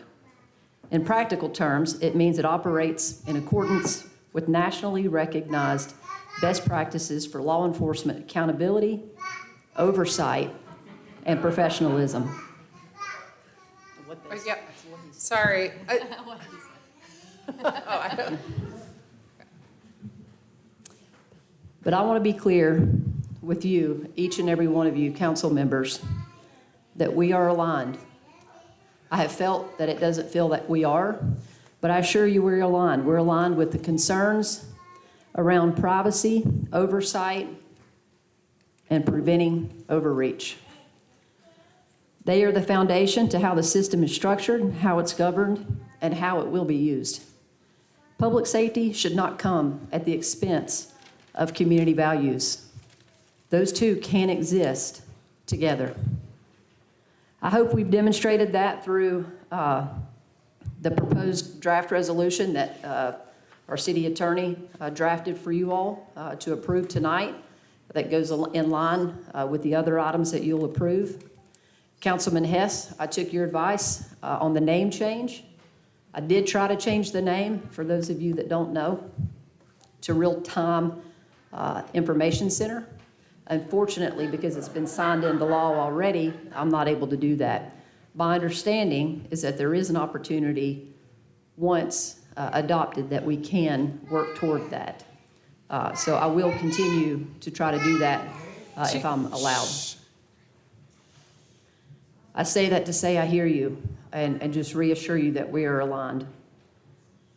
We've spent a lot of time talking about systems, platforms, dashboards, and software, features, integrations, and specifications. But somewhere along the way, we've lost sight of what this is actually about. This funding supports accountable technology upgrades for emergency response and transparency. And more importantly, it supports outcomes. So with that in mind, let's focus on what this is really about. It's about our community and officer safety. It's about faster emergency response. It's about accountability and transparency. You won't hear me say that enough. It's about stronger investigations. It's about finding missing persons. It's about handling evidence efficiently and responsibly. It's about governance and safeguards that ensure this is done the right way. This is not about software. This is about victims. It's about the mother waiting for answers after her child is taken. It's about an officer trying to stop a violent offender before they strike again. It's about the difference between acting in seconds and showing up minutes too late. A real-time intelligence center is not a technology project. It's a public safety function. It exists for one reason: to close the gap between what's happening and what we know about it, so we can act faster, smarter, and more efficiently. Because crime doesn't wait for reports to be written, call notes to be entered. It unfolds in real time. And when our response is delayed, incomplete, or disconnected, people get hurt. Let me take you back to 2018. A 12-year-old child was shot and killed in a housing complex. I know a lot of you all weren't here at the beginning of the meeting, and I just want to remind everyone regarding the decorum requirements of the chamber. Please don't call out or say comments while the speaker is speaking, and each person who comes to speak tonight will likewise be listened to. So if you could just refrain from comments while the chief is presenting, or any of you all are presenting. Thank you, Mayor. A 12-year-old child was shot and killed in a local housing complex. I believe most of you know which incident I'm referring to. It was not an isolated scene. Dozens of people were outside when shots rang out. Dozens. And yet, no one came forward. No witnesses, no usable leads, no resolution. We know there are systemic inequities and the valid fear that has kept people from speaking out in this case. But sadly, to this day, that case remains unsolved. Now think about that for a moment, not in terms of technology, but in terms of reality. A child lost his life in a crowded area, and we were left without the information that we needed to act. Because the video evidence was very limited at that time.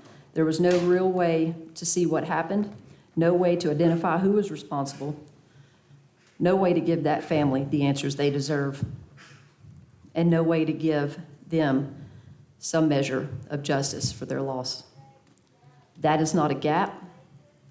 That is not effort, not commitment. It's information. This isn't about adding another piece of equipment.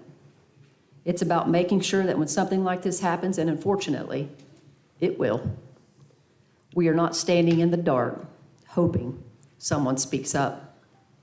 The reality is, if that neighborhood where that child lost his life had access to the type of camera systems in place today that exist now in that same neighborhood, investigators would have had critical evidence that could have significantly advanced the case.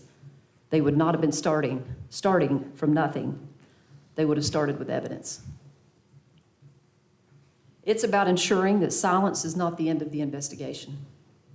Because in so many of our cases involving acts of violence, video evidence provides critical evidence, helps identify offenders, and changes the trajectory of investigations. And we talk about modernization, that is what we mean. Not technology for technology's sake, but the ability to see, know, and act when it matters most. So as we move forward, our focus is on examining outcomes and asking a much more important question. Could this have been prevented or mitigated if the right information had been available at the right time?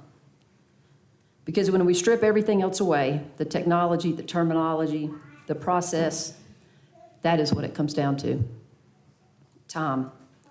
Time to identify a suspect, time to locate a victim, time to intervene before violence escalates. And in policing, time is often the difference between life and death. So as we walk through the presentation and real-life cases, which I will present, I ask that you keep that perspective. Not what the system looks like, not how it operates on a screen, but what it enables in the field in real time. Faster decisions, better coordination, lives protected. That's what this is all about, and that's why we're here tonight.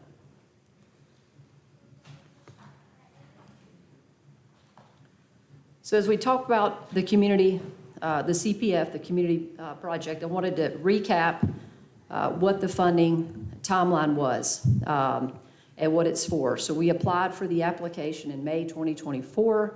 Unfortunately, it did not pass, so we resubmitted in 2026. And then we were notified in February 2026 that we did secure the appropriations bill in the amount of just over $1 million. We applied for this grant, I want to remind everybody, not for new technology, not for a new tool, but to build on what we already have. We already have this system. We've been paying for this system since 2022. Additionally, a JAG grant was approved in March 2025 by you to start a real-time intelligence center in the amount of approximately $60,000. So the estimated cost, this is just a breakdown. Approximately $500,000 would be spent on a video wall. And then the software is $467,000 and $602. And that is the software system that integrates and aggregates all of the cameras that already exist. The remainder, that would be spent on ongoing and miscellaneous operational expensive brick and mortar, computers, physical workspaces for people to work out of. What we currently have what we call Respond, which is access to our Axon cameras, what you saw when you came and visited, our body camera locations, our fleet car camera locations.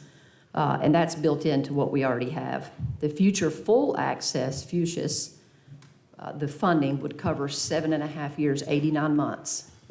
Additional real-time intelligence center cost would be addressed through any standard procurement process. We don't see any at this time, but down the road, if they come up, they would be addressed accordingly.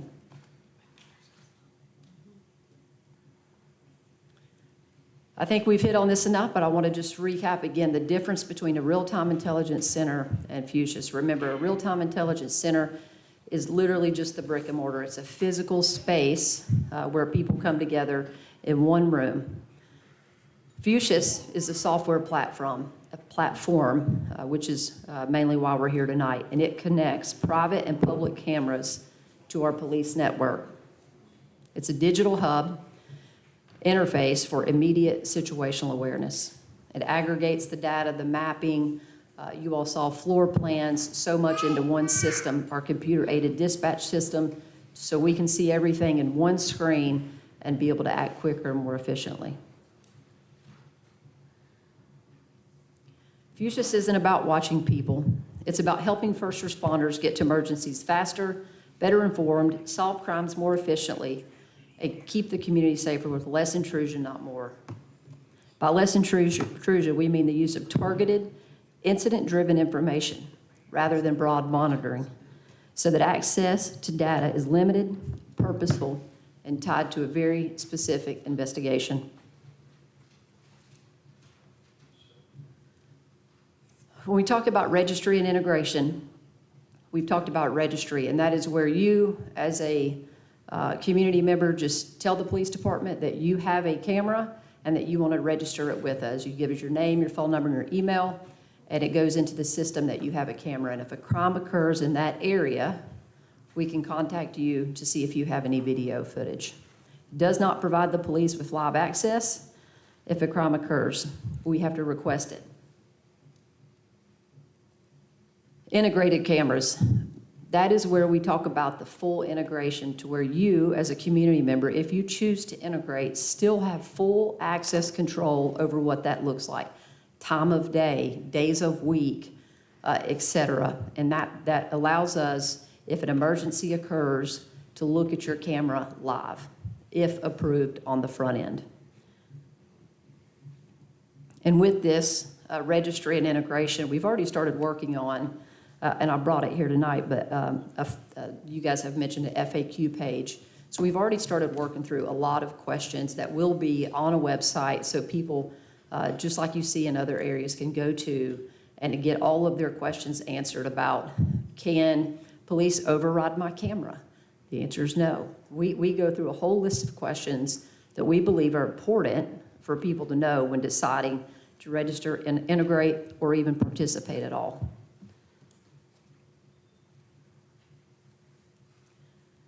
Axon neither has access to the FUSIS or to the system or retains data. The Asheville Police Department owns the information. It will pull in video stream if connected through a FUSIS core, but it will not pull in AI technologies layered onto that device. It does use artificial intelligence to rapidly search video provided to the system by users to mitigate criminal activity, such as it can recognize weapons, vehicle descriptors, colors of vehicles, things like that, but it does not use facial recognition. When we talk about benefits, faster response, I've said that a number of times. It allows us to act more efficiently, address violent crime in high-impact neighborhoods, and address quality of life issues. Stronger investigations. We talked about how it allows us to really capture that evidence early, almost immediately, improving case outcomes and accountability. Serves as a force multiplier, doing more with the existing staff and technology. Reduces uncertainty in high-risk situations for both the public and private. And that can look as simple as somebody calling in an armed robbery. And if we had access to the camera inside, we could log on and see that it's not an armed robbery. Maybe it's another object in somebody's hand, and allows us to develop that appropriate response to that crime. And then oversight and accountability. There's really robust audit trails built into all of this. But before I move forward, I want to talk just about a couple of cases where this technology in some way, although delayed because it's not immediate, has assisted with our investigations. There was a rape investigation that occurred, and through license plate readers and context cameras, and when I say context, it just means a stationary camera attached to a building or somewhere. The suspect was identified, and we were able to corroborate the victim's account of what occurred, and he was charged with second-degree forcible rape. Another incident, offender filed a report stating she was assaulted. The review of the video surveillance, though, that showed that she was actually the aggressor. And then her and her boyfriend were both charged in that incident. Another incident similar to that was a large family altercation involving firearms and baseball bats. And when we showed up, witnesses tried to divert our investigation. And luckily, with the context cameras, we were able to identify the appropriate offender. But just like the other case, we may have been led down a path where the wrong person was charged without that camera footage. The camera footage caught the moments leading up to a fatal shooting and clearly showed the deceased receiving and firing a handgun first. The footage provided critical context, leading prosecutors to decline charges against the individual who returned fire. Multiple camera angles captured a violent assault that ultimately led to a homicide investigation. The footage documented the severity of the attack, corroborated statements, and supported in filing a juvenile first-degree murder petition. Officers responded to a shooting and unfortunately were able to speak to the victim before he died in the officer's arms. However, the camera footage provided sufficient evidence that the offender was on the scene at the time. Through context cameras and LPR, we were able to apprehend and gain a confession.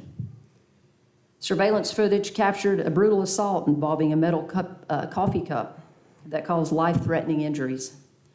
The footage provided direct evidence of the attack and supported felony charges.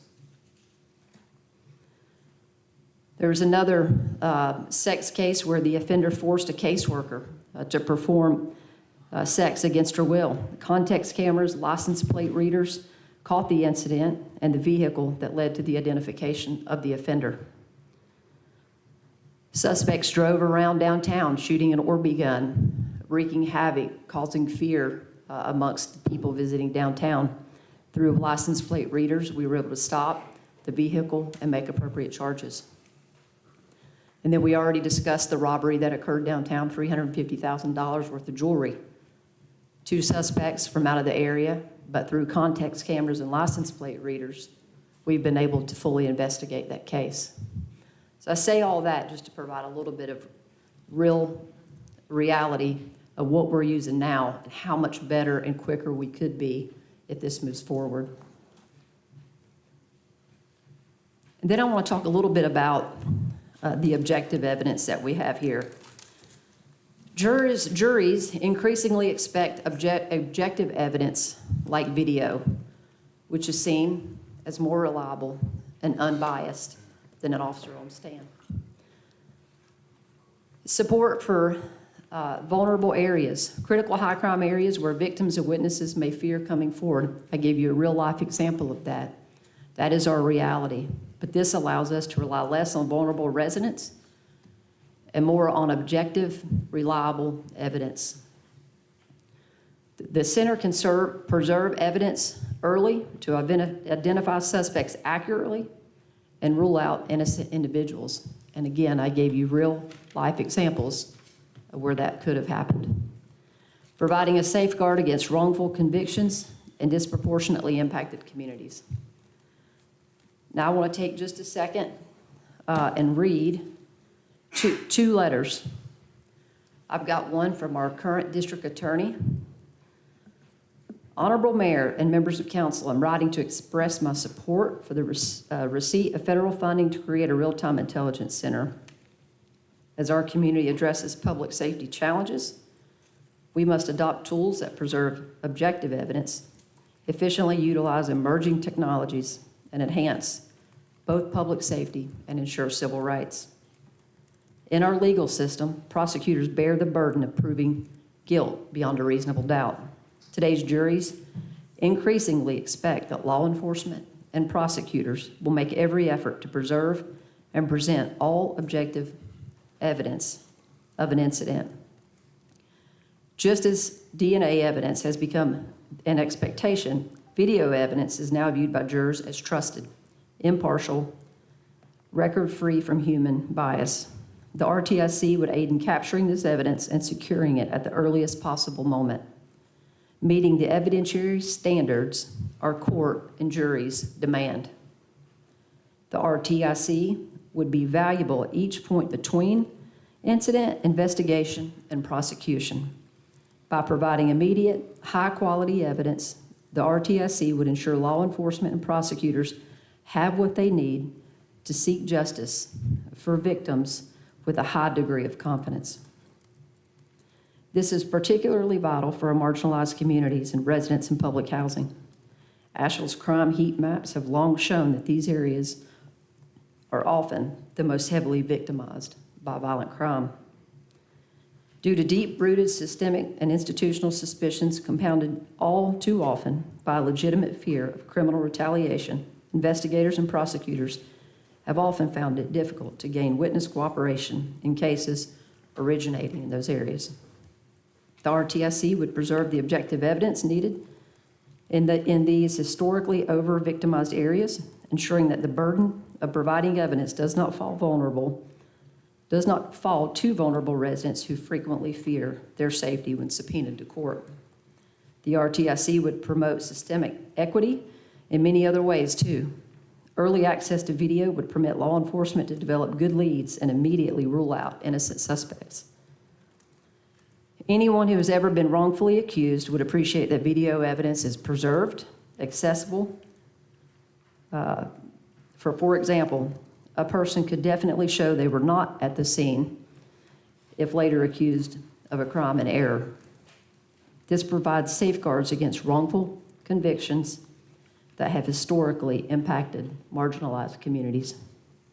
Also, real-time video evidence would enhance and supplement the gaps and errors often present in witnesses' narratives of traumatic events with video record of specific incidents.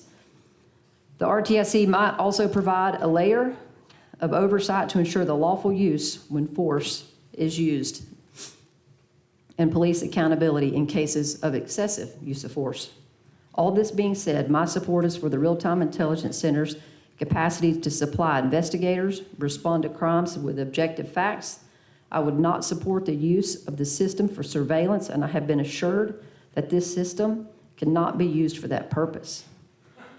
Such use would carry a high risk of eroding public trust and civil rights. To maintain public trust, the RTIC should remain focused on evidence collection, criminal investigation, and response to criminal activity only. I urge council to move forward with the receipt of the funding by focusing on objective evidence and the preservation of facts. It is my hope we can reduce cycles of violence and ensure that public safety means safety for all. I know that was lengthy, but I think it's important that everybody hear it. I also have a letter from Russ Ferguson, our United States Western District of North Carolina. Dear Chief Stepp, I'm writing to discuss my belief that the City of Asheville and the Asheville Police Department would benefit from the establishment of a real-time intelligence center. Before my job as a U.S. Attorney, I was not aware of the significant benefits of a real-time intelligence center, and I want to share some of what I've learned. Real-time intelligence centers allow law enforcement to have eyes and ears on the ground without putting an officer in harm's way.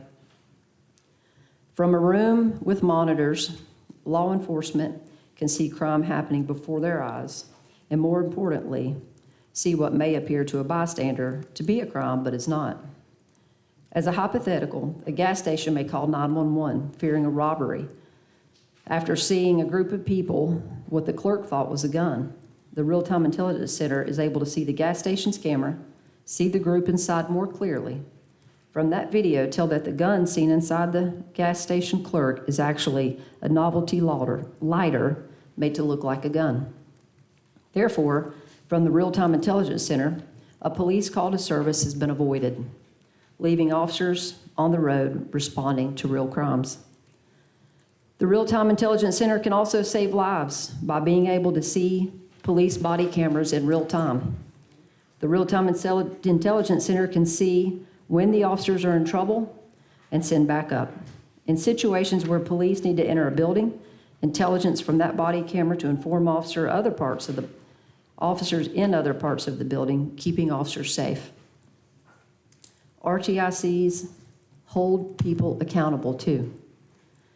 RTICs create a digital audit trail of incidents and can see police interactions with the public immediately, long before a supervisor can make it to the scene.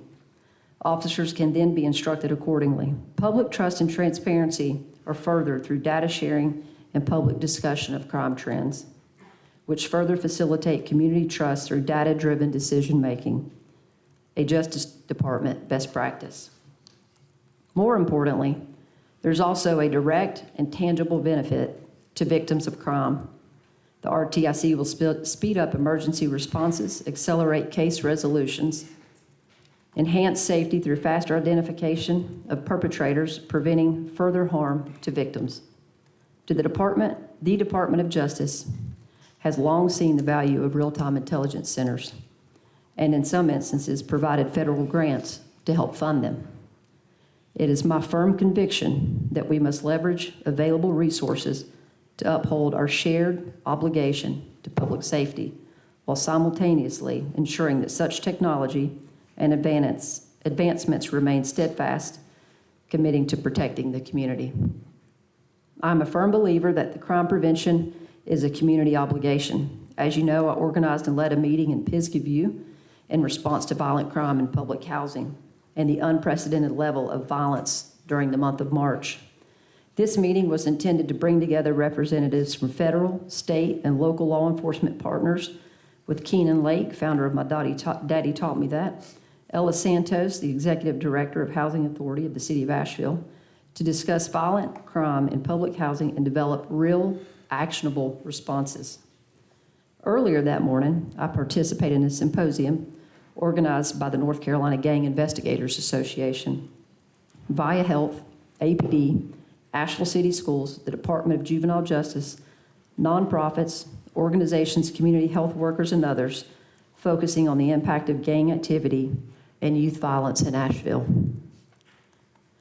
Through events like these, I have seen that an RTIC, Real-Time Intelligence Center, is a benefit to the community. It protects the people and those that interact with police. I believe that every community deserves safety, and safety is a shared responsibility that includes law enforcement, clergy, community leaders, public health, nonprofit organizations, and others. Utilizing RTIC to its fullest capacity is value added to the Asheville Police, strengthens accountability and transparency to the community, and improves our response to victims of crimes. During my time as a U.S. Attorney, I've witnessed the Real-Time Intelligence Center model work effectively, resulting in enhanced community safety and increased law enforcement accountability and transparency. If I'm able to answer any questions, please don't hesitate to reach out or call me directly at any time. I just feel like it's important when we talk about objective evidence, the people prosecuting the crimes, that's the one sending the letters in support of a real-time intelligence center. Real-time intelligence centers are not a standalone solution, and we know that. But agencies that have implemented them show that they consistently improve outcomes. You see 5% violent crime solving rate, 12% improved solving property crime, and 11% improved overall clearance rate. I'll go back locally here to an article from October 4th, 2023, when Sheriff Miller implemented the Real-Time Intelligence Center here in this community. Buncombe County sees 15% crime rate decrease in 2022, continuing a 3-year trend. Another reason for the drop in crime, he said, is the Real-Time Intelligence Center. The sheriff said technology has helped the agency a great deal in helping keep the community safe. There are a lot of examples, and I won't read because I know I'm reading a lot, and I know it's a late night. But I could go through countless examples. Dallas Assistant Chief, Arizona Chief James, definitely this is a game changer. It's a problem solver. We had a problem responding to crimes in progress, and we didn't know how to solve them. Bakersville, California, Chief Terry. We're about 6 weeks up and running in our Real-Time Intelligence Center, and it's completely changed. Over the past 6 weeks, it's been an amazing tool. We've arrested suspects for homicide, domestic violence, and fatal hit and runs. Montgomery, leveraging technology to address staffing issues that we're having. We're also seeing, as we always have, a lot of our criminals don't come from our county, they come from outside. There are really countless examples of the success of real-time intelligence centers across the country. Now I want to move on to the contract and talk a little bit about that part of the presentation. I really tried to focus on the grant and the funding and what that would cover. So do we want to pause there? Do you want me to roll into questions to the contract? So that was kind of the grant funding, I guess, A, and then now I'm on to the contract. I think go ahead and just. Okay, that's great. So our current state is that we are fragmented across our POs, our purchase orders. We've got varying timelines causing administrative complexity and financial uncertainty. The key risk is that costs are starting to rise. 1.24 million by FY27. There's a significant coverage gap in FY29, and that's when a lot of our higher expense ticket items expire. Those purchase orders expire. And there's a potential 20 to 30% cost increase due to inflation over that time.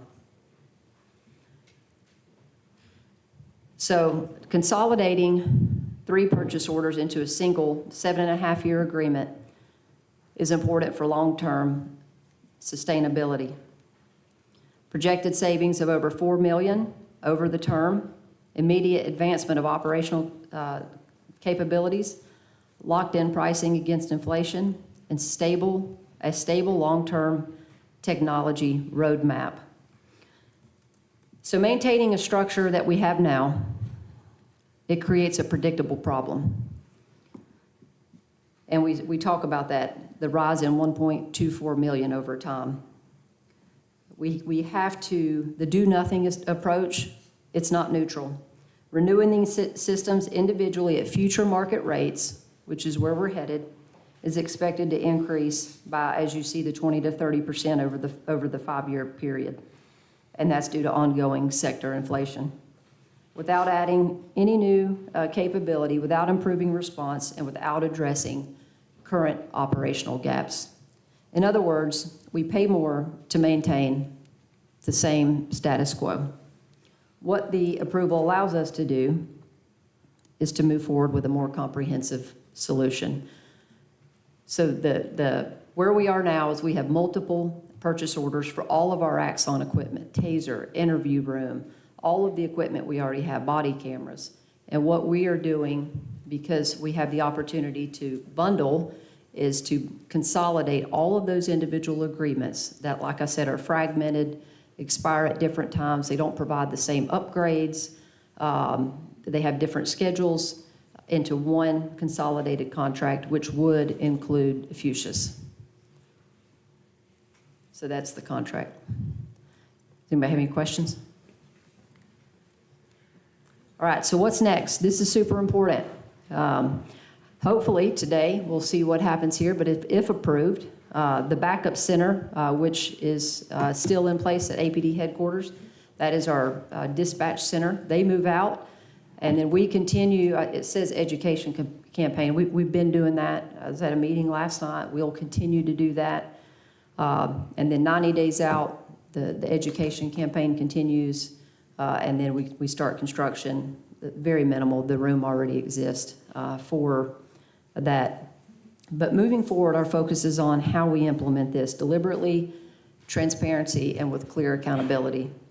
As we talk about the education campaign, I want to explain a little bit about what that looks like. You know, I intend to do community meetings through kind of a town hall type setting where I attend for a Q&A. I have no problem attending meetings and answering any questions. So I intend to do that. Listening sessions will occur prior to any policies being finalized around the Real-Time Intelligence Center.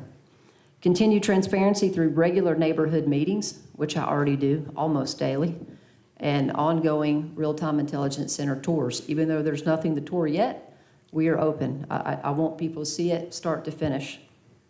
Policy development grounded in privacy, oversight, and best practices.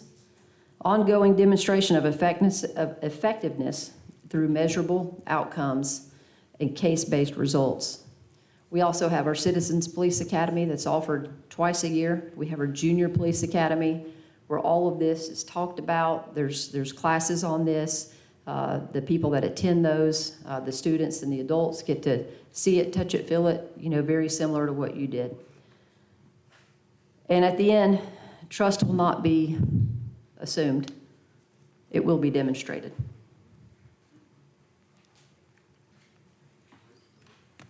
That's it. I had a presentation from the ACLU of North Carolina, but I don't want to take more time when people have been waiting 6 hours to speak, so I'll wait till after we hear from our neighbors. Council, I know we had this presentation in one of our work sessions, but if you have any additional questions,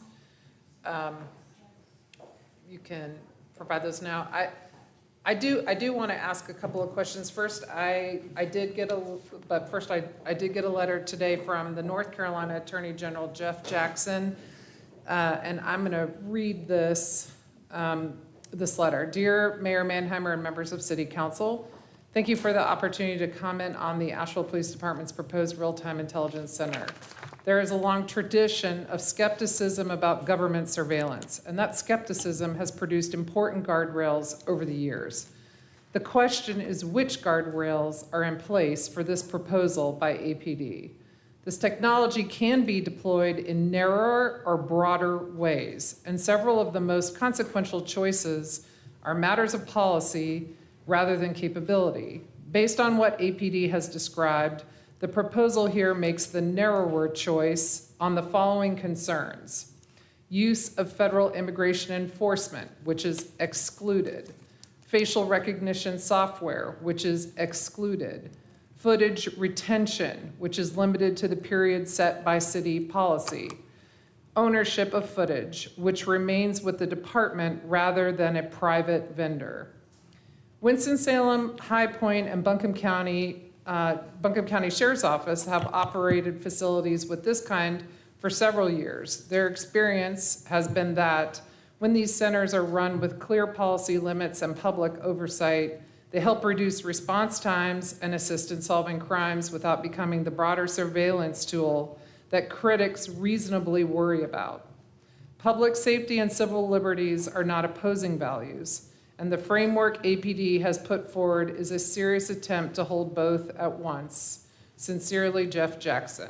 So I shared that letter that he emailed to us today. We're about to hear from the public, and we have many, many people signed up to speak, and thank you all so much for your patience. But I have a question. If we have all now toured the facility. We have learned a lot more about it. We've learned about data storage and purging. We've learned that no one is sitting there surveying the community with our camera system. We are using our camera system to help assist response to 911 calls, and we saw examples of that. But what if somebody were to access this system inappropriately and, look at camera footage that they're not legally supposed to be looking at or entitled to look at. Could we hold that person accountable? Could we break our contract with Fusus? Could we break our contract with Axon? What do we get to do if we're not satisfied with how this system's being used? I guess, Brad, I'm looking at you because you're the lawyer, but if somebody else wants to. I'll be happy to answer that, Mayor Manheimer. So to your question, the assumption is that it's a third party outside of the city, perhaps that's maybe violating those. In any contract that the city executes at this point, we include certain clauses that allow council, specifically council, to pull the funding from those contracts. We call them non-appropriation clauses. You hold the ability to appropriate money, and without the money, the contract essentially is voided.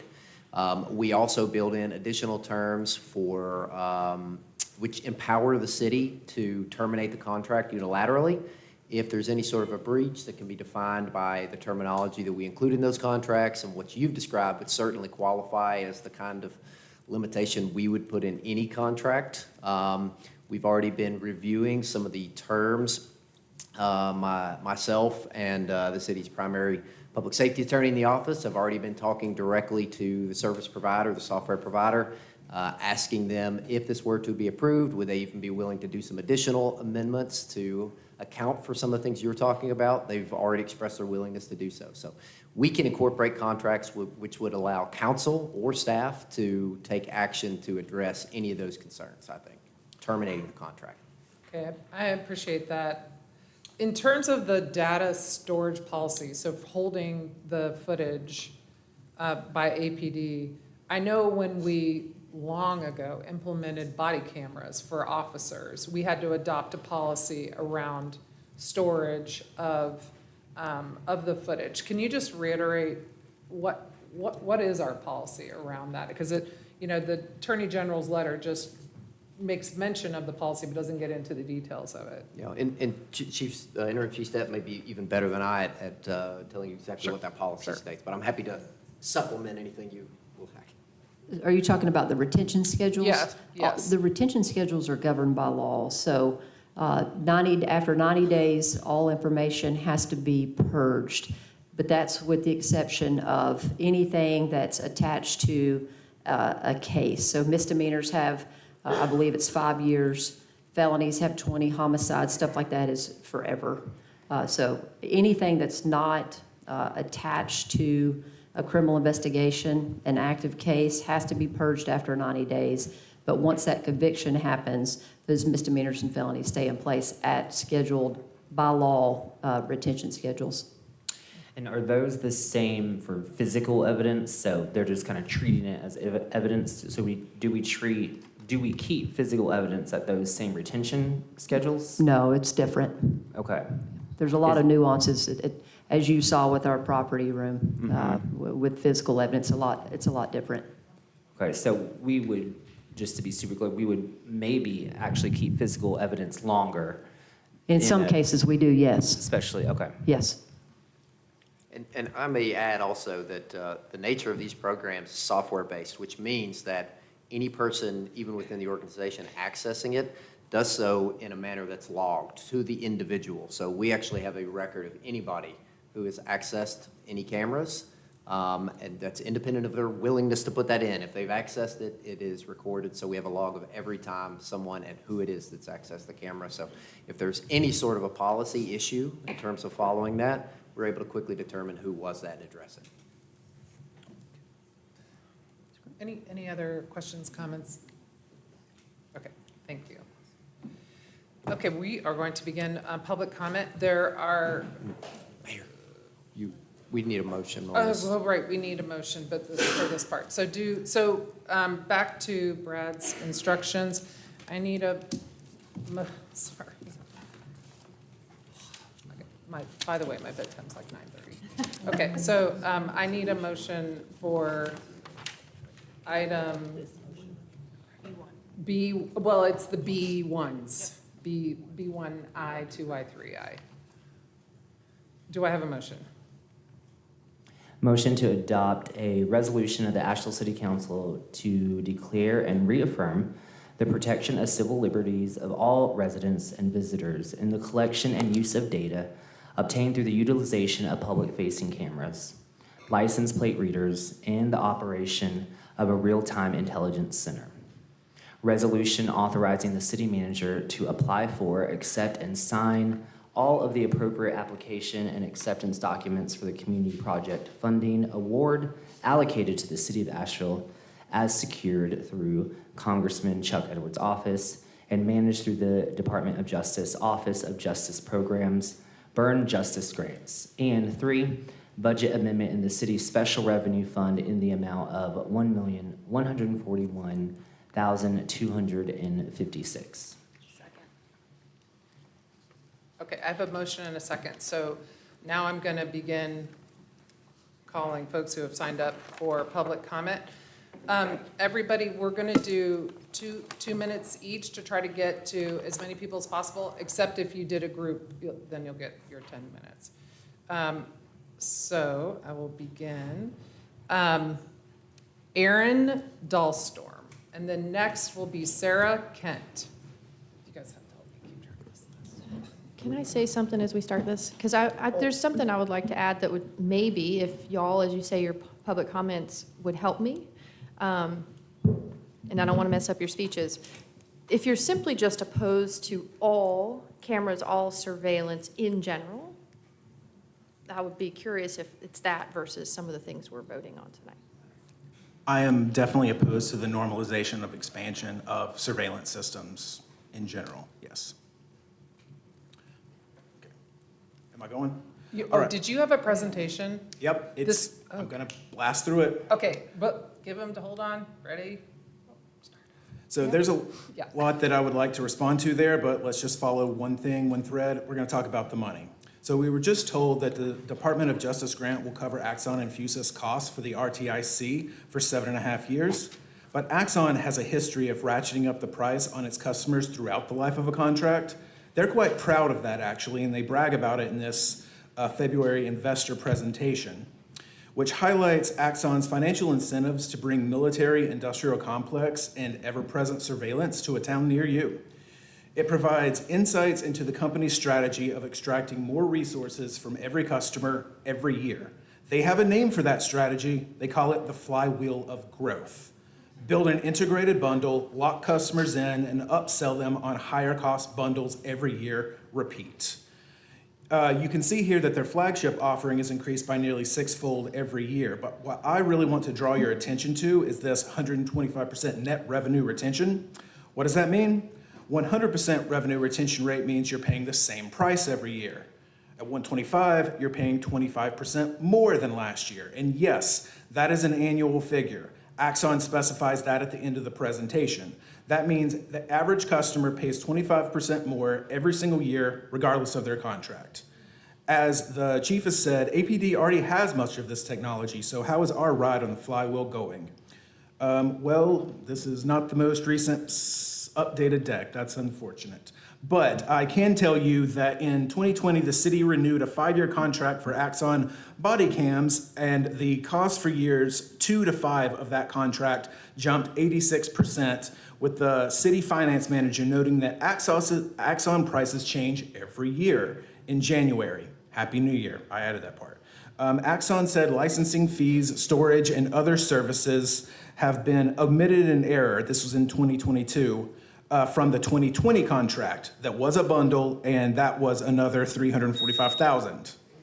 And this slide here just shows the affection they have for their buddies at ICE, by the way. Thank you. Good job, good job, good job. Sarah Kent, and then Marcel. Oh, wait, never mind, yeah. Oh, yes, Sarah Kent. I was about to mess up the next speaker, so. Mayor, I believe she's.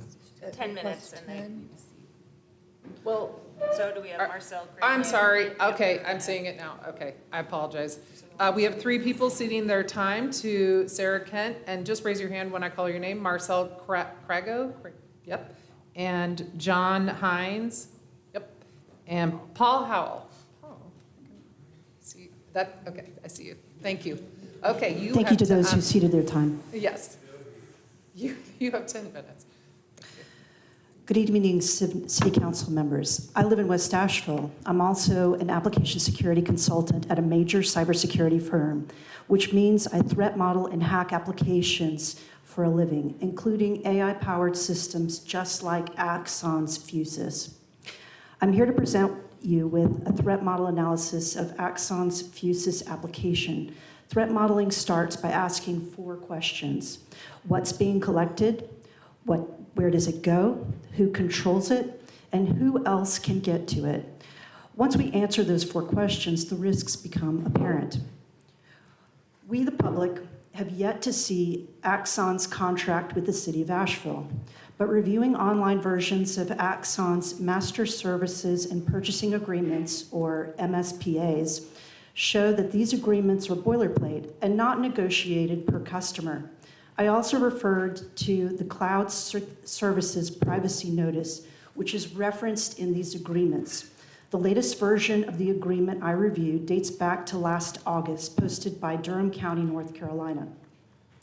I'm going to walk you through the key parts of the agreement, which are identical across all versions. This matters because council may be told that staff can negotiate state safeguards into the contract. Axon does not negotiate these agreements. They publish a version, they update it, and customers sign what is on the page. The same will be true for Asheville. Question 1, what does Axon collect? Axon aggregates live and recorded video from across the city, police body cameras, in-car cameras, automated license plate readers, drones, and any private business camera that gets registered into the network. It already includes gunshot detection. In December 2025, Axon launched its first live pilot of facial recognition on body cameras, ending a 6-year self-imposed pause. Their CEO has been clear this is research ahead of a broader rollout. So the collection surface is video, audio, location, and increasingly biometrics. But the more important collection layer is the one nobody talks about, the metadata. Every officer login, every search query, every camera pulled up, every feed watched, every alert, every timestamp. Axon's privacy notice calls this non-content data and defines it broadly to include application logs, device logs, service event logs, and web transaction logs. Axon's AI technology appendix, the one bundled into the agreement, spells out the behavioral telemetry. They track active users, in other words, the police officers who use Fusus, session lengths, retention rates, queries submitted, follow-up query volume. So in addition to creating a behavioral profile on residents of Asheville, Fusus creates a behavioral profile on every police officer who uses it. Question 2, where does the data go? It goes to Axon's cloud, where their AI ingests it. Axon markets Fusus AI as, quote, continuously evolving along with its database of profiles for searches and analysis. Their newer product, Axon Assistant, lets users query that data using natural language. Every action our officers take in the system becomes AI training input and analytic material that Axon reserves the right to share with internal and external stakeholders. The MSPA also auto-enrolls Asheville into something called the Axon Customer Experience Improvement Program, otherwise known as ACEIP. Quote, by default, customer will be a participant in ACEIP. This lets Axon extract segments of customer contact for product development. The city has to opt out, and council should know that opt-out is even a question to ask because most cities don't. Question number 3, who controls the data? This is where the contract matters most. Axon's privacy notice draws a clear line. For the video, audio, and images, Axon calls this customer content, and the city is the data controller. We own it. For everything else, the metadata, Axon names it itself as the data controller. The MSPA reinforces this in the Cloud Services Appendix, which states that, quote, to the extent any usage data and operations data is considered personal data, Axon is an independent data controller. We don't get to decide, they do. The retention clause is also one-sided. For our video, there is a 90-day post-termination retrieval window. For the metadata, the privacy notice says Axon keeps it, quote, as long as needed to provide services, comply with legal obligations, resolve disputes, and enforce our agreements. There is no defined retention window we can enforce for this data. If we cancel the contract, the video has a 90-day retrieval window, but the metadata does not. They keep it. They keep what their AI learned from it. We cannot claw back that data. One more thing on control. The MSPA says Axon can assign this contract, meaning they can transfer it, including the data, without our consent in the event of a merger, acquisition, financing, or sale of substantially all its assets. We don't get to choose who ultimately ends up holding our data. Council should also know about 3 clauses in the contract that I would flag in a vendor review.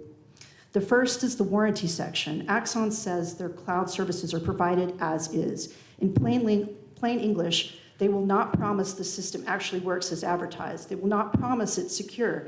They will not promise it's safe to rely on.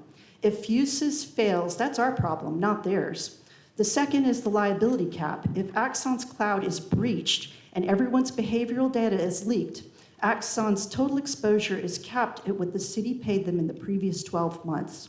The city absorbs everything else, the lawsuits, the notification costs, the remediation, all of it. The third is the unilateral amendment clause. Axon's privacy notice, which is incorporated into the contract by reference, says Axon can update its terms at any time, post the changes on their website, and our continued use of the service counts as our agreement to whatever they changed. We don't get to renegotiate. If we want to keep using Fuses, we accept whatever Axon decides. The vendor gets to change the rules. When a vendor refuses to stand behind their own product, caps their liability at a year of fees, and reserves the right to change the rules later, that's a vendor telling us the risk is ours to carry. Question 4, who else can get to the data? Axon's privacy notice commits to notifying the customer about disclosure requests for the video, if permitted. The notification commitment is only for the video. For the metadata, there is no notification commitment at all, even where notification would be legally permitted. I want to be direct about something I've heard from this body. The Fourth Amendment does not protect us here. The Fourth Amendment binds local government, not Axon.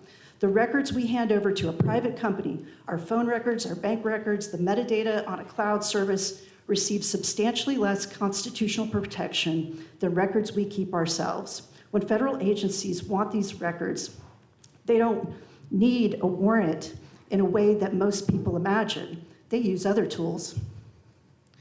As one example, the FBI could use a national security letter. That lets them demand records without going to a judge. The letter comes with a legal order forbidding Axon from telling anyone they received it. Other federal surveillance tools do go through a court, but it's a closed court with no defense attorney and no public record. There is no Fourth Amendment challenge to raise because there is no adversarial proceeding to raise it in, and there is no public docket to even know it happened. The point is that the legal machinery exists, and if it's used, we would never know.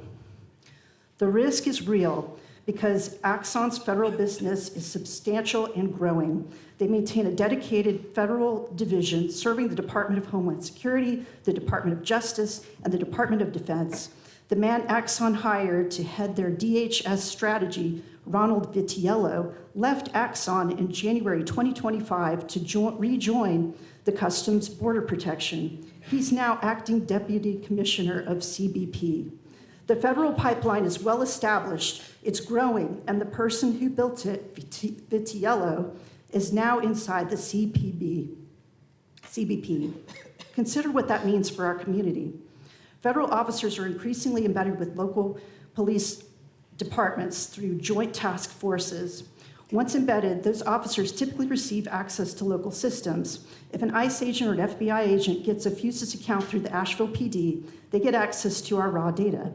They get to query the systems and run searches. And under Axon's terms, those queries run by federal officers against Asheville's residents flow into the same metadata pool that Axon controls and that Axon AI adjusts. Thank you. Thank you very much. Thank you. The next speaker is Dennis Campbell, and then after that is Curry first.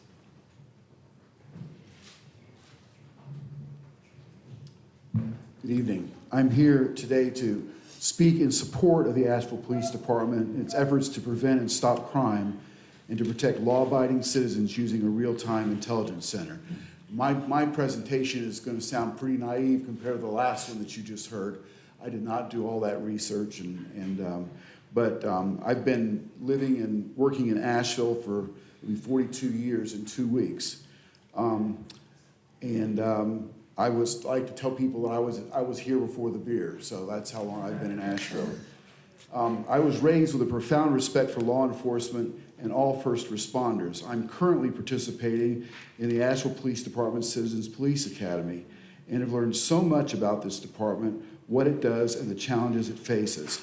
I've learned that the police face challenges that people who want to participate in criminal behavior do not, such as the need to work within the law and the Constitution. People who want to participate in criminal behavior do not require permission to enter your property, your home, or to surveil you, your family, or your home. The only probable cause they require is to do you harm. People want to feel safe enough to walk downtown anytime, to walk in the neighborhoods and parks, to go to the grocery store without fear. Benjamin Franklin once said that those who would sacrifice essential liberty for safety deserve neither. I do not fear that we need to give up freedom for safety. My understanding is that there are strict rules and laws in place to access surveillance. I have learned how much electronic surveillance multiplies the presence of law enforcement and the effectiveness. It allows eyes to be on a scene long before officers can arrive. It can give officers a heads up for any danger to them or to their potential victims. Most importantly, through their consistent, that was 2 minutes? It's 2, yeah, I'm sorry, 2 minutes. Well, I'm going to go home because it's past my bedtime, but I hope that everybody will do the right thing and vote to approve this. Thank you. Curry first, and then Catherine Bakewell.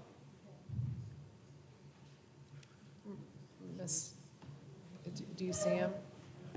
I don't see him. Do you see him? No, I don't see him. Okay.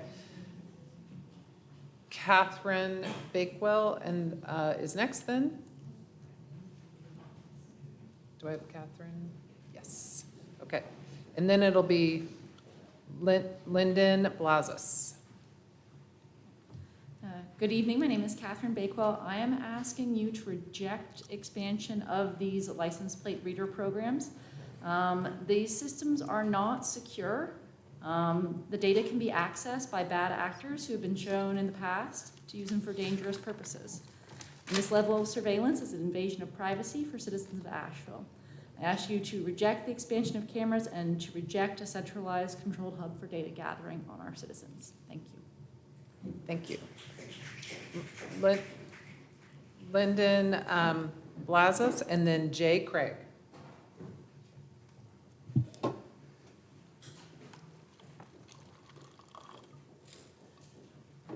Hi, my name is Lyndon Blazes, I'm sorry. and I would like to ask City Council to reject items B1 and B2 for enhanced security and surveillance in Asheville. As we've heard, this company, Axon, is not a good steward of our data, and I worry that data will find its way into the hands of people like ICE, who will use it to harass us and our neighbors. I am worried that this information can be accessed by people who are not supposed to have it, that might be employees of companies like Axon, and I am worried that people will use it if they have the ability to track their partners and spouses and significant others and do bad things with it. I am upset that There is no contract with Axon at this moment, and I think that the City Council should not be voting on this item if there is not a contract present. Esther Mamheimer, Annetta Mosley, Kim Rooney, Shanika Smith, Sage Turner, Maggie Ullman, Bo Hess. I know your names. I vote in every election. Thank you.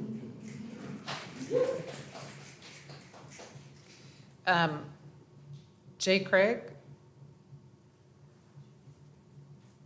No? Okay. Claire Hanrahan?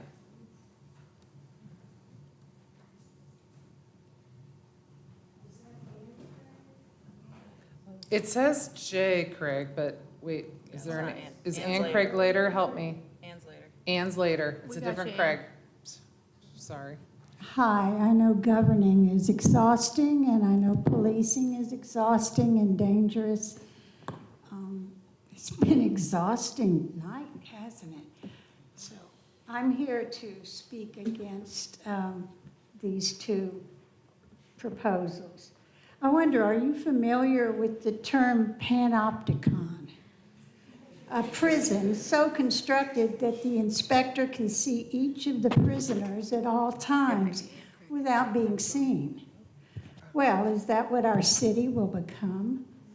We are all rightfully concerned with public safety, but there are very real civil liberty concerns with a real-time police intelligence center. And this grant, proffered by the so-called Department of Justice, may just be the proverbial Trojan horse. This spy technology is developing far more rapidly than legal protections against its abuse. The collection of data by police without an individual's consent or a judicial warrant, using technology that can track everyone, monitor all our public movements, and do so both in real time and retroactively, is a significant threat to our constitutional and civil rights.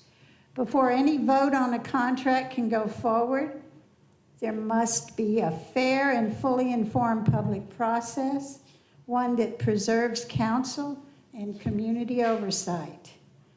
We are a nation embroiled in perpetual wars with mendacious criminals at the helm, engaged in daily violations of international law and common decency. Will such surveillance chill our public expression of dissent? Will dissidents experience increased scrutiny?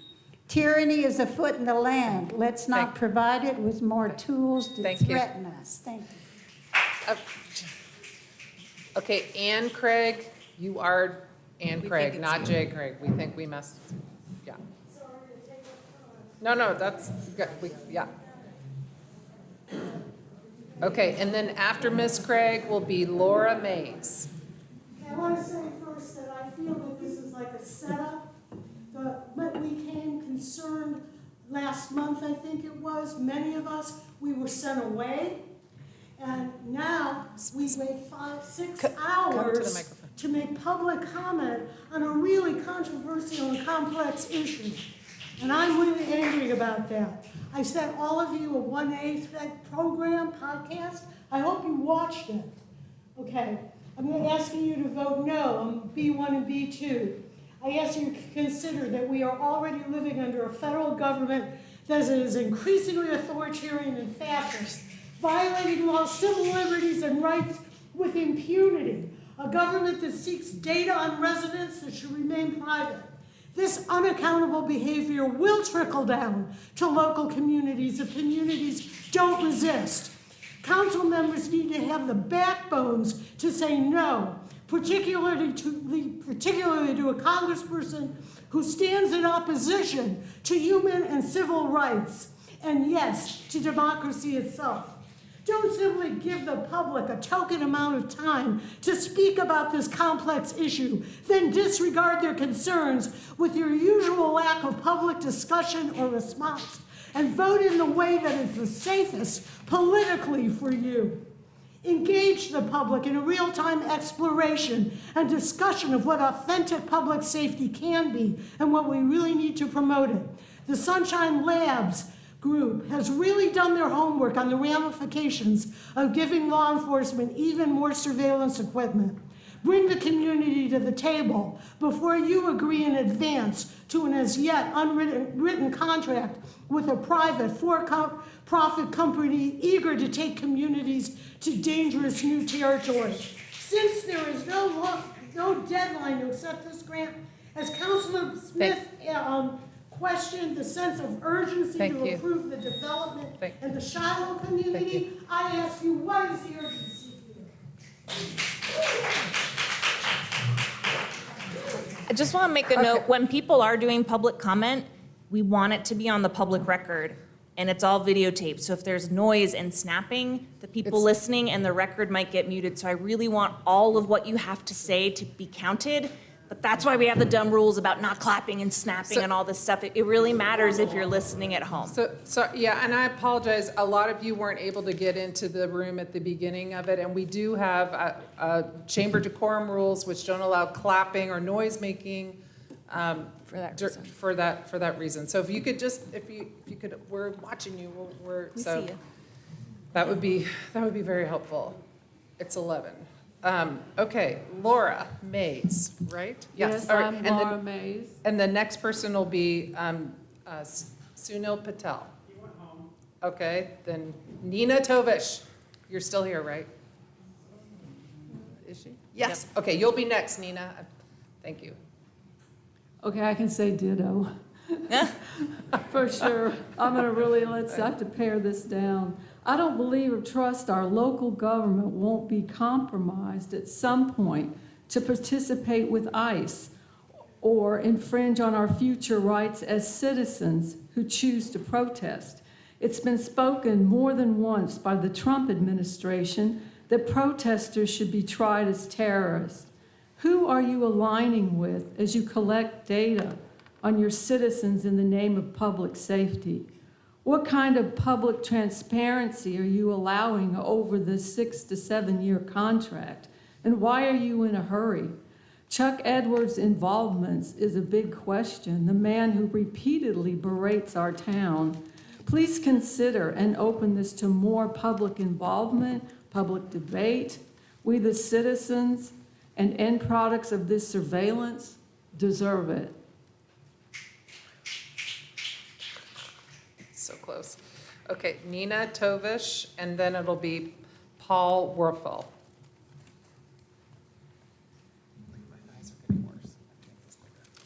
Good evening, Council. Let's be clear. The need for public safety is real. Families shouldn't have to sleep on the floor of their homes for fear of stray bullets. But Big Brother is not the answer. Big Brother is never the answer. Lasting safety is systemic. It is best created from the bottom up, not from the top down. It is founded in a healthy, equitable economy, in education, in affordable housing, and in access to healthcare. And yes, in responsible, accountable, trustworthy, community-based policing. Top-down solutions are inherently susceptible to authoritarian misuse and abuse. Today's helpful technology, under an accountable, responsible government, is tomorrow's tool of oppression under leadership that doesn't care in the slightest about due process or civil rights. We already have seen how easily norms and laws can become disposable. Let's not buy in to a top-down approach riddled with legal, fiscal, and moral concerns. Let's not export accrued community data, which is baked into the proposed contract. Instead, let's invest in the basic building blocks of our community, where our dollars will truly bring the greatest safety and quality of life in return. Thank you for your consideration. Thank you. Okay, Paul Werfel, and then Mo Knight.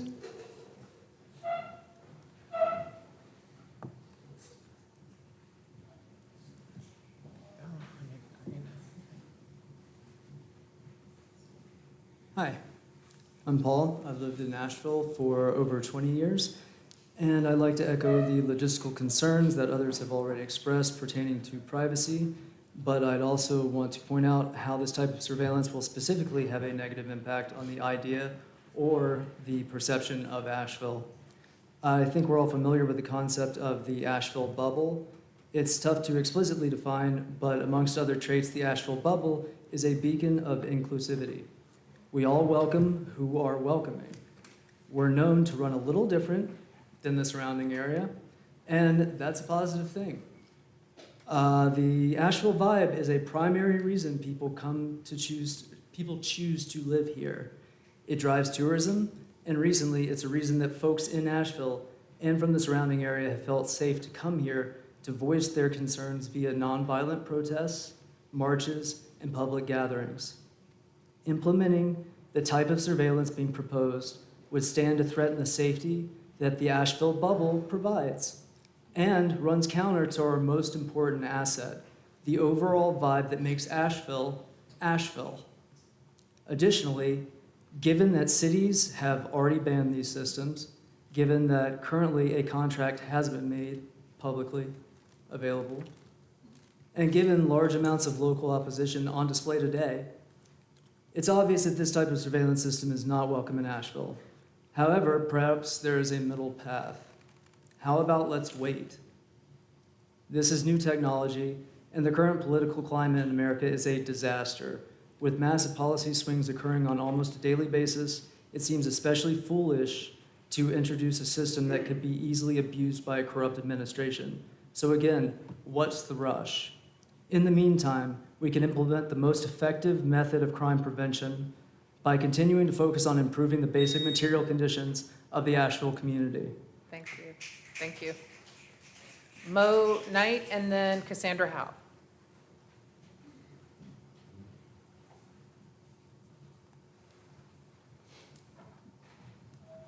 Will you tell me when thank you.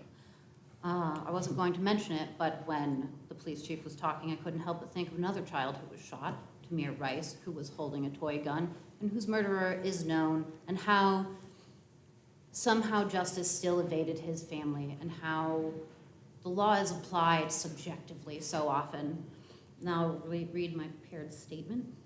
I'm here because I fear for the safety of my community. The normalization of mass surveillance for the city of Asheville is not a good idea. There are better ways to spend that money, such as raises for first responders, which you eschewed as a city council last year. Relief for rising water, electric, or property tax bills, to name a few. Beyond the initial first-time grant engineered by Chuck Edwards, the Trump and ICE-aligned congressman, most notable recently for allegations of sexual misconduct towards women, and his failure to secure meaningful relief for his constituents in the wake of Hurricane Helene, residents would be expected to take on the financial burden of the ongoing contract. The science tells us again and again that what reduces crime is not policing or surveillance, but affordability and social programming. These measures are unlikely to lead to a reduction in crime, but highly likely to lead to a lengthening of the already backed up trial system. There is a grave difference between preventing violence and fostering incarceration in a country notorious for its corrupt, outsized, for-profit prison industrial complex, which is the last bastion of legalized slavery in this country. Added to this are the concerns for the safety of our immigrant communities and women seeking reproductive autonomy in an increasingly criminalized environment. There are currently over 60,000 human beings, many of them children, being violently held captive in deplorable conditions in the United States concentration camps, so antiseptically and innocuously monikered as detention facilities. Thank you. Cassandra Howe, and then Nicole Lopez.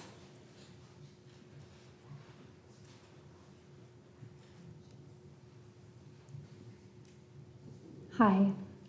As you know, I'm Cassie Howe. I'm a mom and I'm a minister. And I'm imploring you to vote no on B1 and B2.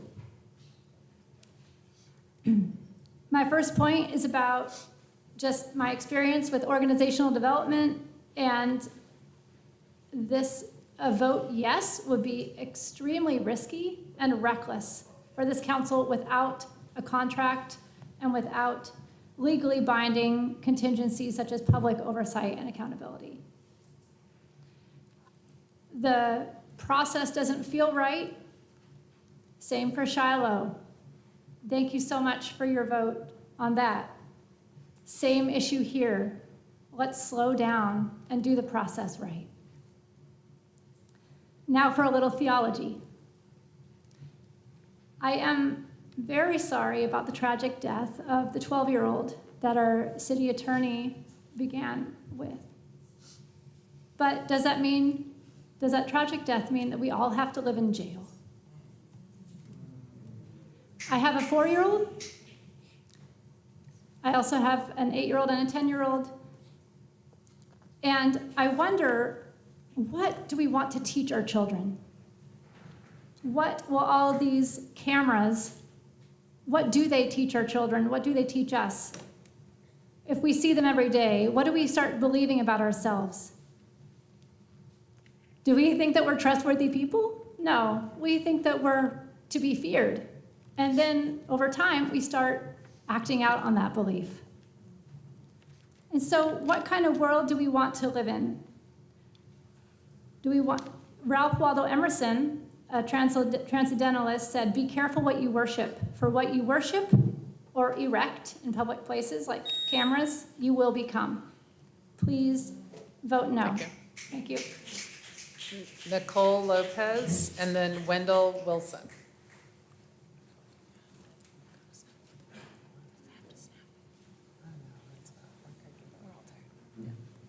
Hello, Council. I'm opposed to any expansion of surveillance in our city, be that FUSIS or Axon, especially in our current political climate. I come to you as a technologist with over a decade of experience managing tech for a nonprofit that helps people access abortion care, which has been increasingly criminalized in recent years. In the abortion access space, we are used to thinking of the government as a threat actor that could harm people with the data we collect. Council should also be thinking of the federal government as a threat actor. We are currently experiencing a racist backslide in our country where federal and state officials nationwide are escalating attacks against immigrants, communities of color, trans and queer people, and people seeking abortion care. Infrastructure like FUSIS and Axon pose a major vector for misuse, as is. But in an environment where laws are changing to expand who is being criminalized, even the legitimate legal use case can be a tool for harm and repression. Policy alone is not a sufficient safeguard to ensure that local surveillance data does not fall into malicious hands. The enforcement mechanism must have teeth and must be made transparent. If safeguards are in place for access controls and regular audits, explain those in detail to the public, release those audit results of our current systems that we have in place, and make that information available and digestible to the public. Please do not proceed with any new contracts with any surveillance tech vendors until the Axon proposal is public, until network audit results of our current systems are made transparent, until there's been meaningful engagement with the public. We need to have town halls before we instill this tooling, not after. That's the time for town halls so that we can have meaningful public engagement. The public has a right to know when we're being surveilled, why, and what enforcement mechanisms there are for accountability and transparency so that we can actually weigh the harms, or we can weigh the trade-offs of whether the potential harms introduced are worth the convenience in responding to crime. Please vote no. Thank you. Wendell Wilson, and then Patrick Conant.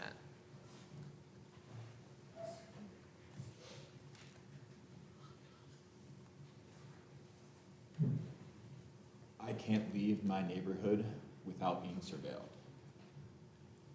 because I live near Pisgah View, because Pisgah View is a minority community, and so we surveil it. It doesn't make me feel safe to be tracked all the time. It makes me scared. I implore you, please vote no on this. This is not in the best of your citizens. Thank you. Patrick Conant, and then Jessica Myers will get your people who are ceding their time to you.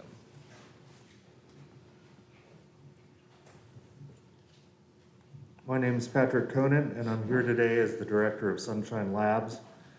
First, I want to note Jeff Jackson. His letter referenced the importance of citizen oversight in using these tools, but I wonder if he knows that this council dissolved our Citizens Police Advisory Committee a year ago.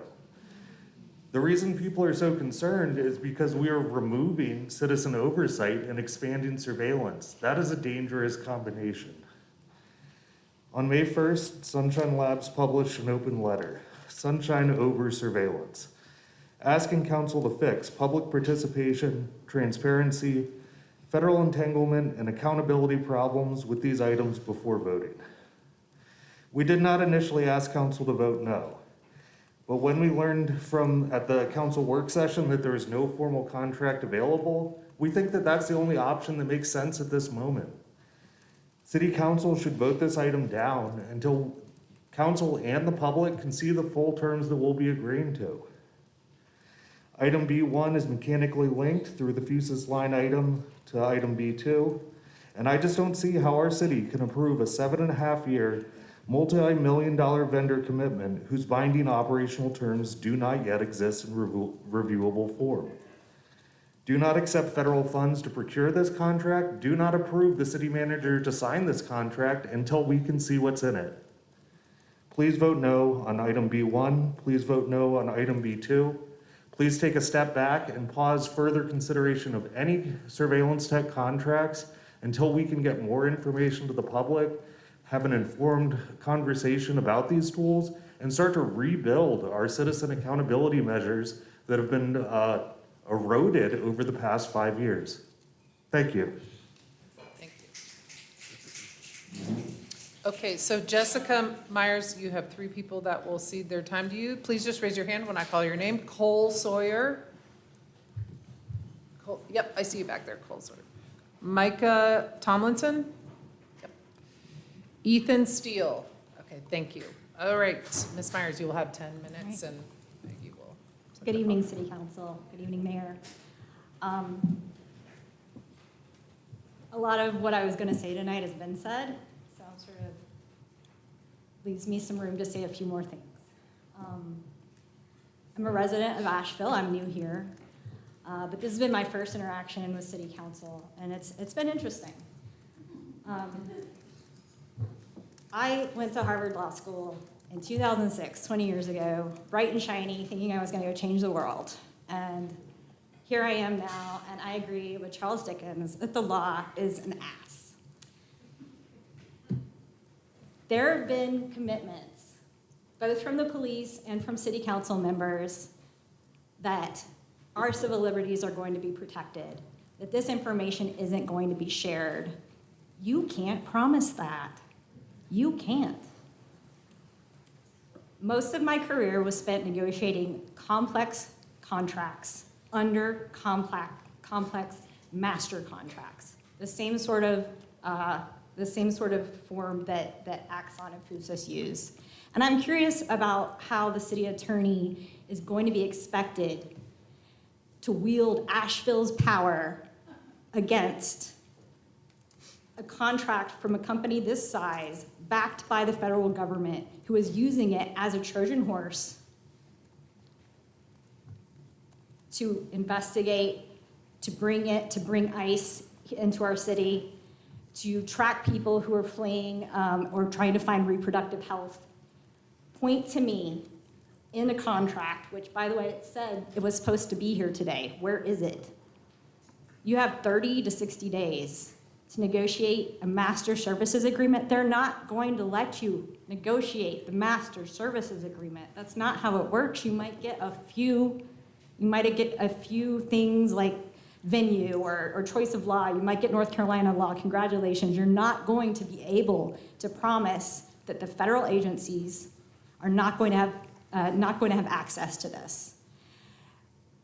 When last night we had a town hall, virtual town hall discussing this, and at least 2 city council members showed up in the Q&A.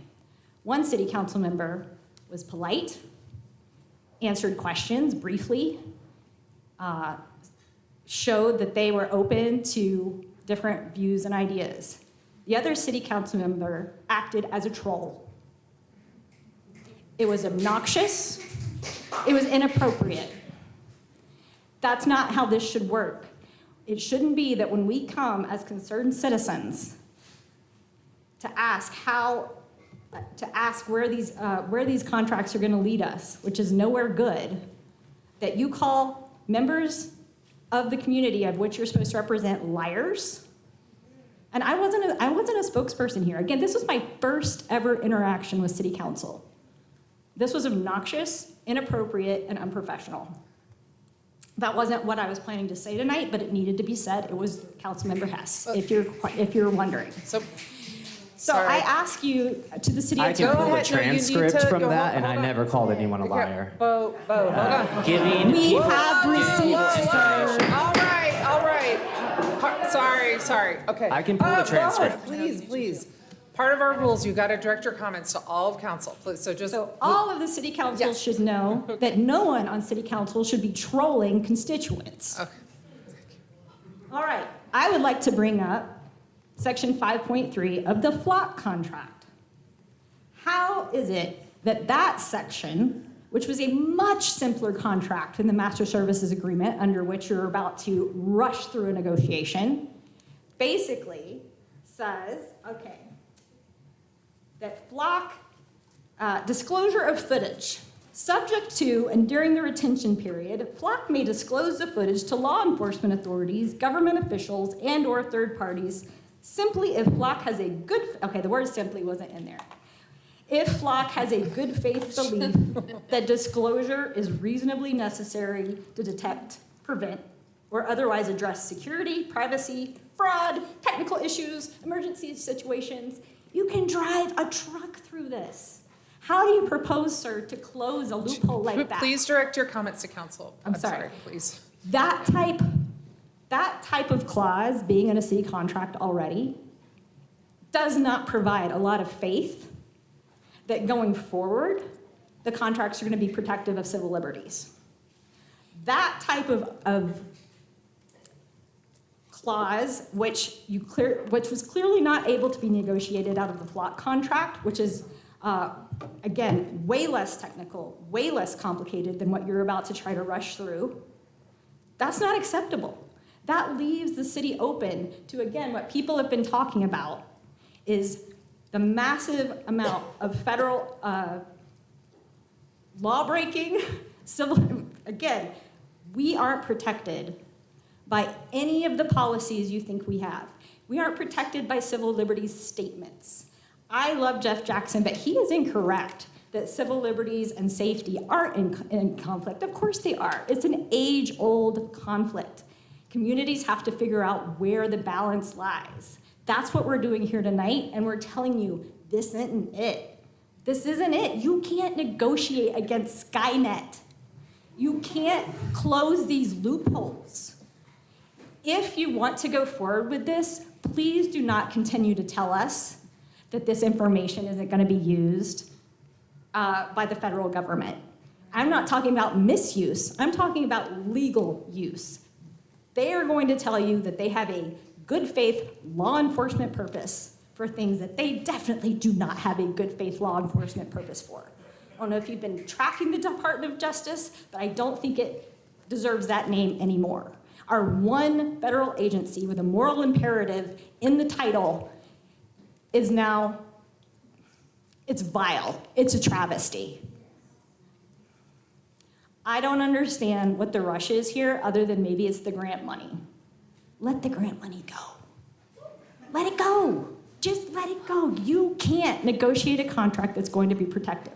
This is not the time to be looking at this. This is not the state government, the federal government, the environment under which we want to be building out a panopticon, as someone else said. Do you know why the folks who tried to fight for Hong Kong's freedom weren't able to? They had a panopticon. They had real-time intelligence sitters. It did not matter if they wore masks on their face. It did not matter if they used umbrellas. The cameras were everywhere. The intelligence was everywhere. Their freedom was gone. Their democracy was gone. I don't think we'll get that far here. I hope we won't. But why? Why are we having this encroachment here, of all places? I moved to Asheville because it's Asheville. I moved here and then I became shocked, not only that this is being considered at this timeline and that you seriously think that you can negotiate around the federal government at a time like this. You can't. But the behavior does tend to lend to a feeling that you guys are not doing this for us. You're doing it for reasons unknown. Maybe because you really want this money. I understand the police here are not your concern. I understand there's trust there. I appreciate that. There's going to be some division on that in the community. There always is in every community. I'm not commenting on the police here. I don't know enough about them. What I do know enough about is that the contracts are not going to be protective. Please slow this down. If it means letting the grant money go, let the grant money go. We don't want this. I don't think this is a time to be building out a surveillance state. And seriously, if you think someone's misusing it, do you seriously think you're gonna pull the trigger and cancel the entire contract? You think you're gonna call up the chief of police and say, hey, we don't like how this is being used. We're just gonna stop funding it and turn it all off tonight. You're not going to be able to do it. You're not gonna be able to bring yourself to do it. I understand things now are inefficient and piecemeal, but you know what? Sometimes that's where you get safety. Sometimes that's where you get privacy. You know, the first thing that happened when DOJ went to the federal government is they put all the federal databases together. There's a reason they were not together. There's a reason the IRS didn't talk to housing, didn't talk to HUD. That's so inefficient on purpose. Law enforcement doesn't need to run at the speed of light. That's how mistakes are made. Please vote no. Thank you. Thomas, okay, and we're getting close to our 1 hour, so just FYI. Thomas Belmore and then Simone Tobias. Simon Tobias, sorry, I can read. I made you French, but I didn't mean to. 11:37. If it goes much later, these protests could be at brunch. Yes. Madam Mayor, City Council members, thank you. Please vote no on the RTIC and the 7.5-year contract with Axon. I'm going to speak generally. Many people have and hopefully will speak on specific issues, but I have a problem in general with the risks and the dangers of going down the path of investing in mass surveillance technology. Over the past 7.5 years, we've seen the expansion of digital surveillance and the failures and misuse of data security, as well as disillusions of norms, abuses of power, and the eroding of constitutional protection. 7.5 years is a long time. And as much as I trust the intentions of our APD and the city staff, I cannot trust their ability to control this novel, complex, and far-reaching and pervasive technology. Especially as state and federal laws change and this new technology develops. I'm concerned about a few things. I'm concerned about living our lives under the constant surveillance necessary for what our chief describes. I'm concerned about the data from our lives, however anonymized, being used as training data for a military contractor. I'm concerned about intentional and accidental misuse on multiple levels. When we look back 7.5 years from now, I hope that we are glad we protected ourselves from this surveillance technology and are not looking at how we created the tools for its abuse. Thank y'all. Thank you. Simon Tobias and then Canyon DeLuca.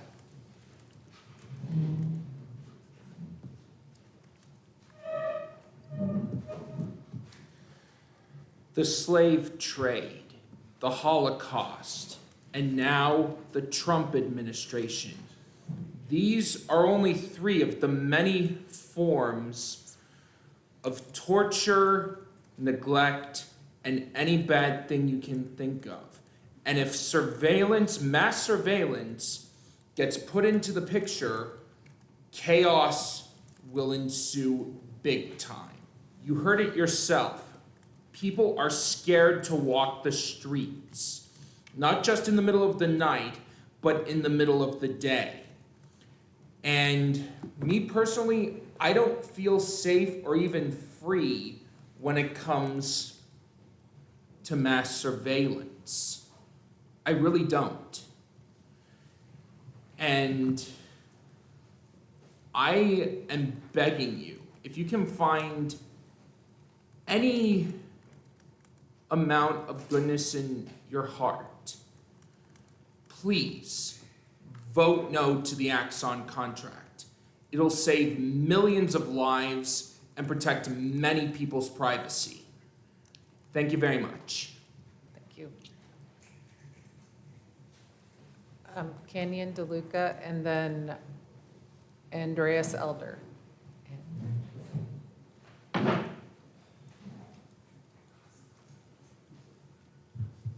Aren't y'all lucky to have such great citizens that just bring the facts right to you? It's amazing, better than AI. God bless y'all. I think it makes your job easy. You might disagree, but anyways, I think that some of the things that I'll do is just echo some of the things that have been said. I quickly looked up how much money Axon is market value worth. It's $32 billion, the 775th richest company in the world, and we think that we can litigate against them? I think y'all are good. I don't think you're that good. And I think that, again, my echo is to slow down. When some of the things that I heard today, some of the way that this information was presented, the 6 hours we had to wait, how the police chief was given from 9:47 to 10:26 to talk, but we get an hour. And also, there wasn't an expert that presented on our side. There wasn't someone that came up and got 30 some odd minutes to be like, oh, well, this is why this isn't what you think. And honestly, I think everyone's heart is good here. I think that this is a matter of perspective, and while we are all little people here on the ground, there are people in the tower of the Panopticon looking down at us laughing as we quarrel over $1 million contracts, $3 million when they have $32 billion. That's it. Thank you. Thank you.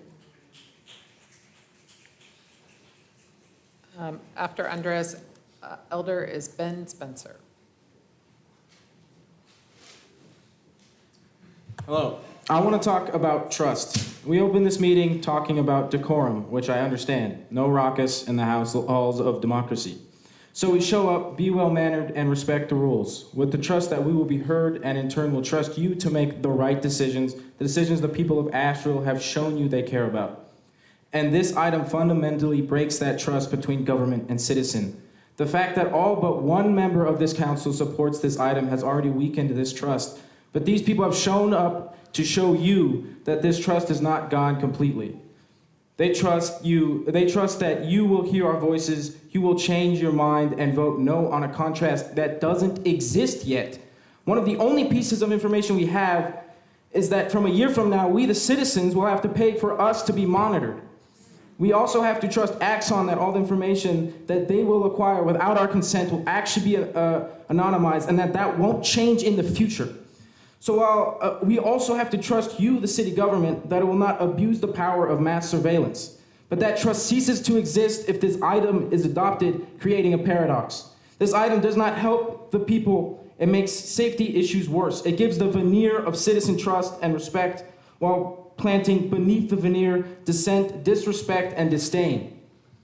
You have a decision on if you will be bought. What the company is offering to buy is the community that has put you into this position in the first place. This company has sold to you that it is to the benefit of the community. It does not care about the community. It does not care about safety. It cares about money, which will flow out of the Asheville economy. While the people who live here, the people who keep this economy running, the people who want to stay here, the people who care about trust is telling you that this does not help the people. I have a simple question. Who are you listening to? Asheville and its people this affects daily, or the big company selling the Panopticon like a regular Tuesday? Thank you. And Ben Spencer.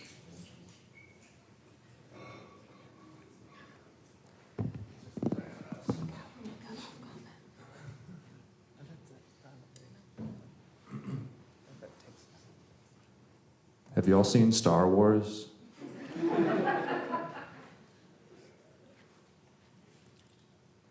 Don't take federal grant money for the Death Star, please. In seriousness, I did listen to 2 sessions of 45 minutes from the interim police chief here, and as brevity is the soul of wit, I will summarize the best single thing that was said there. Public safety cannot come at the expense of community values. Oh. Okay, we have time for one more then. Cecil Utterback.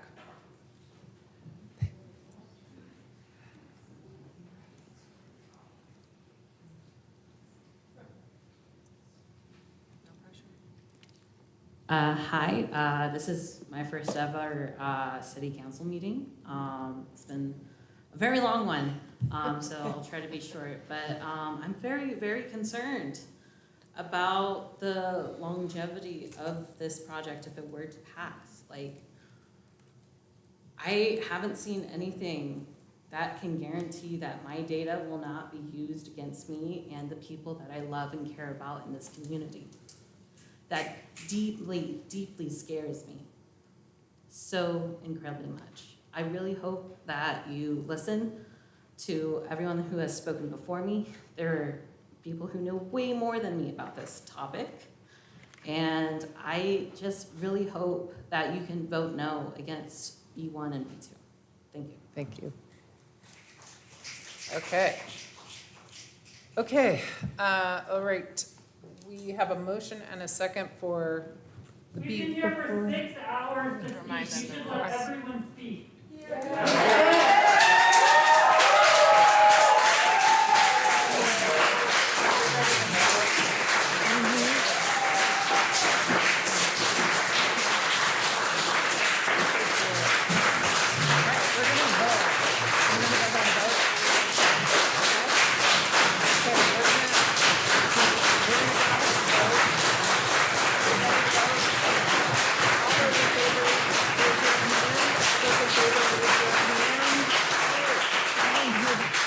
In case you didn't notice, there was just a vote. Okay, so all those in favor, raise your hand. Maggie, we're voting on the motion. Just a second, Kim. And, sorry, I'm trying to help the city clerk. Do you have it? I do. Okay, all those opposed, raise your hand. Okay. I and have the requested motion- to please do my presentation, and I told you that I was going to do it at the end, so I'd like to still give my presentation. Okay, yes, please. But to summarize, the vote was 6-1 in favor of item B1. Respect the people. Kim, I'm not going to be able to proceed if they're just going to be on us. Maybe they'll listen if I'm talking. Your constituents don't want this. So, Councilwoman Roney would like to make a presentation, so we're gonna proceed. We have one more item to vote on. What? You're not gonna let us speak, really? Okay. Can we speak for another hour on B2? Okay, so we're just gonna need to. We gave notice ahead of time of how our public comment works. Okay. Based on what? All right. What ordinance? What code? I looked. We gave notice ahead of time of how it was going to work. Oh, all right. Okay. I'm not gonna argue. So, If we aren't gonna be able Friends to and have a neighbors. conversation or hear from your colleague, that's your decision. Friends and neighbors, I would still really like to present the public record on ACLU. I know, there's still 21 people on the record. Okay. Councilwoman Rooney, if you would like to try to present, if we can't get through the presentation, we'll proceed with the second motion. I know that the vote already passed, but the public record is important. The public record is something that you just participated in, is something that we're responsible for. We do it with our votes, we do it with our correspondence, and we do it with what we say in the meetings and the press. And I've been wondering, since these conversations about surveillance and billionaire-owned tech have been coming up for the past 4 years, and it's been pretty quiet in City Hall, why now? Why are my neighbors feeling this urgency and to come all the way to City Hall for 6 hours? I've been in community meetings, I've been in business meetings about this, I've been in neighborhood meetings, and I hear a common thread that it's because our authoritarian federal government has deployed armed federal agents to terrorize Americans across the country and violate Fourth Amendment rights. I'm hearing neighbors ask local elected officials to protect them.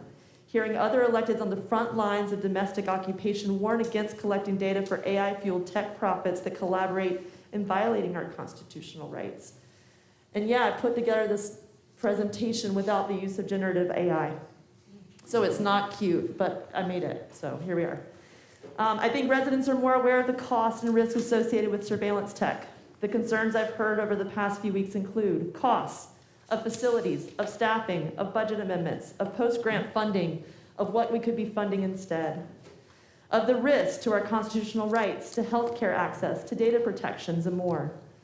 Around data access, tech companies, stalkers, overreaching federal agencies. And so I reached out for help to understand beyond what a tech company's sales pitch means in a city hall. What does it look like to have the experience of people who are professional at protecting our civil liberties? And I reached out to ACLU, Western North Carolina, and National, and I got a response from ACLU North Carolina, which I shared with all of my colleagues. I have not yet seen Jeff Jackson's letter, but all of us on council have seen what the ACLU sent. And I'm going to read it into the record. I have this, so I'm supposed to go forward. Is it working? Forward. Oh. Yep, there it goes. Real-time crime centers are designed to combine data from a wide range of technologies, including cameras, license plate readers, body cameras, and other monitoring tools into centralized platforms for police departments. Rather than keeping information in separate systems, RTCCs allow police to analyze data in one place and claim to help officers make decisions more quickly and solve crimes more efficiently. Supporters often rely on emotionally charged examples, such as stories about missing children being found through RTCCs, to justify their expansion, but these systems raise serious concerns about privacy, mass surveillance, and civil liberties. Continued, quote, companies like Axon Enterprises, which has previously described itself as the most widely used and trusted real-time crime center platform in U.S. public safety, allows private security cameras, including Ring cameras, to share footage with local RTCC networks, further expanding police surveillance capabilities. Data from automated license plate readers is commonly integrated into RTCCs. These surveillance cameras capture, document, and store the license plates of vehicles that pass by, along with the date, time, and location of each scan. The result is a growing database of people's movements, often shared across regional and national networks. In many cases, this information is retained for years or indefinitely with few meaningful safeguards to protect privacy rights. Continued, quote, Flock Safety is one of the most widely used ALPR companies in the United States. As of November 2025, more than 5,000 law enforcement departments nationwide use the company's systems.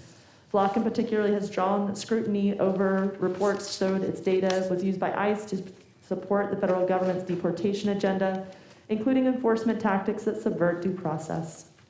Communities across the country, including Hillsborough and Durham, North Carolina, are pushing back against ALPRs and RTCCs.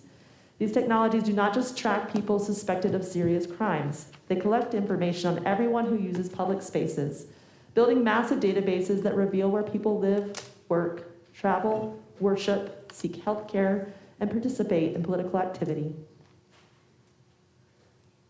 Quote, taken together, ALPRs and RTCCs represent a broader trend towards the automation and expansion of policing, often with little regard for constitutional rights or meaningful public oversight. The growing integration of cameras, data sharing systems, and real-time analytics dramatically increases the potential for abuse and expands the ability of police to monitor nearly every aspect of daily life, end quote. The ACLU's position states awareness that Asheville has titled its real-time crime center a real-time intelligence center, as well as awareness of the sheriff's existing RTIC. I then reached out to the Electronic Futures Foundation. They made a recommendation focused on our contracts, or lack thereof, since we don't have one in advance of the Axon vote tonight. Quote, when a city is asked to buy surveillance technology, elected officials and community members should review both the city contract and the vendor's terms and conditions. The city contract usually sets out the formal structure of the deal, the parties, the term, the costs, the incorporated exhibits, and the basic rules for amendment, audit, acceptance, renewal, and termination. It is also where to look for where the city preserved meaningful public sector control. Vendors' terms, master service agreement, and attached policies often contain the rules that govern how surveillance will actually work in practice. These documents may define what counts as city data, what the vendor may do with the data, how features can change over time, what confidentiality rules apply, how incidents are handled, and what barriers the city will face if it tries to narrow or end that system. Continued, quote, that is why the key question is not just what are we buying, it is also what permissions, dependencies, and control relationships are we authorizing. A contract that incorporates platform terms, service agreements, and implementation materials may do far more than approve a purchase. It may connect the city to a broader data ecosystem, normalizing ongoing vendor control over public safety infrastructure, and make expansion feel administrative. This is the last one. We're here tonight because the former city manager and the former police chief made this request for funding in 2024. So what I hoped that my neighbors would understand is that we're here because we asked for the funding. And when I say the we, I mean the collective. And I don't think everyone understood what that meant. And things have changed since 2024. We have a tremendous demand for additional Helene recovery from the federal government, and we don't have enough, not even close. We have $225 million. You heard us fight about it tonight. We're trying to cover a $1.1 billion gap with $225 million, but this funding came somewhat easily. So even with community concerns, common sense requests for regulation and oversight, and promises by elected officials to reinstate the advisory committee to provide oversight, what became abundantly clear to me through this process is that the collection of the data in the first place is the ultimate risk. Why? For-profit, AI-fueled surveillance tech companies are difficult to regulate on purpose. The state of North Carolina prevents cities from withholding the data. So we have policies in place on it'll be our data until it's not. And then the third, the federal government has recent practices of violating Fourth Amendment rights of citizens across these United States. When the people of Asheville, whether they agree with me or not, elected me into office, and we don't all agree on this issue, I did promise to stand up for our constitutional rights. And so because these issues override any policies or practices designed to protect the constitutional rights, each one of the federal and state rules eat the document that we might try to create. And that's why I had to vote no. Thank you for making the time to be here and to create a public record together.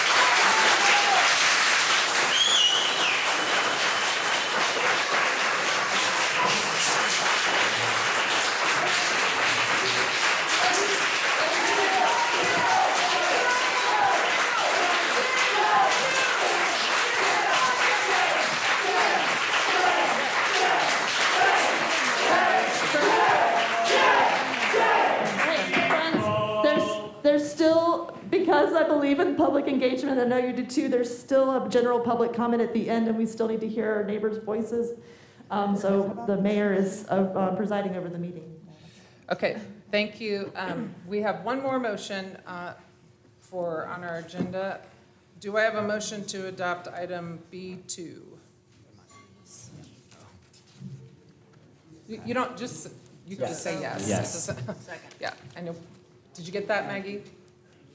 Okay.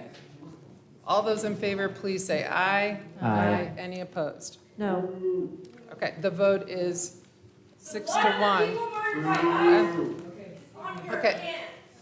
So we're going to move to general public comment at the.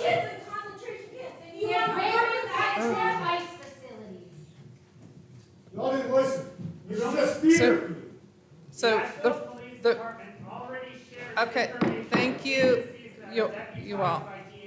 The first person to speak up under, y'all, we're going to move on to our final portion. Our first speaker under general public comment is Patrick Conant. Just as a reminder, general public comment is for something that was not on the agenda. If there's something else you would like to address. We're voting in November. All of us are. And you're losing your seat. Shame on all of you. So disappointing.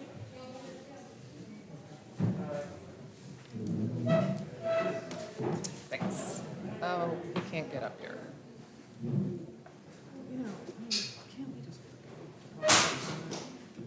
We're only supposed to have it once a.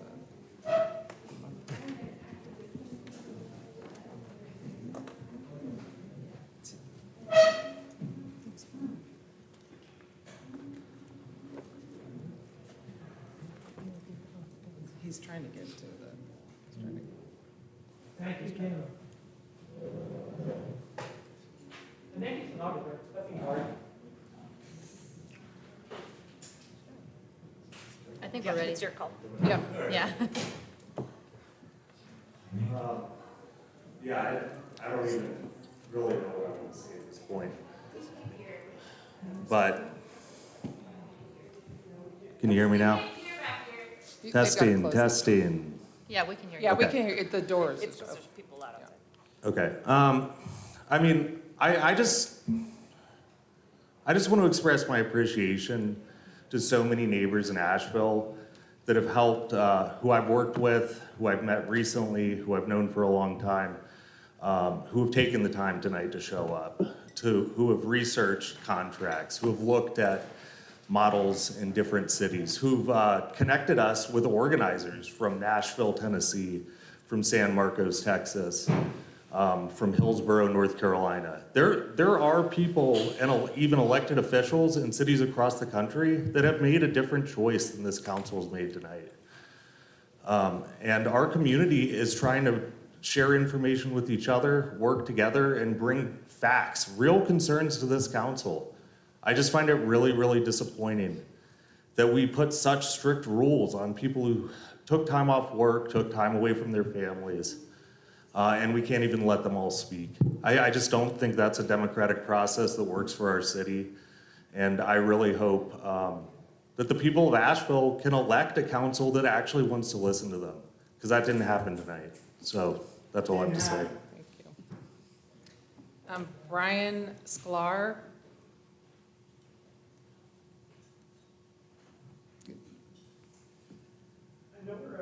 No, do we have a Brian Sklar? No? Okay. Soren Peterson? I saw Soren, yeah. Are you going through the list of people who signed up for public comment or for? No, they don't care. There's a different group of public comment at the end for unrelated items. This is our general public comment that's at the end of every city council meeting, and it's to be used for items not on the agenda. Soren. Hello, council. I don't think I could contribute much to what was already said, so I'm going to focus on what I focused on before and say it again. Last meeting, City Council proclaimed May 3rd to May 9th to be Public Service Appreciation Week, recognizing the essential labor and immense contributions public service workers make to keep our city running. During that week, staff were given a smoothie and a free cookie as an expression of that recognition. The 2.8% salary increase presented in the current budget proposal says otherwise. As a community, we should be embarrassed by how little we pay our city workers. And what works out to be a 55-cent raise which doesn't even cover this year's increase in Asheville median rent, is a furtherance of that failure. It may reflect changes to the federal consumer price index, but calling that a cost of living adjustment is lying to ourselves. When our city employees are already living paycheck to paycheck, an extra 55 cents is not going to cut it. For the interest of time, I have two other points. The first is that, as written, that raise only applies to permanent full-time staff. I have worked for this city for 8 months. It will not apply to me. Anyone who does not work full-time for this city, the hours that they do contribute, it will not apply to them. And anyone who is a staff member for the city in the future, it may not apply to them as well. I also know that I am privileged to live in this city due to the generosity of others. But for many of my coworkers, that is not the case. I work with several people who commute daily from South Carolina to work in this city and are expected to show up to work at 6 a.m. And for them to participate in a council meeting, which, yes, had a lot on the agenda, but is closing in on midnight, is just not a feasible way for them to participate in this. So I would ask again, as I have asked before, and I will ask in the future, that you consider a larger increase, especially for those who find themselves towards the bottom of the pay scale. And I would further ask that you seek out those employees who find themselves in those positions and ask them about the work that they do and are expected to do and do every single day to work for the functioning of this city on the paychecks they receive and looking forward to, again, what works out to be 55 cents as a bonus, or cost of living adjustment. Your actions and your eventual vote on the budget are going to speak louder than a public service appreciation week. And I hope that when that vote comes up, you will vote to continue to support workers in our city. Thank you. Alan Rosenthal. I think it's Sam Fleming. There might be a typo here. Do you have more people than me? Hello, Council. I have two quick things. First off, I was outside watching the comments on live stream for the RTIC, and I just want it to be on public record that the snapping is not disruptive. Even loud noises in the room are not disruptive. I was able to hear everything just fine. So please come up with a better excuse for that if you're going to try to ask people to stop. Second off, there is case law for First Amendment rights that people have at public meetings.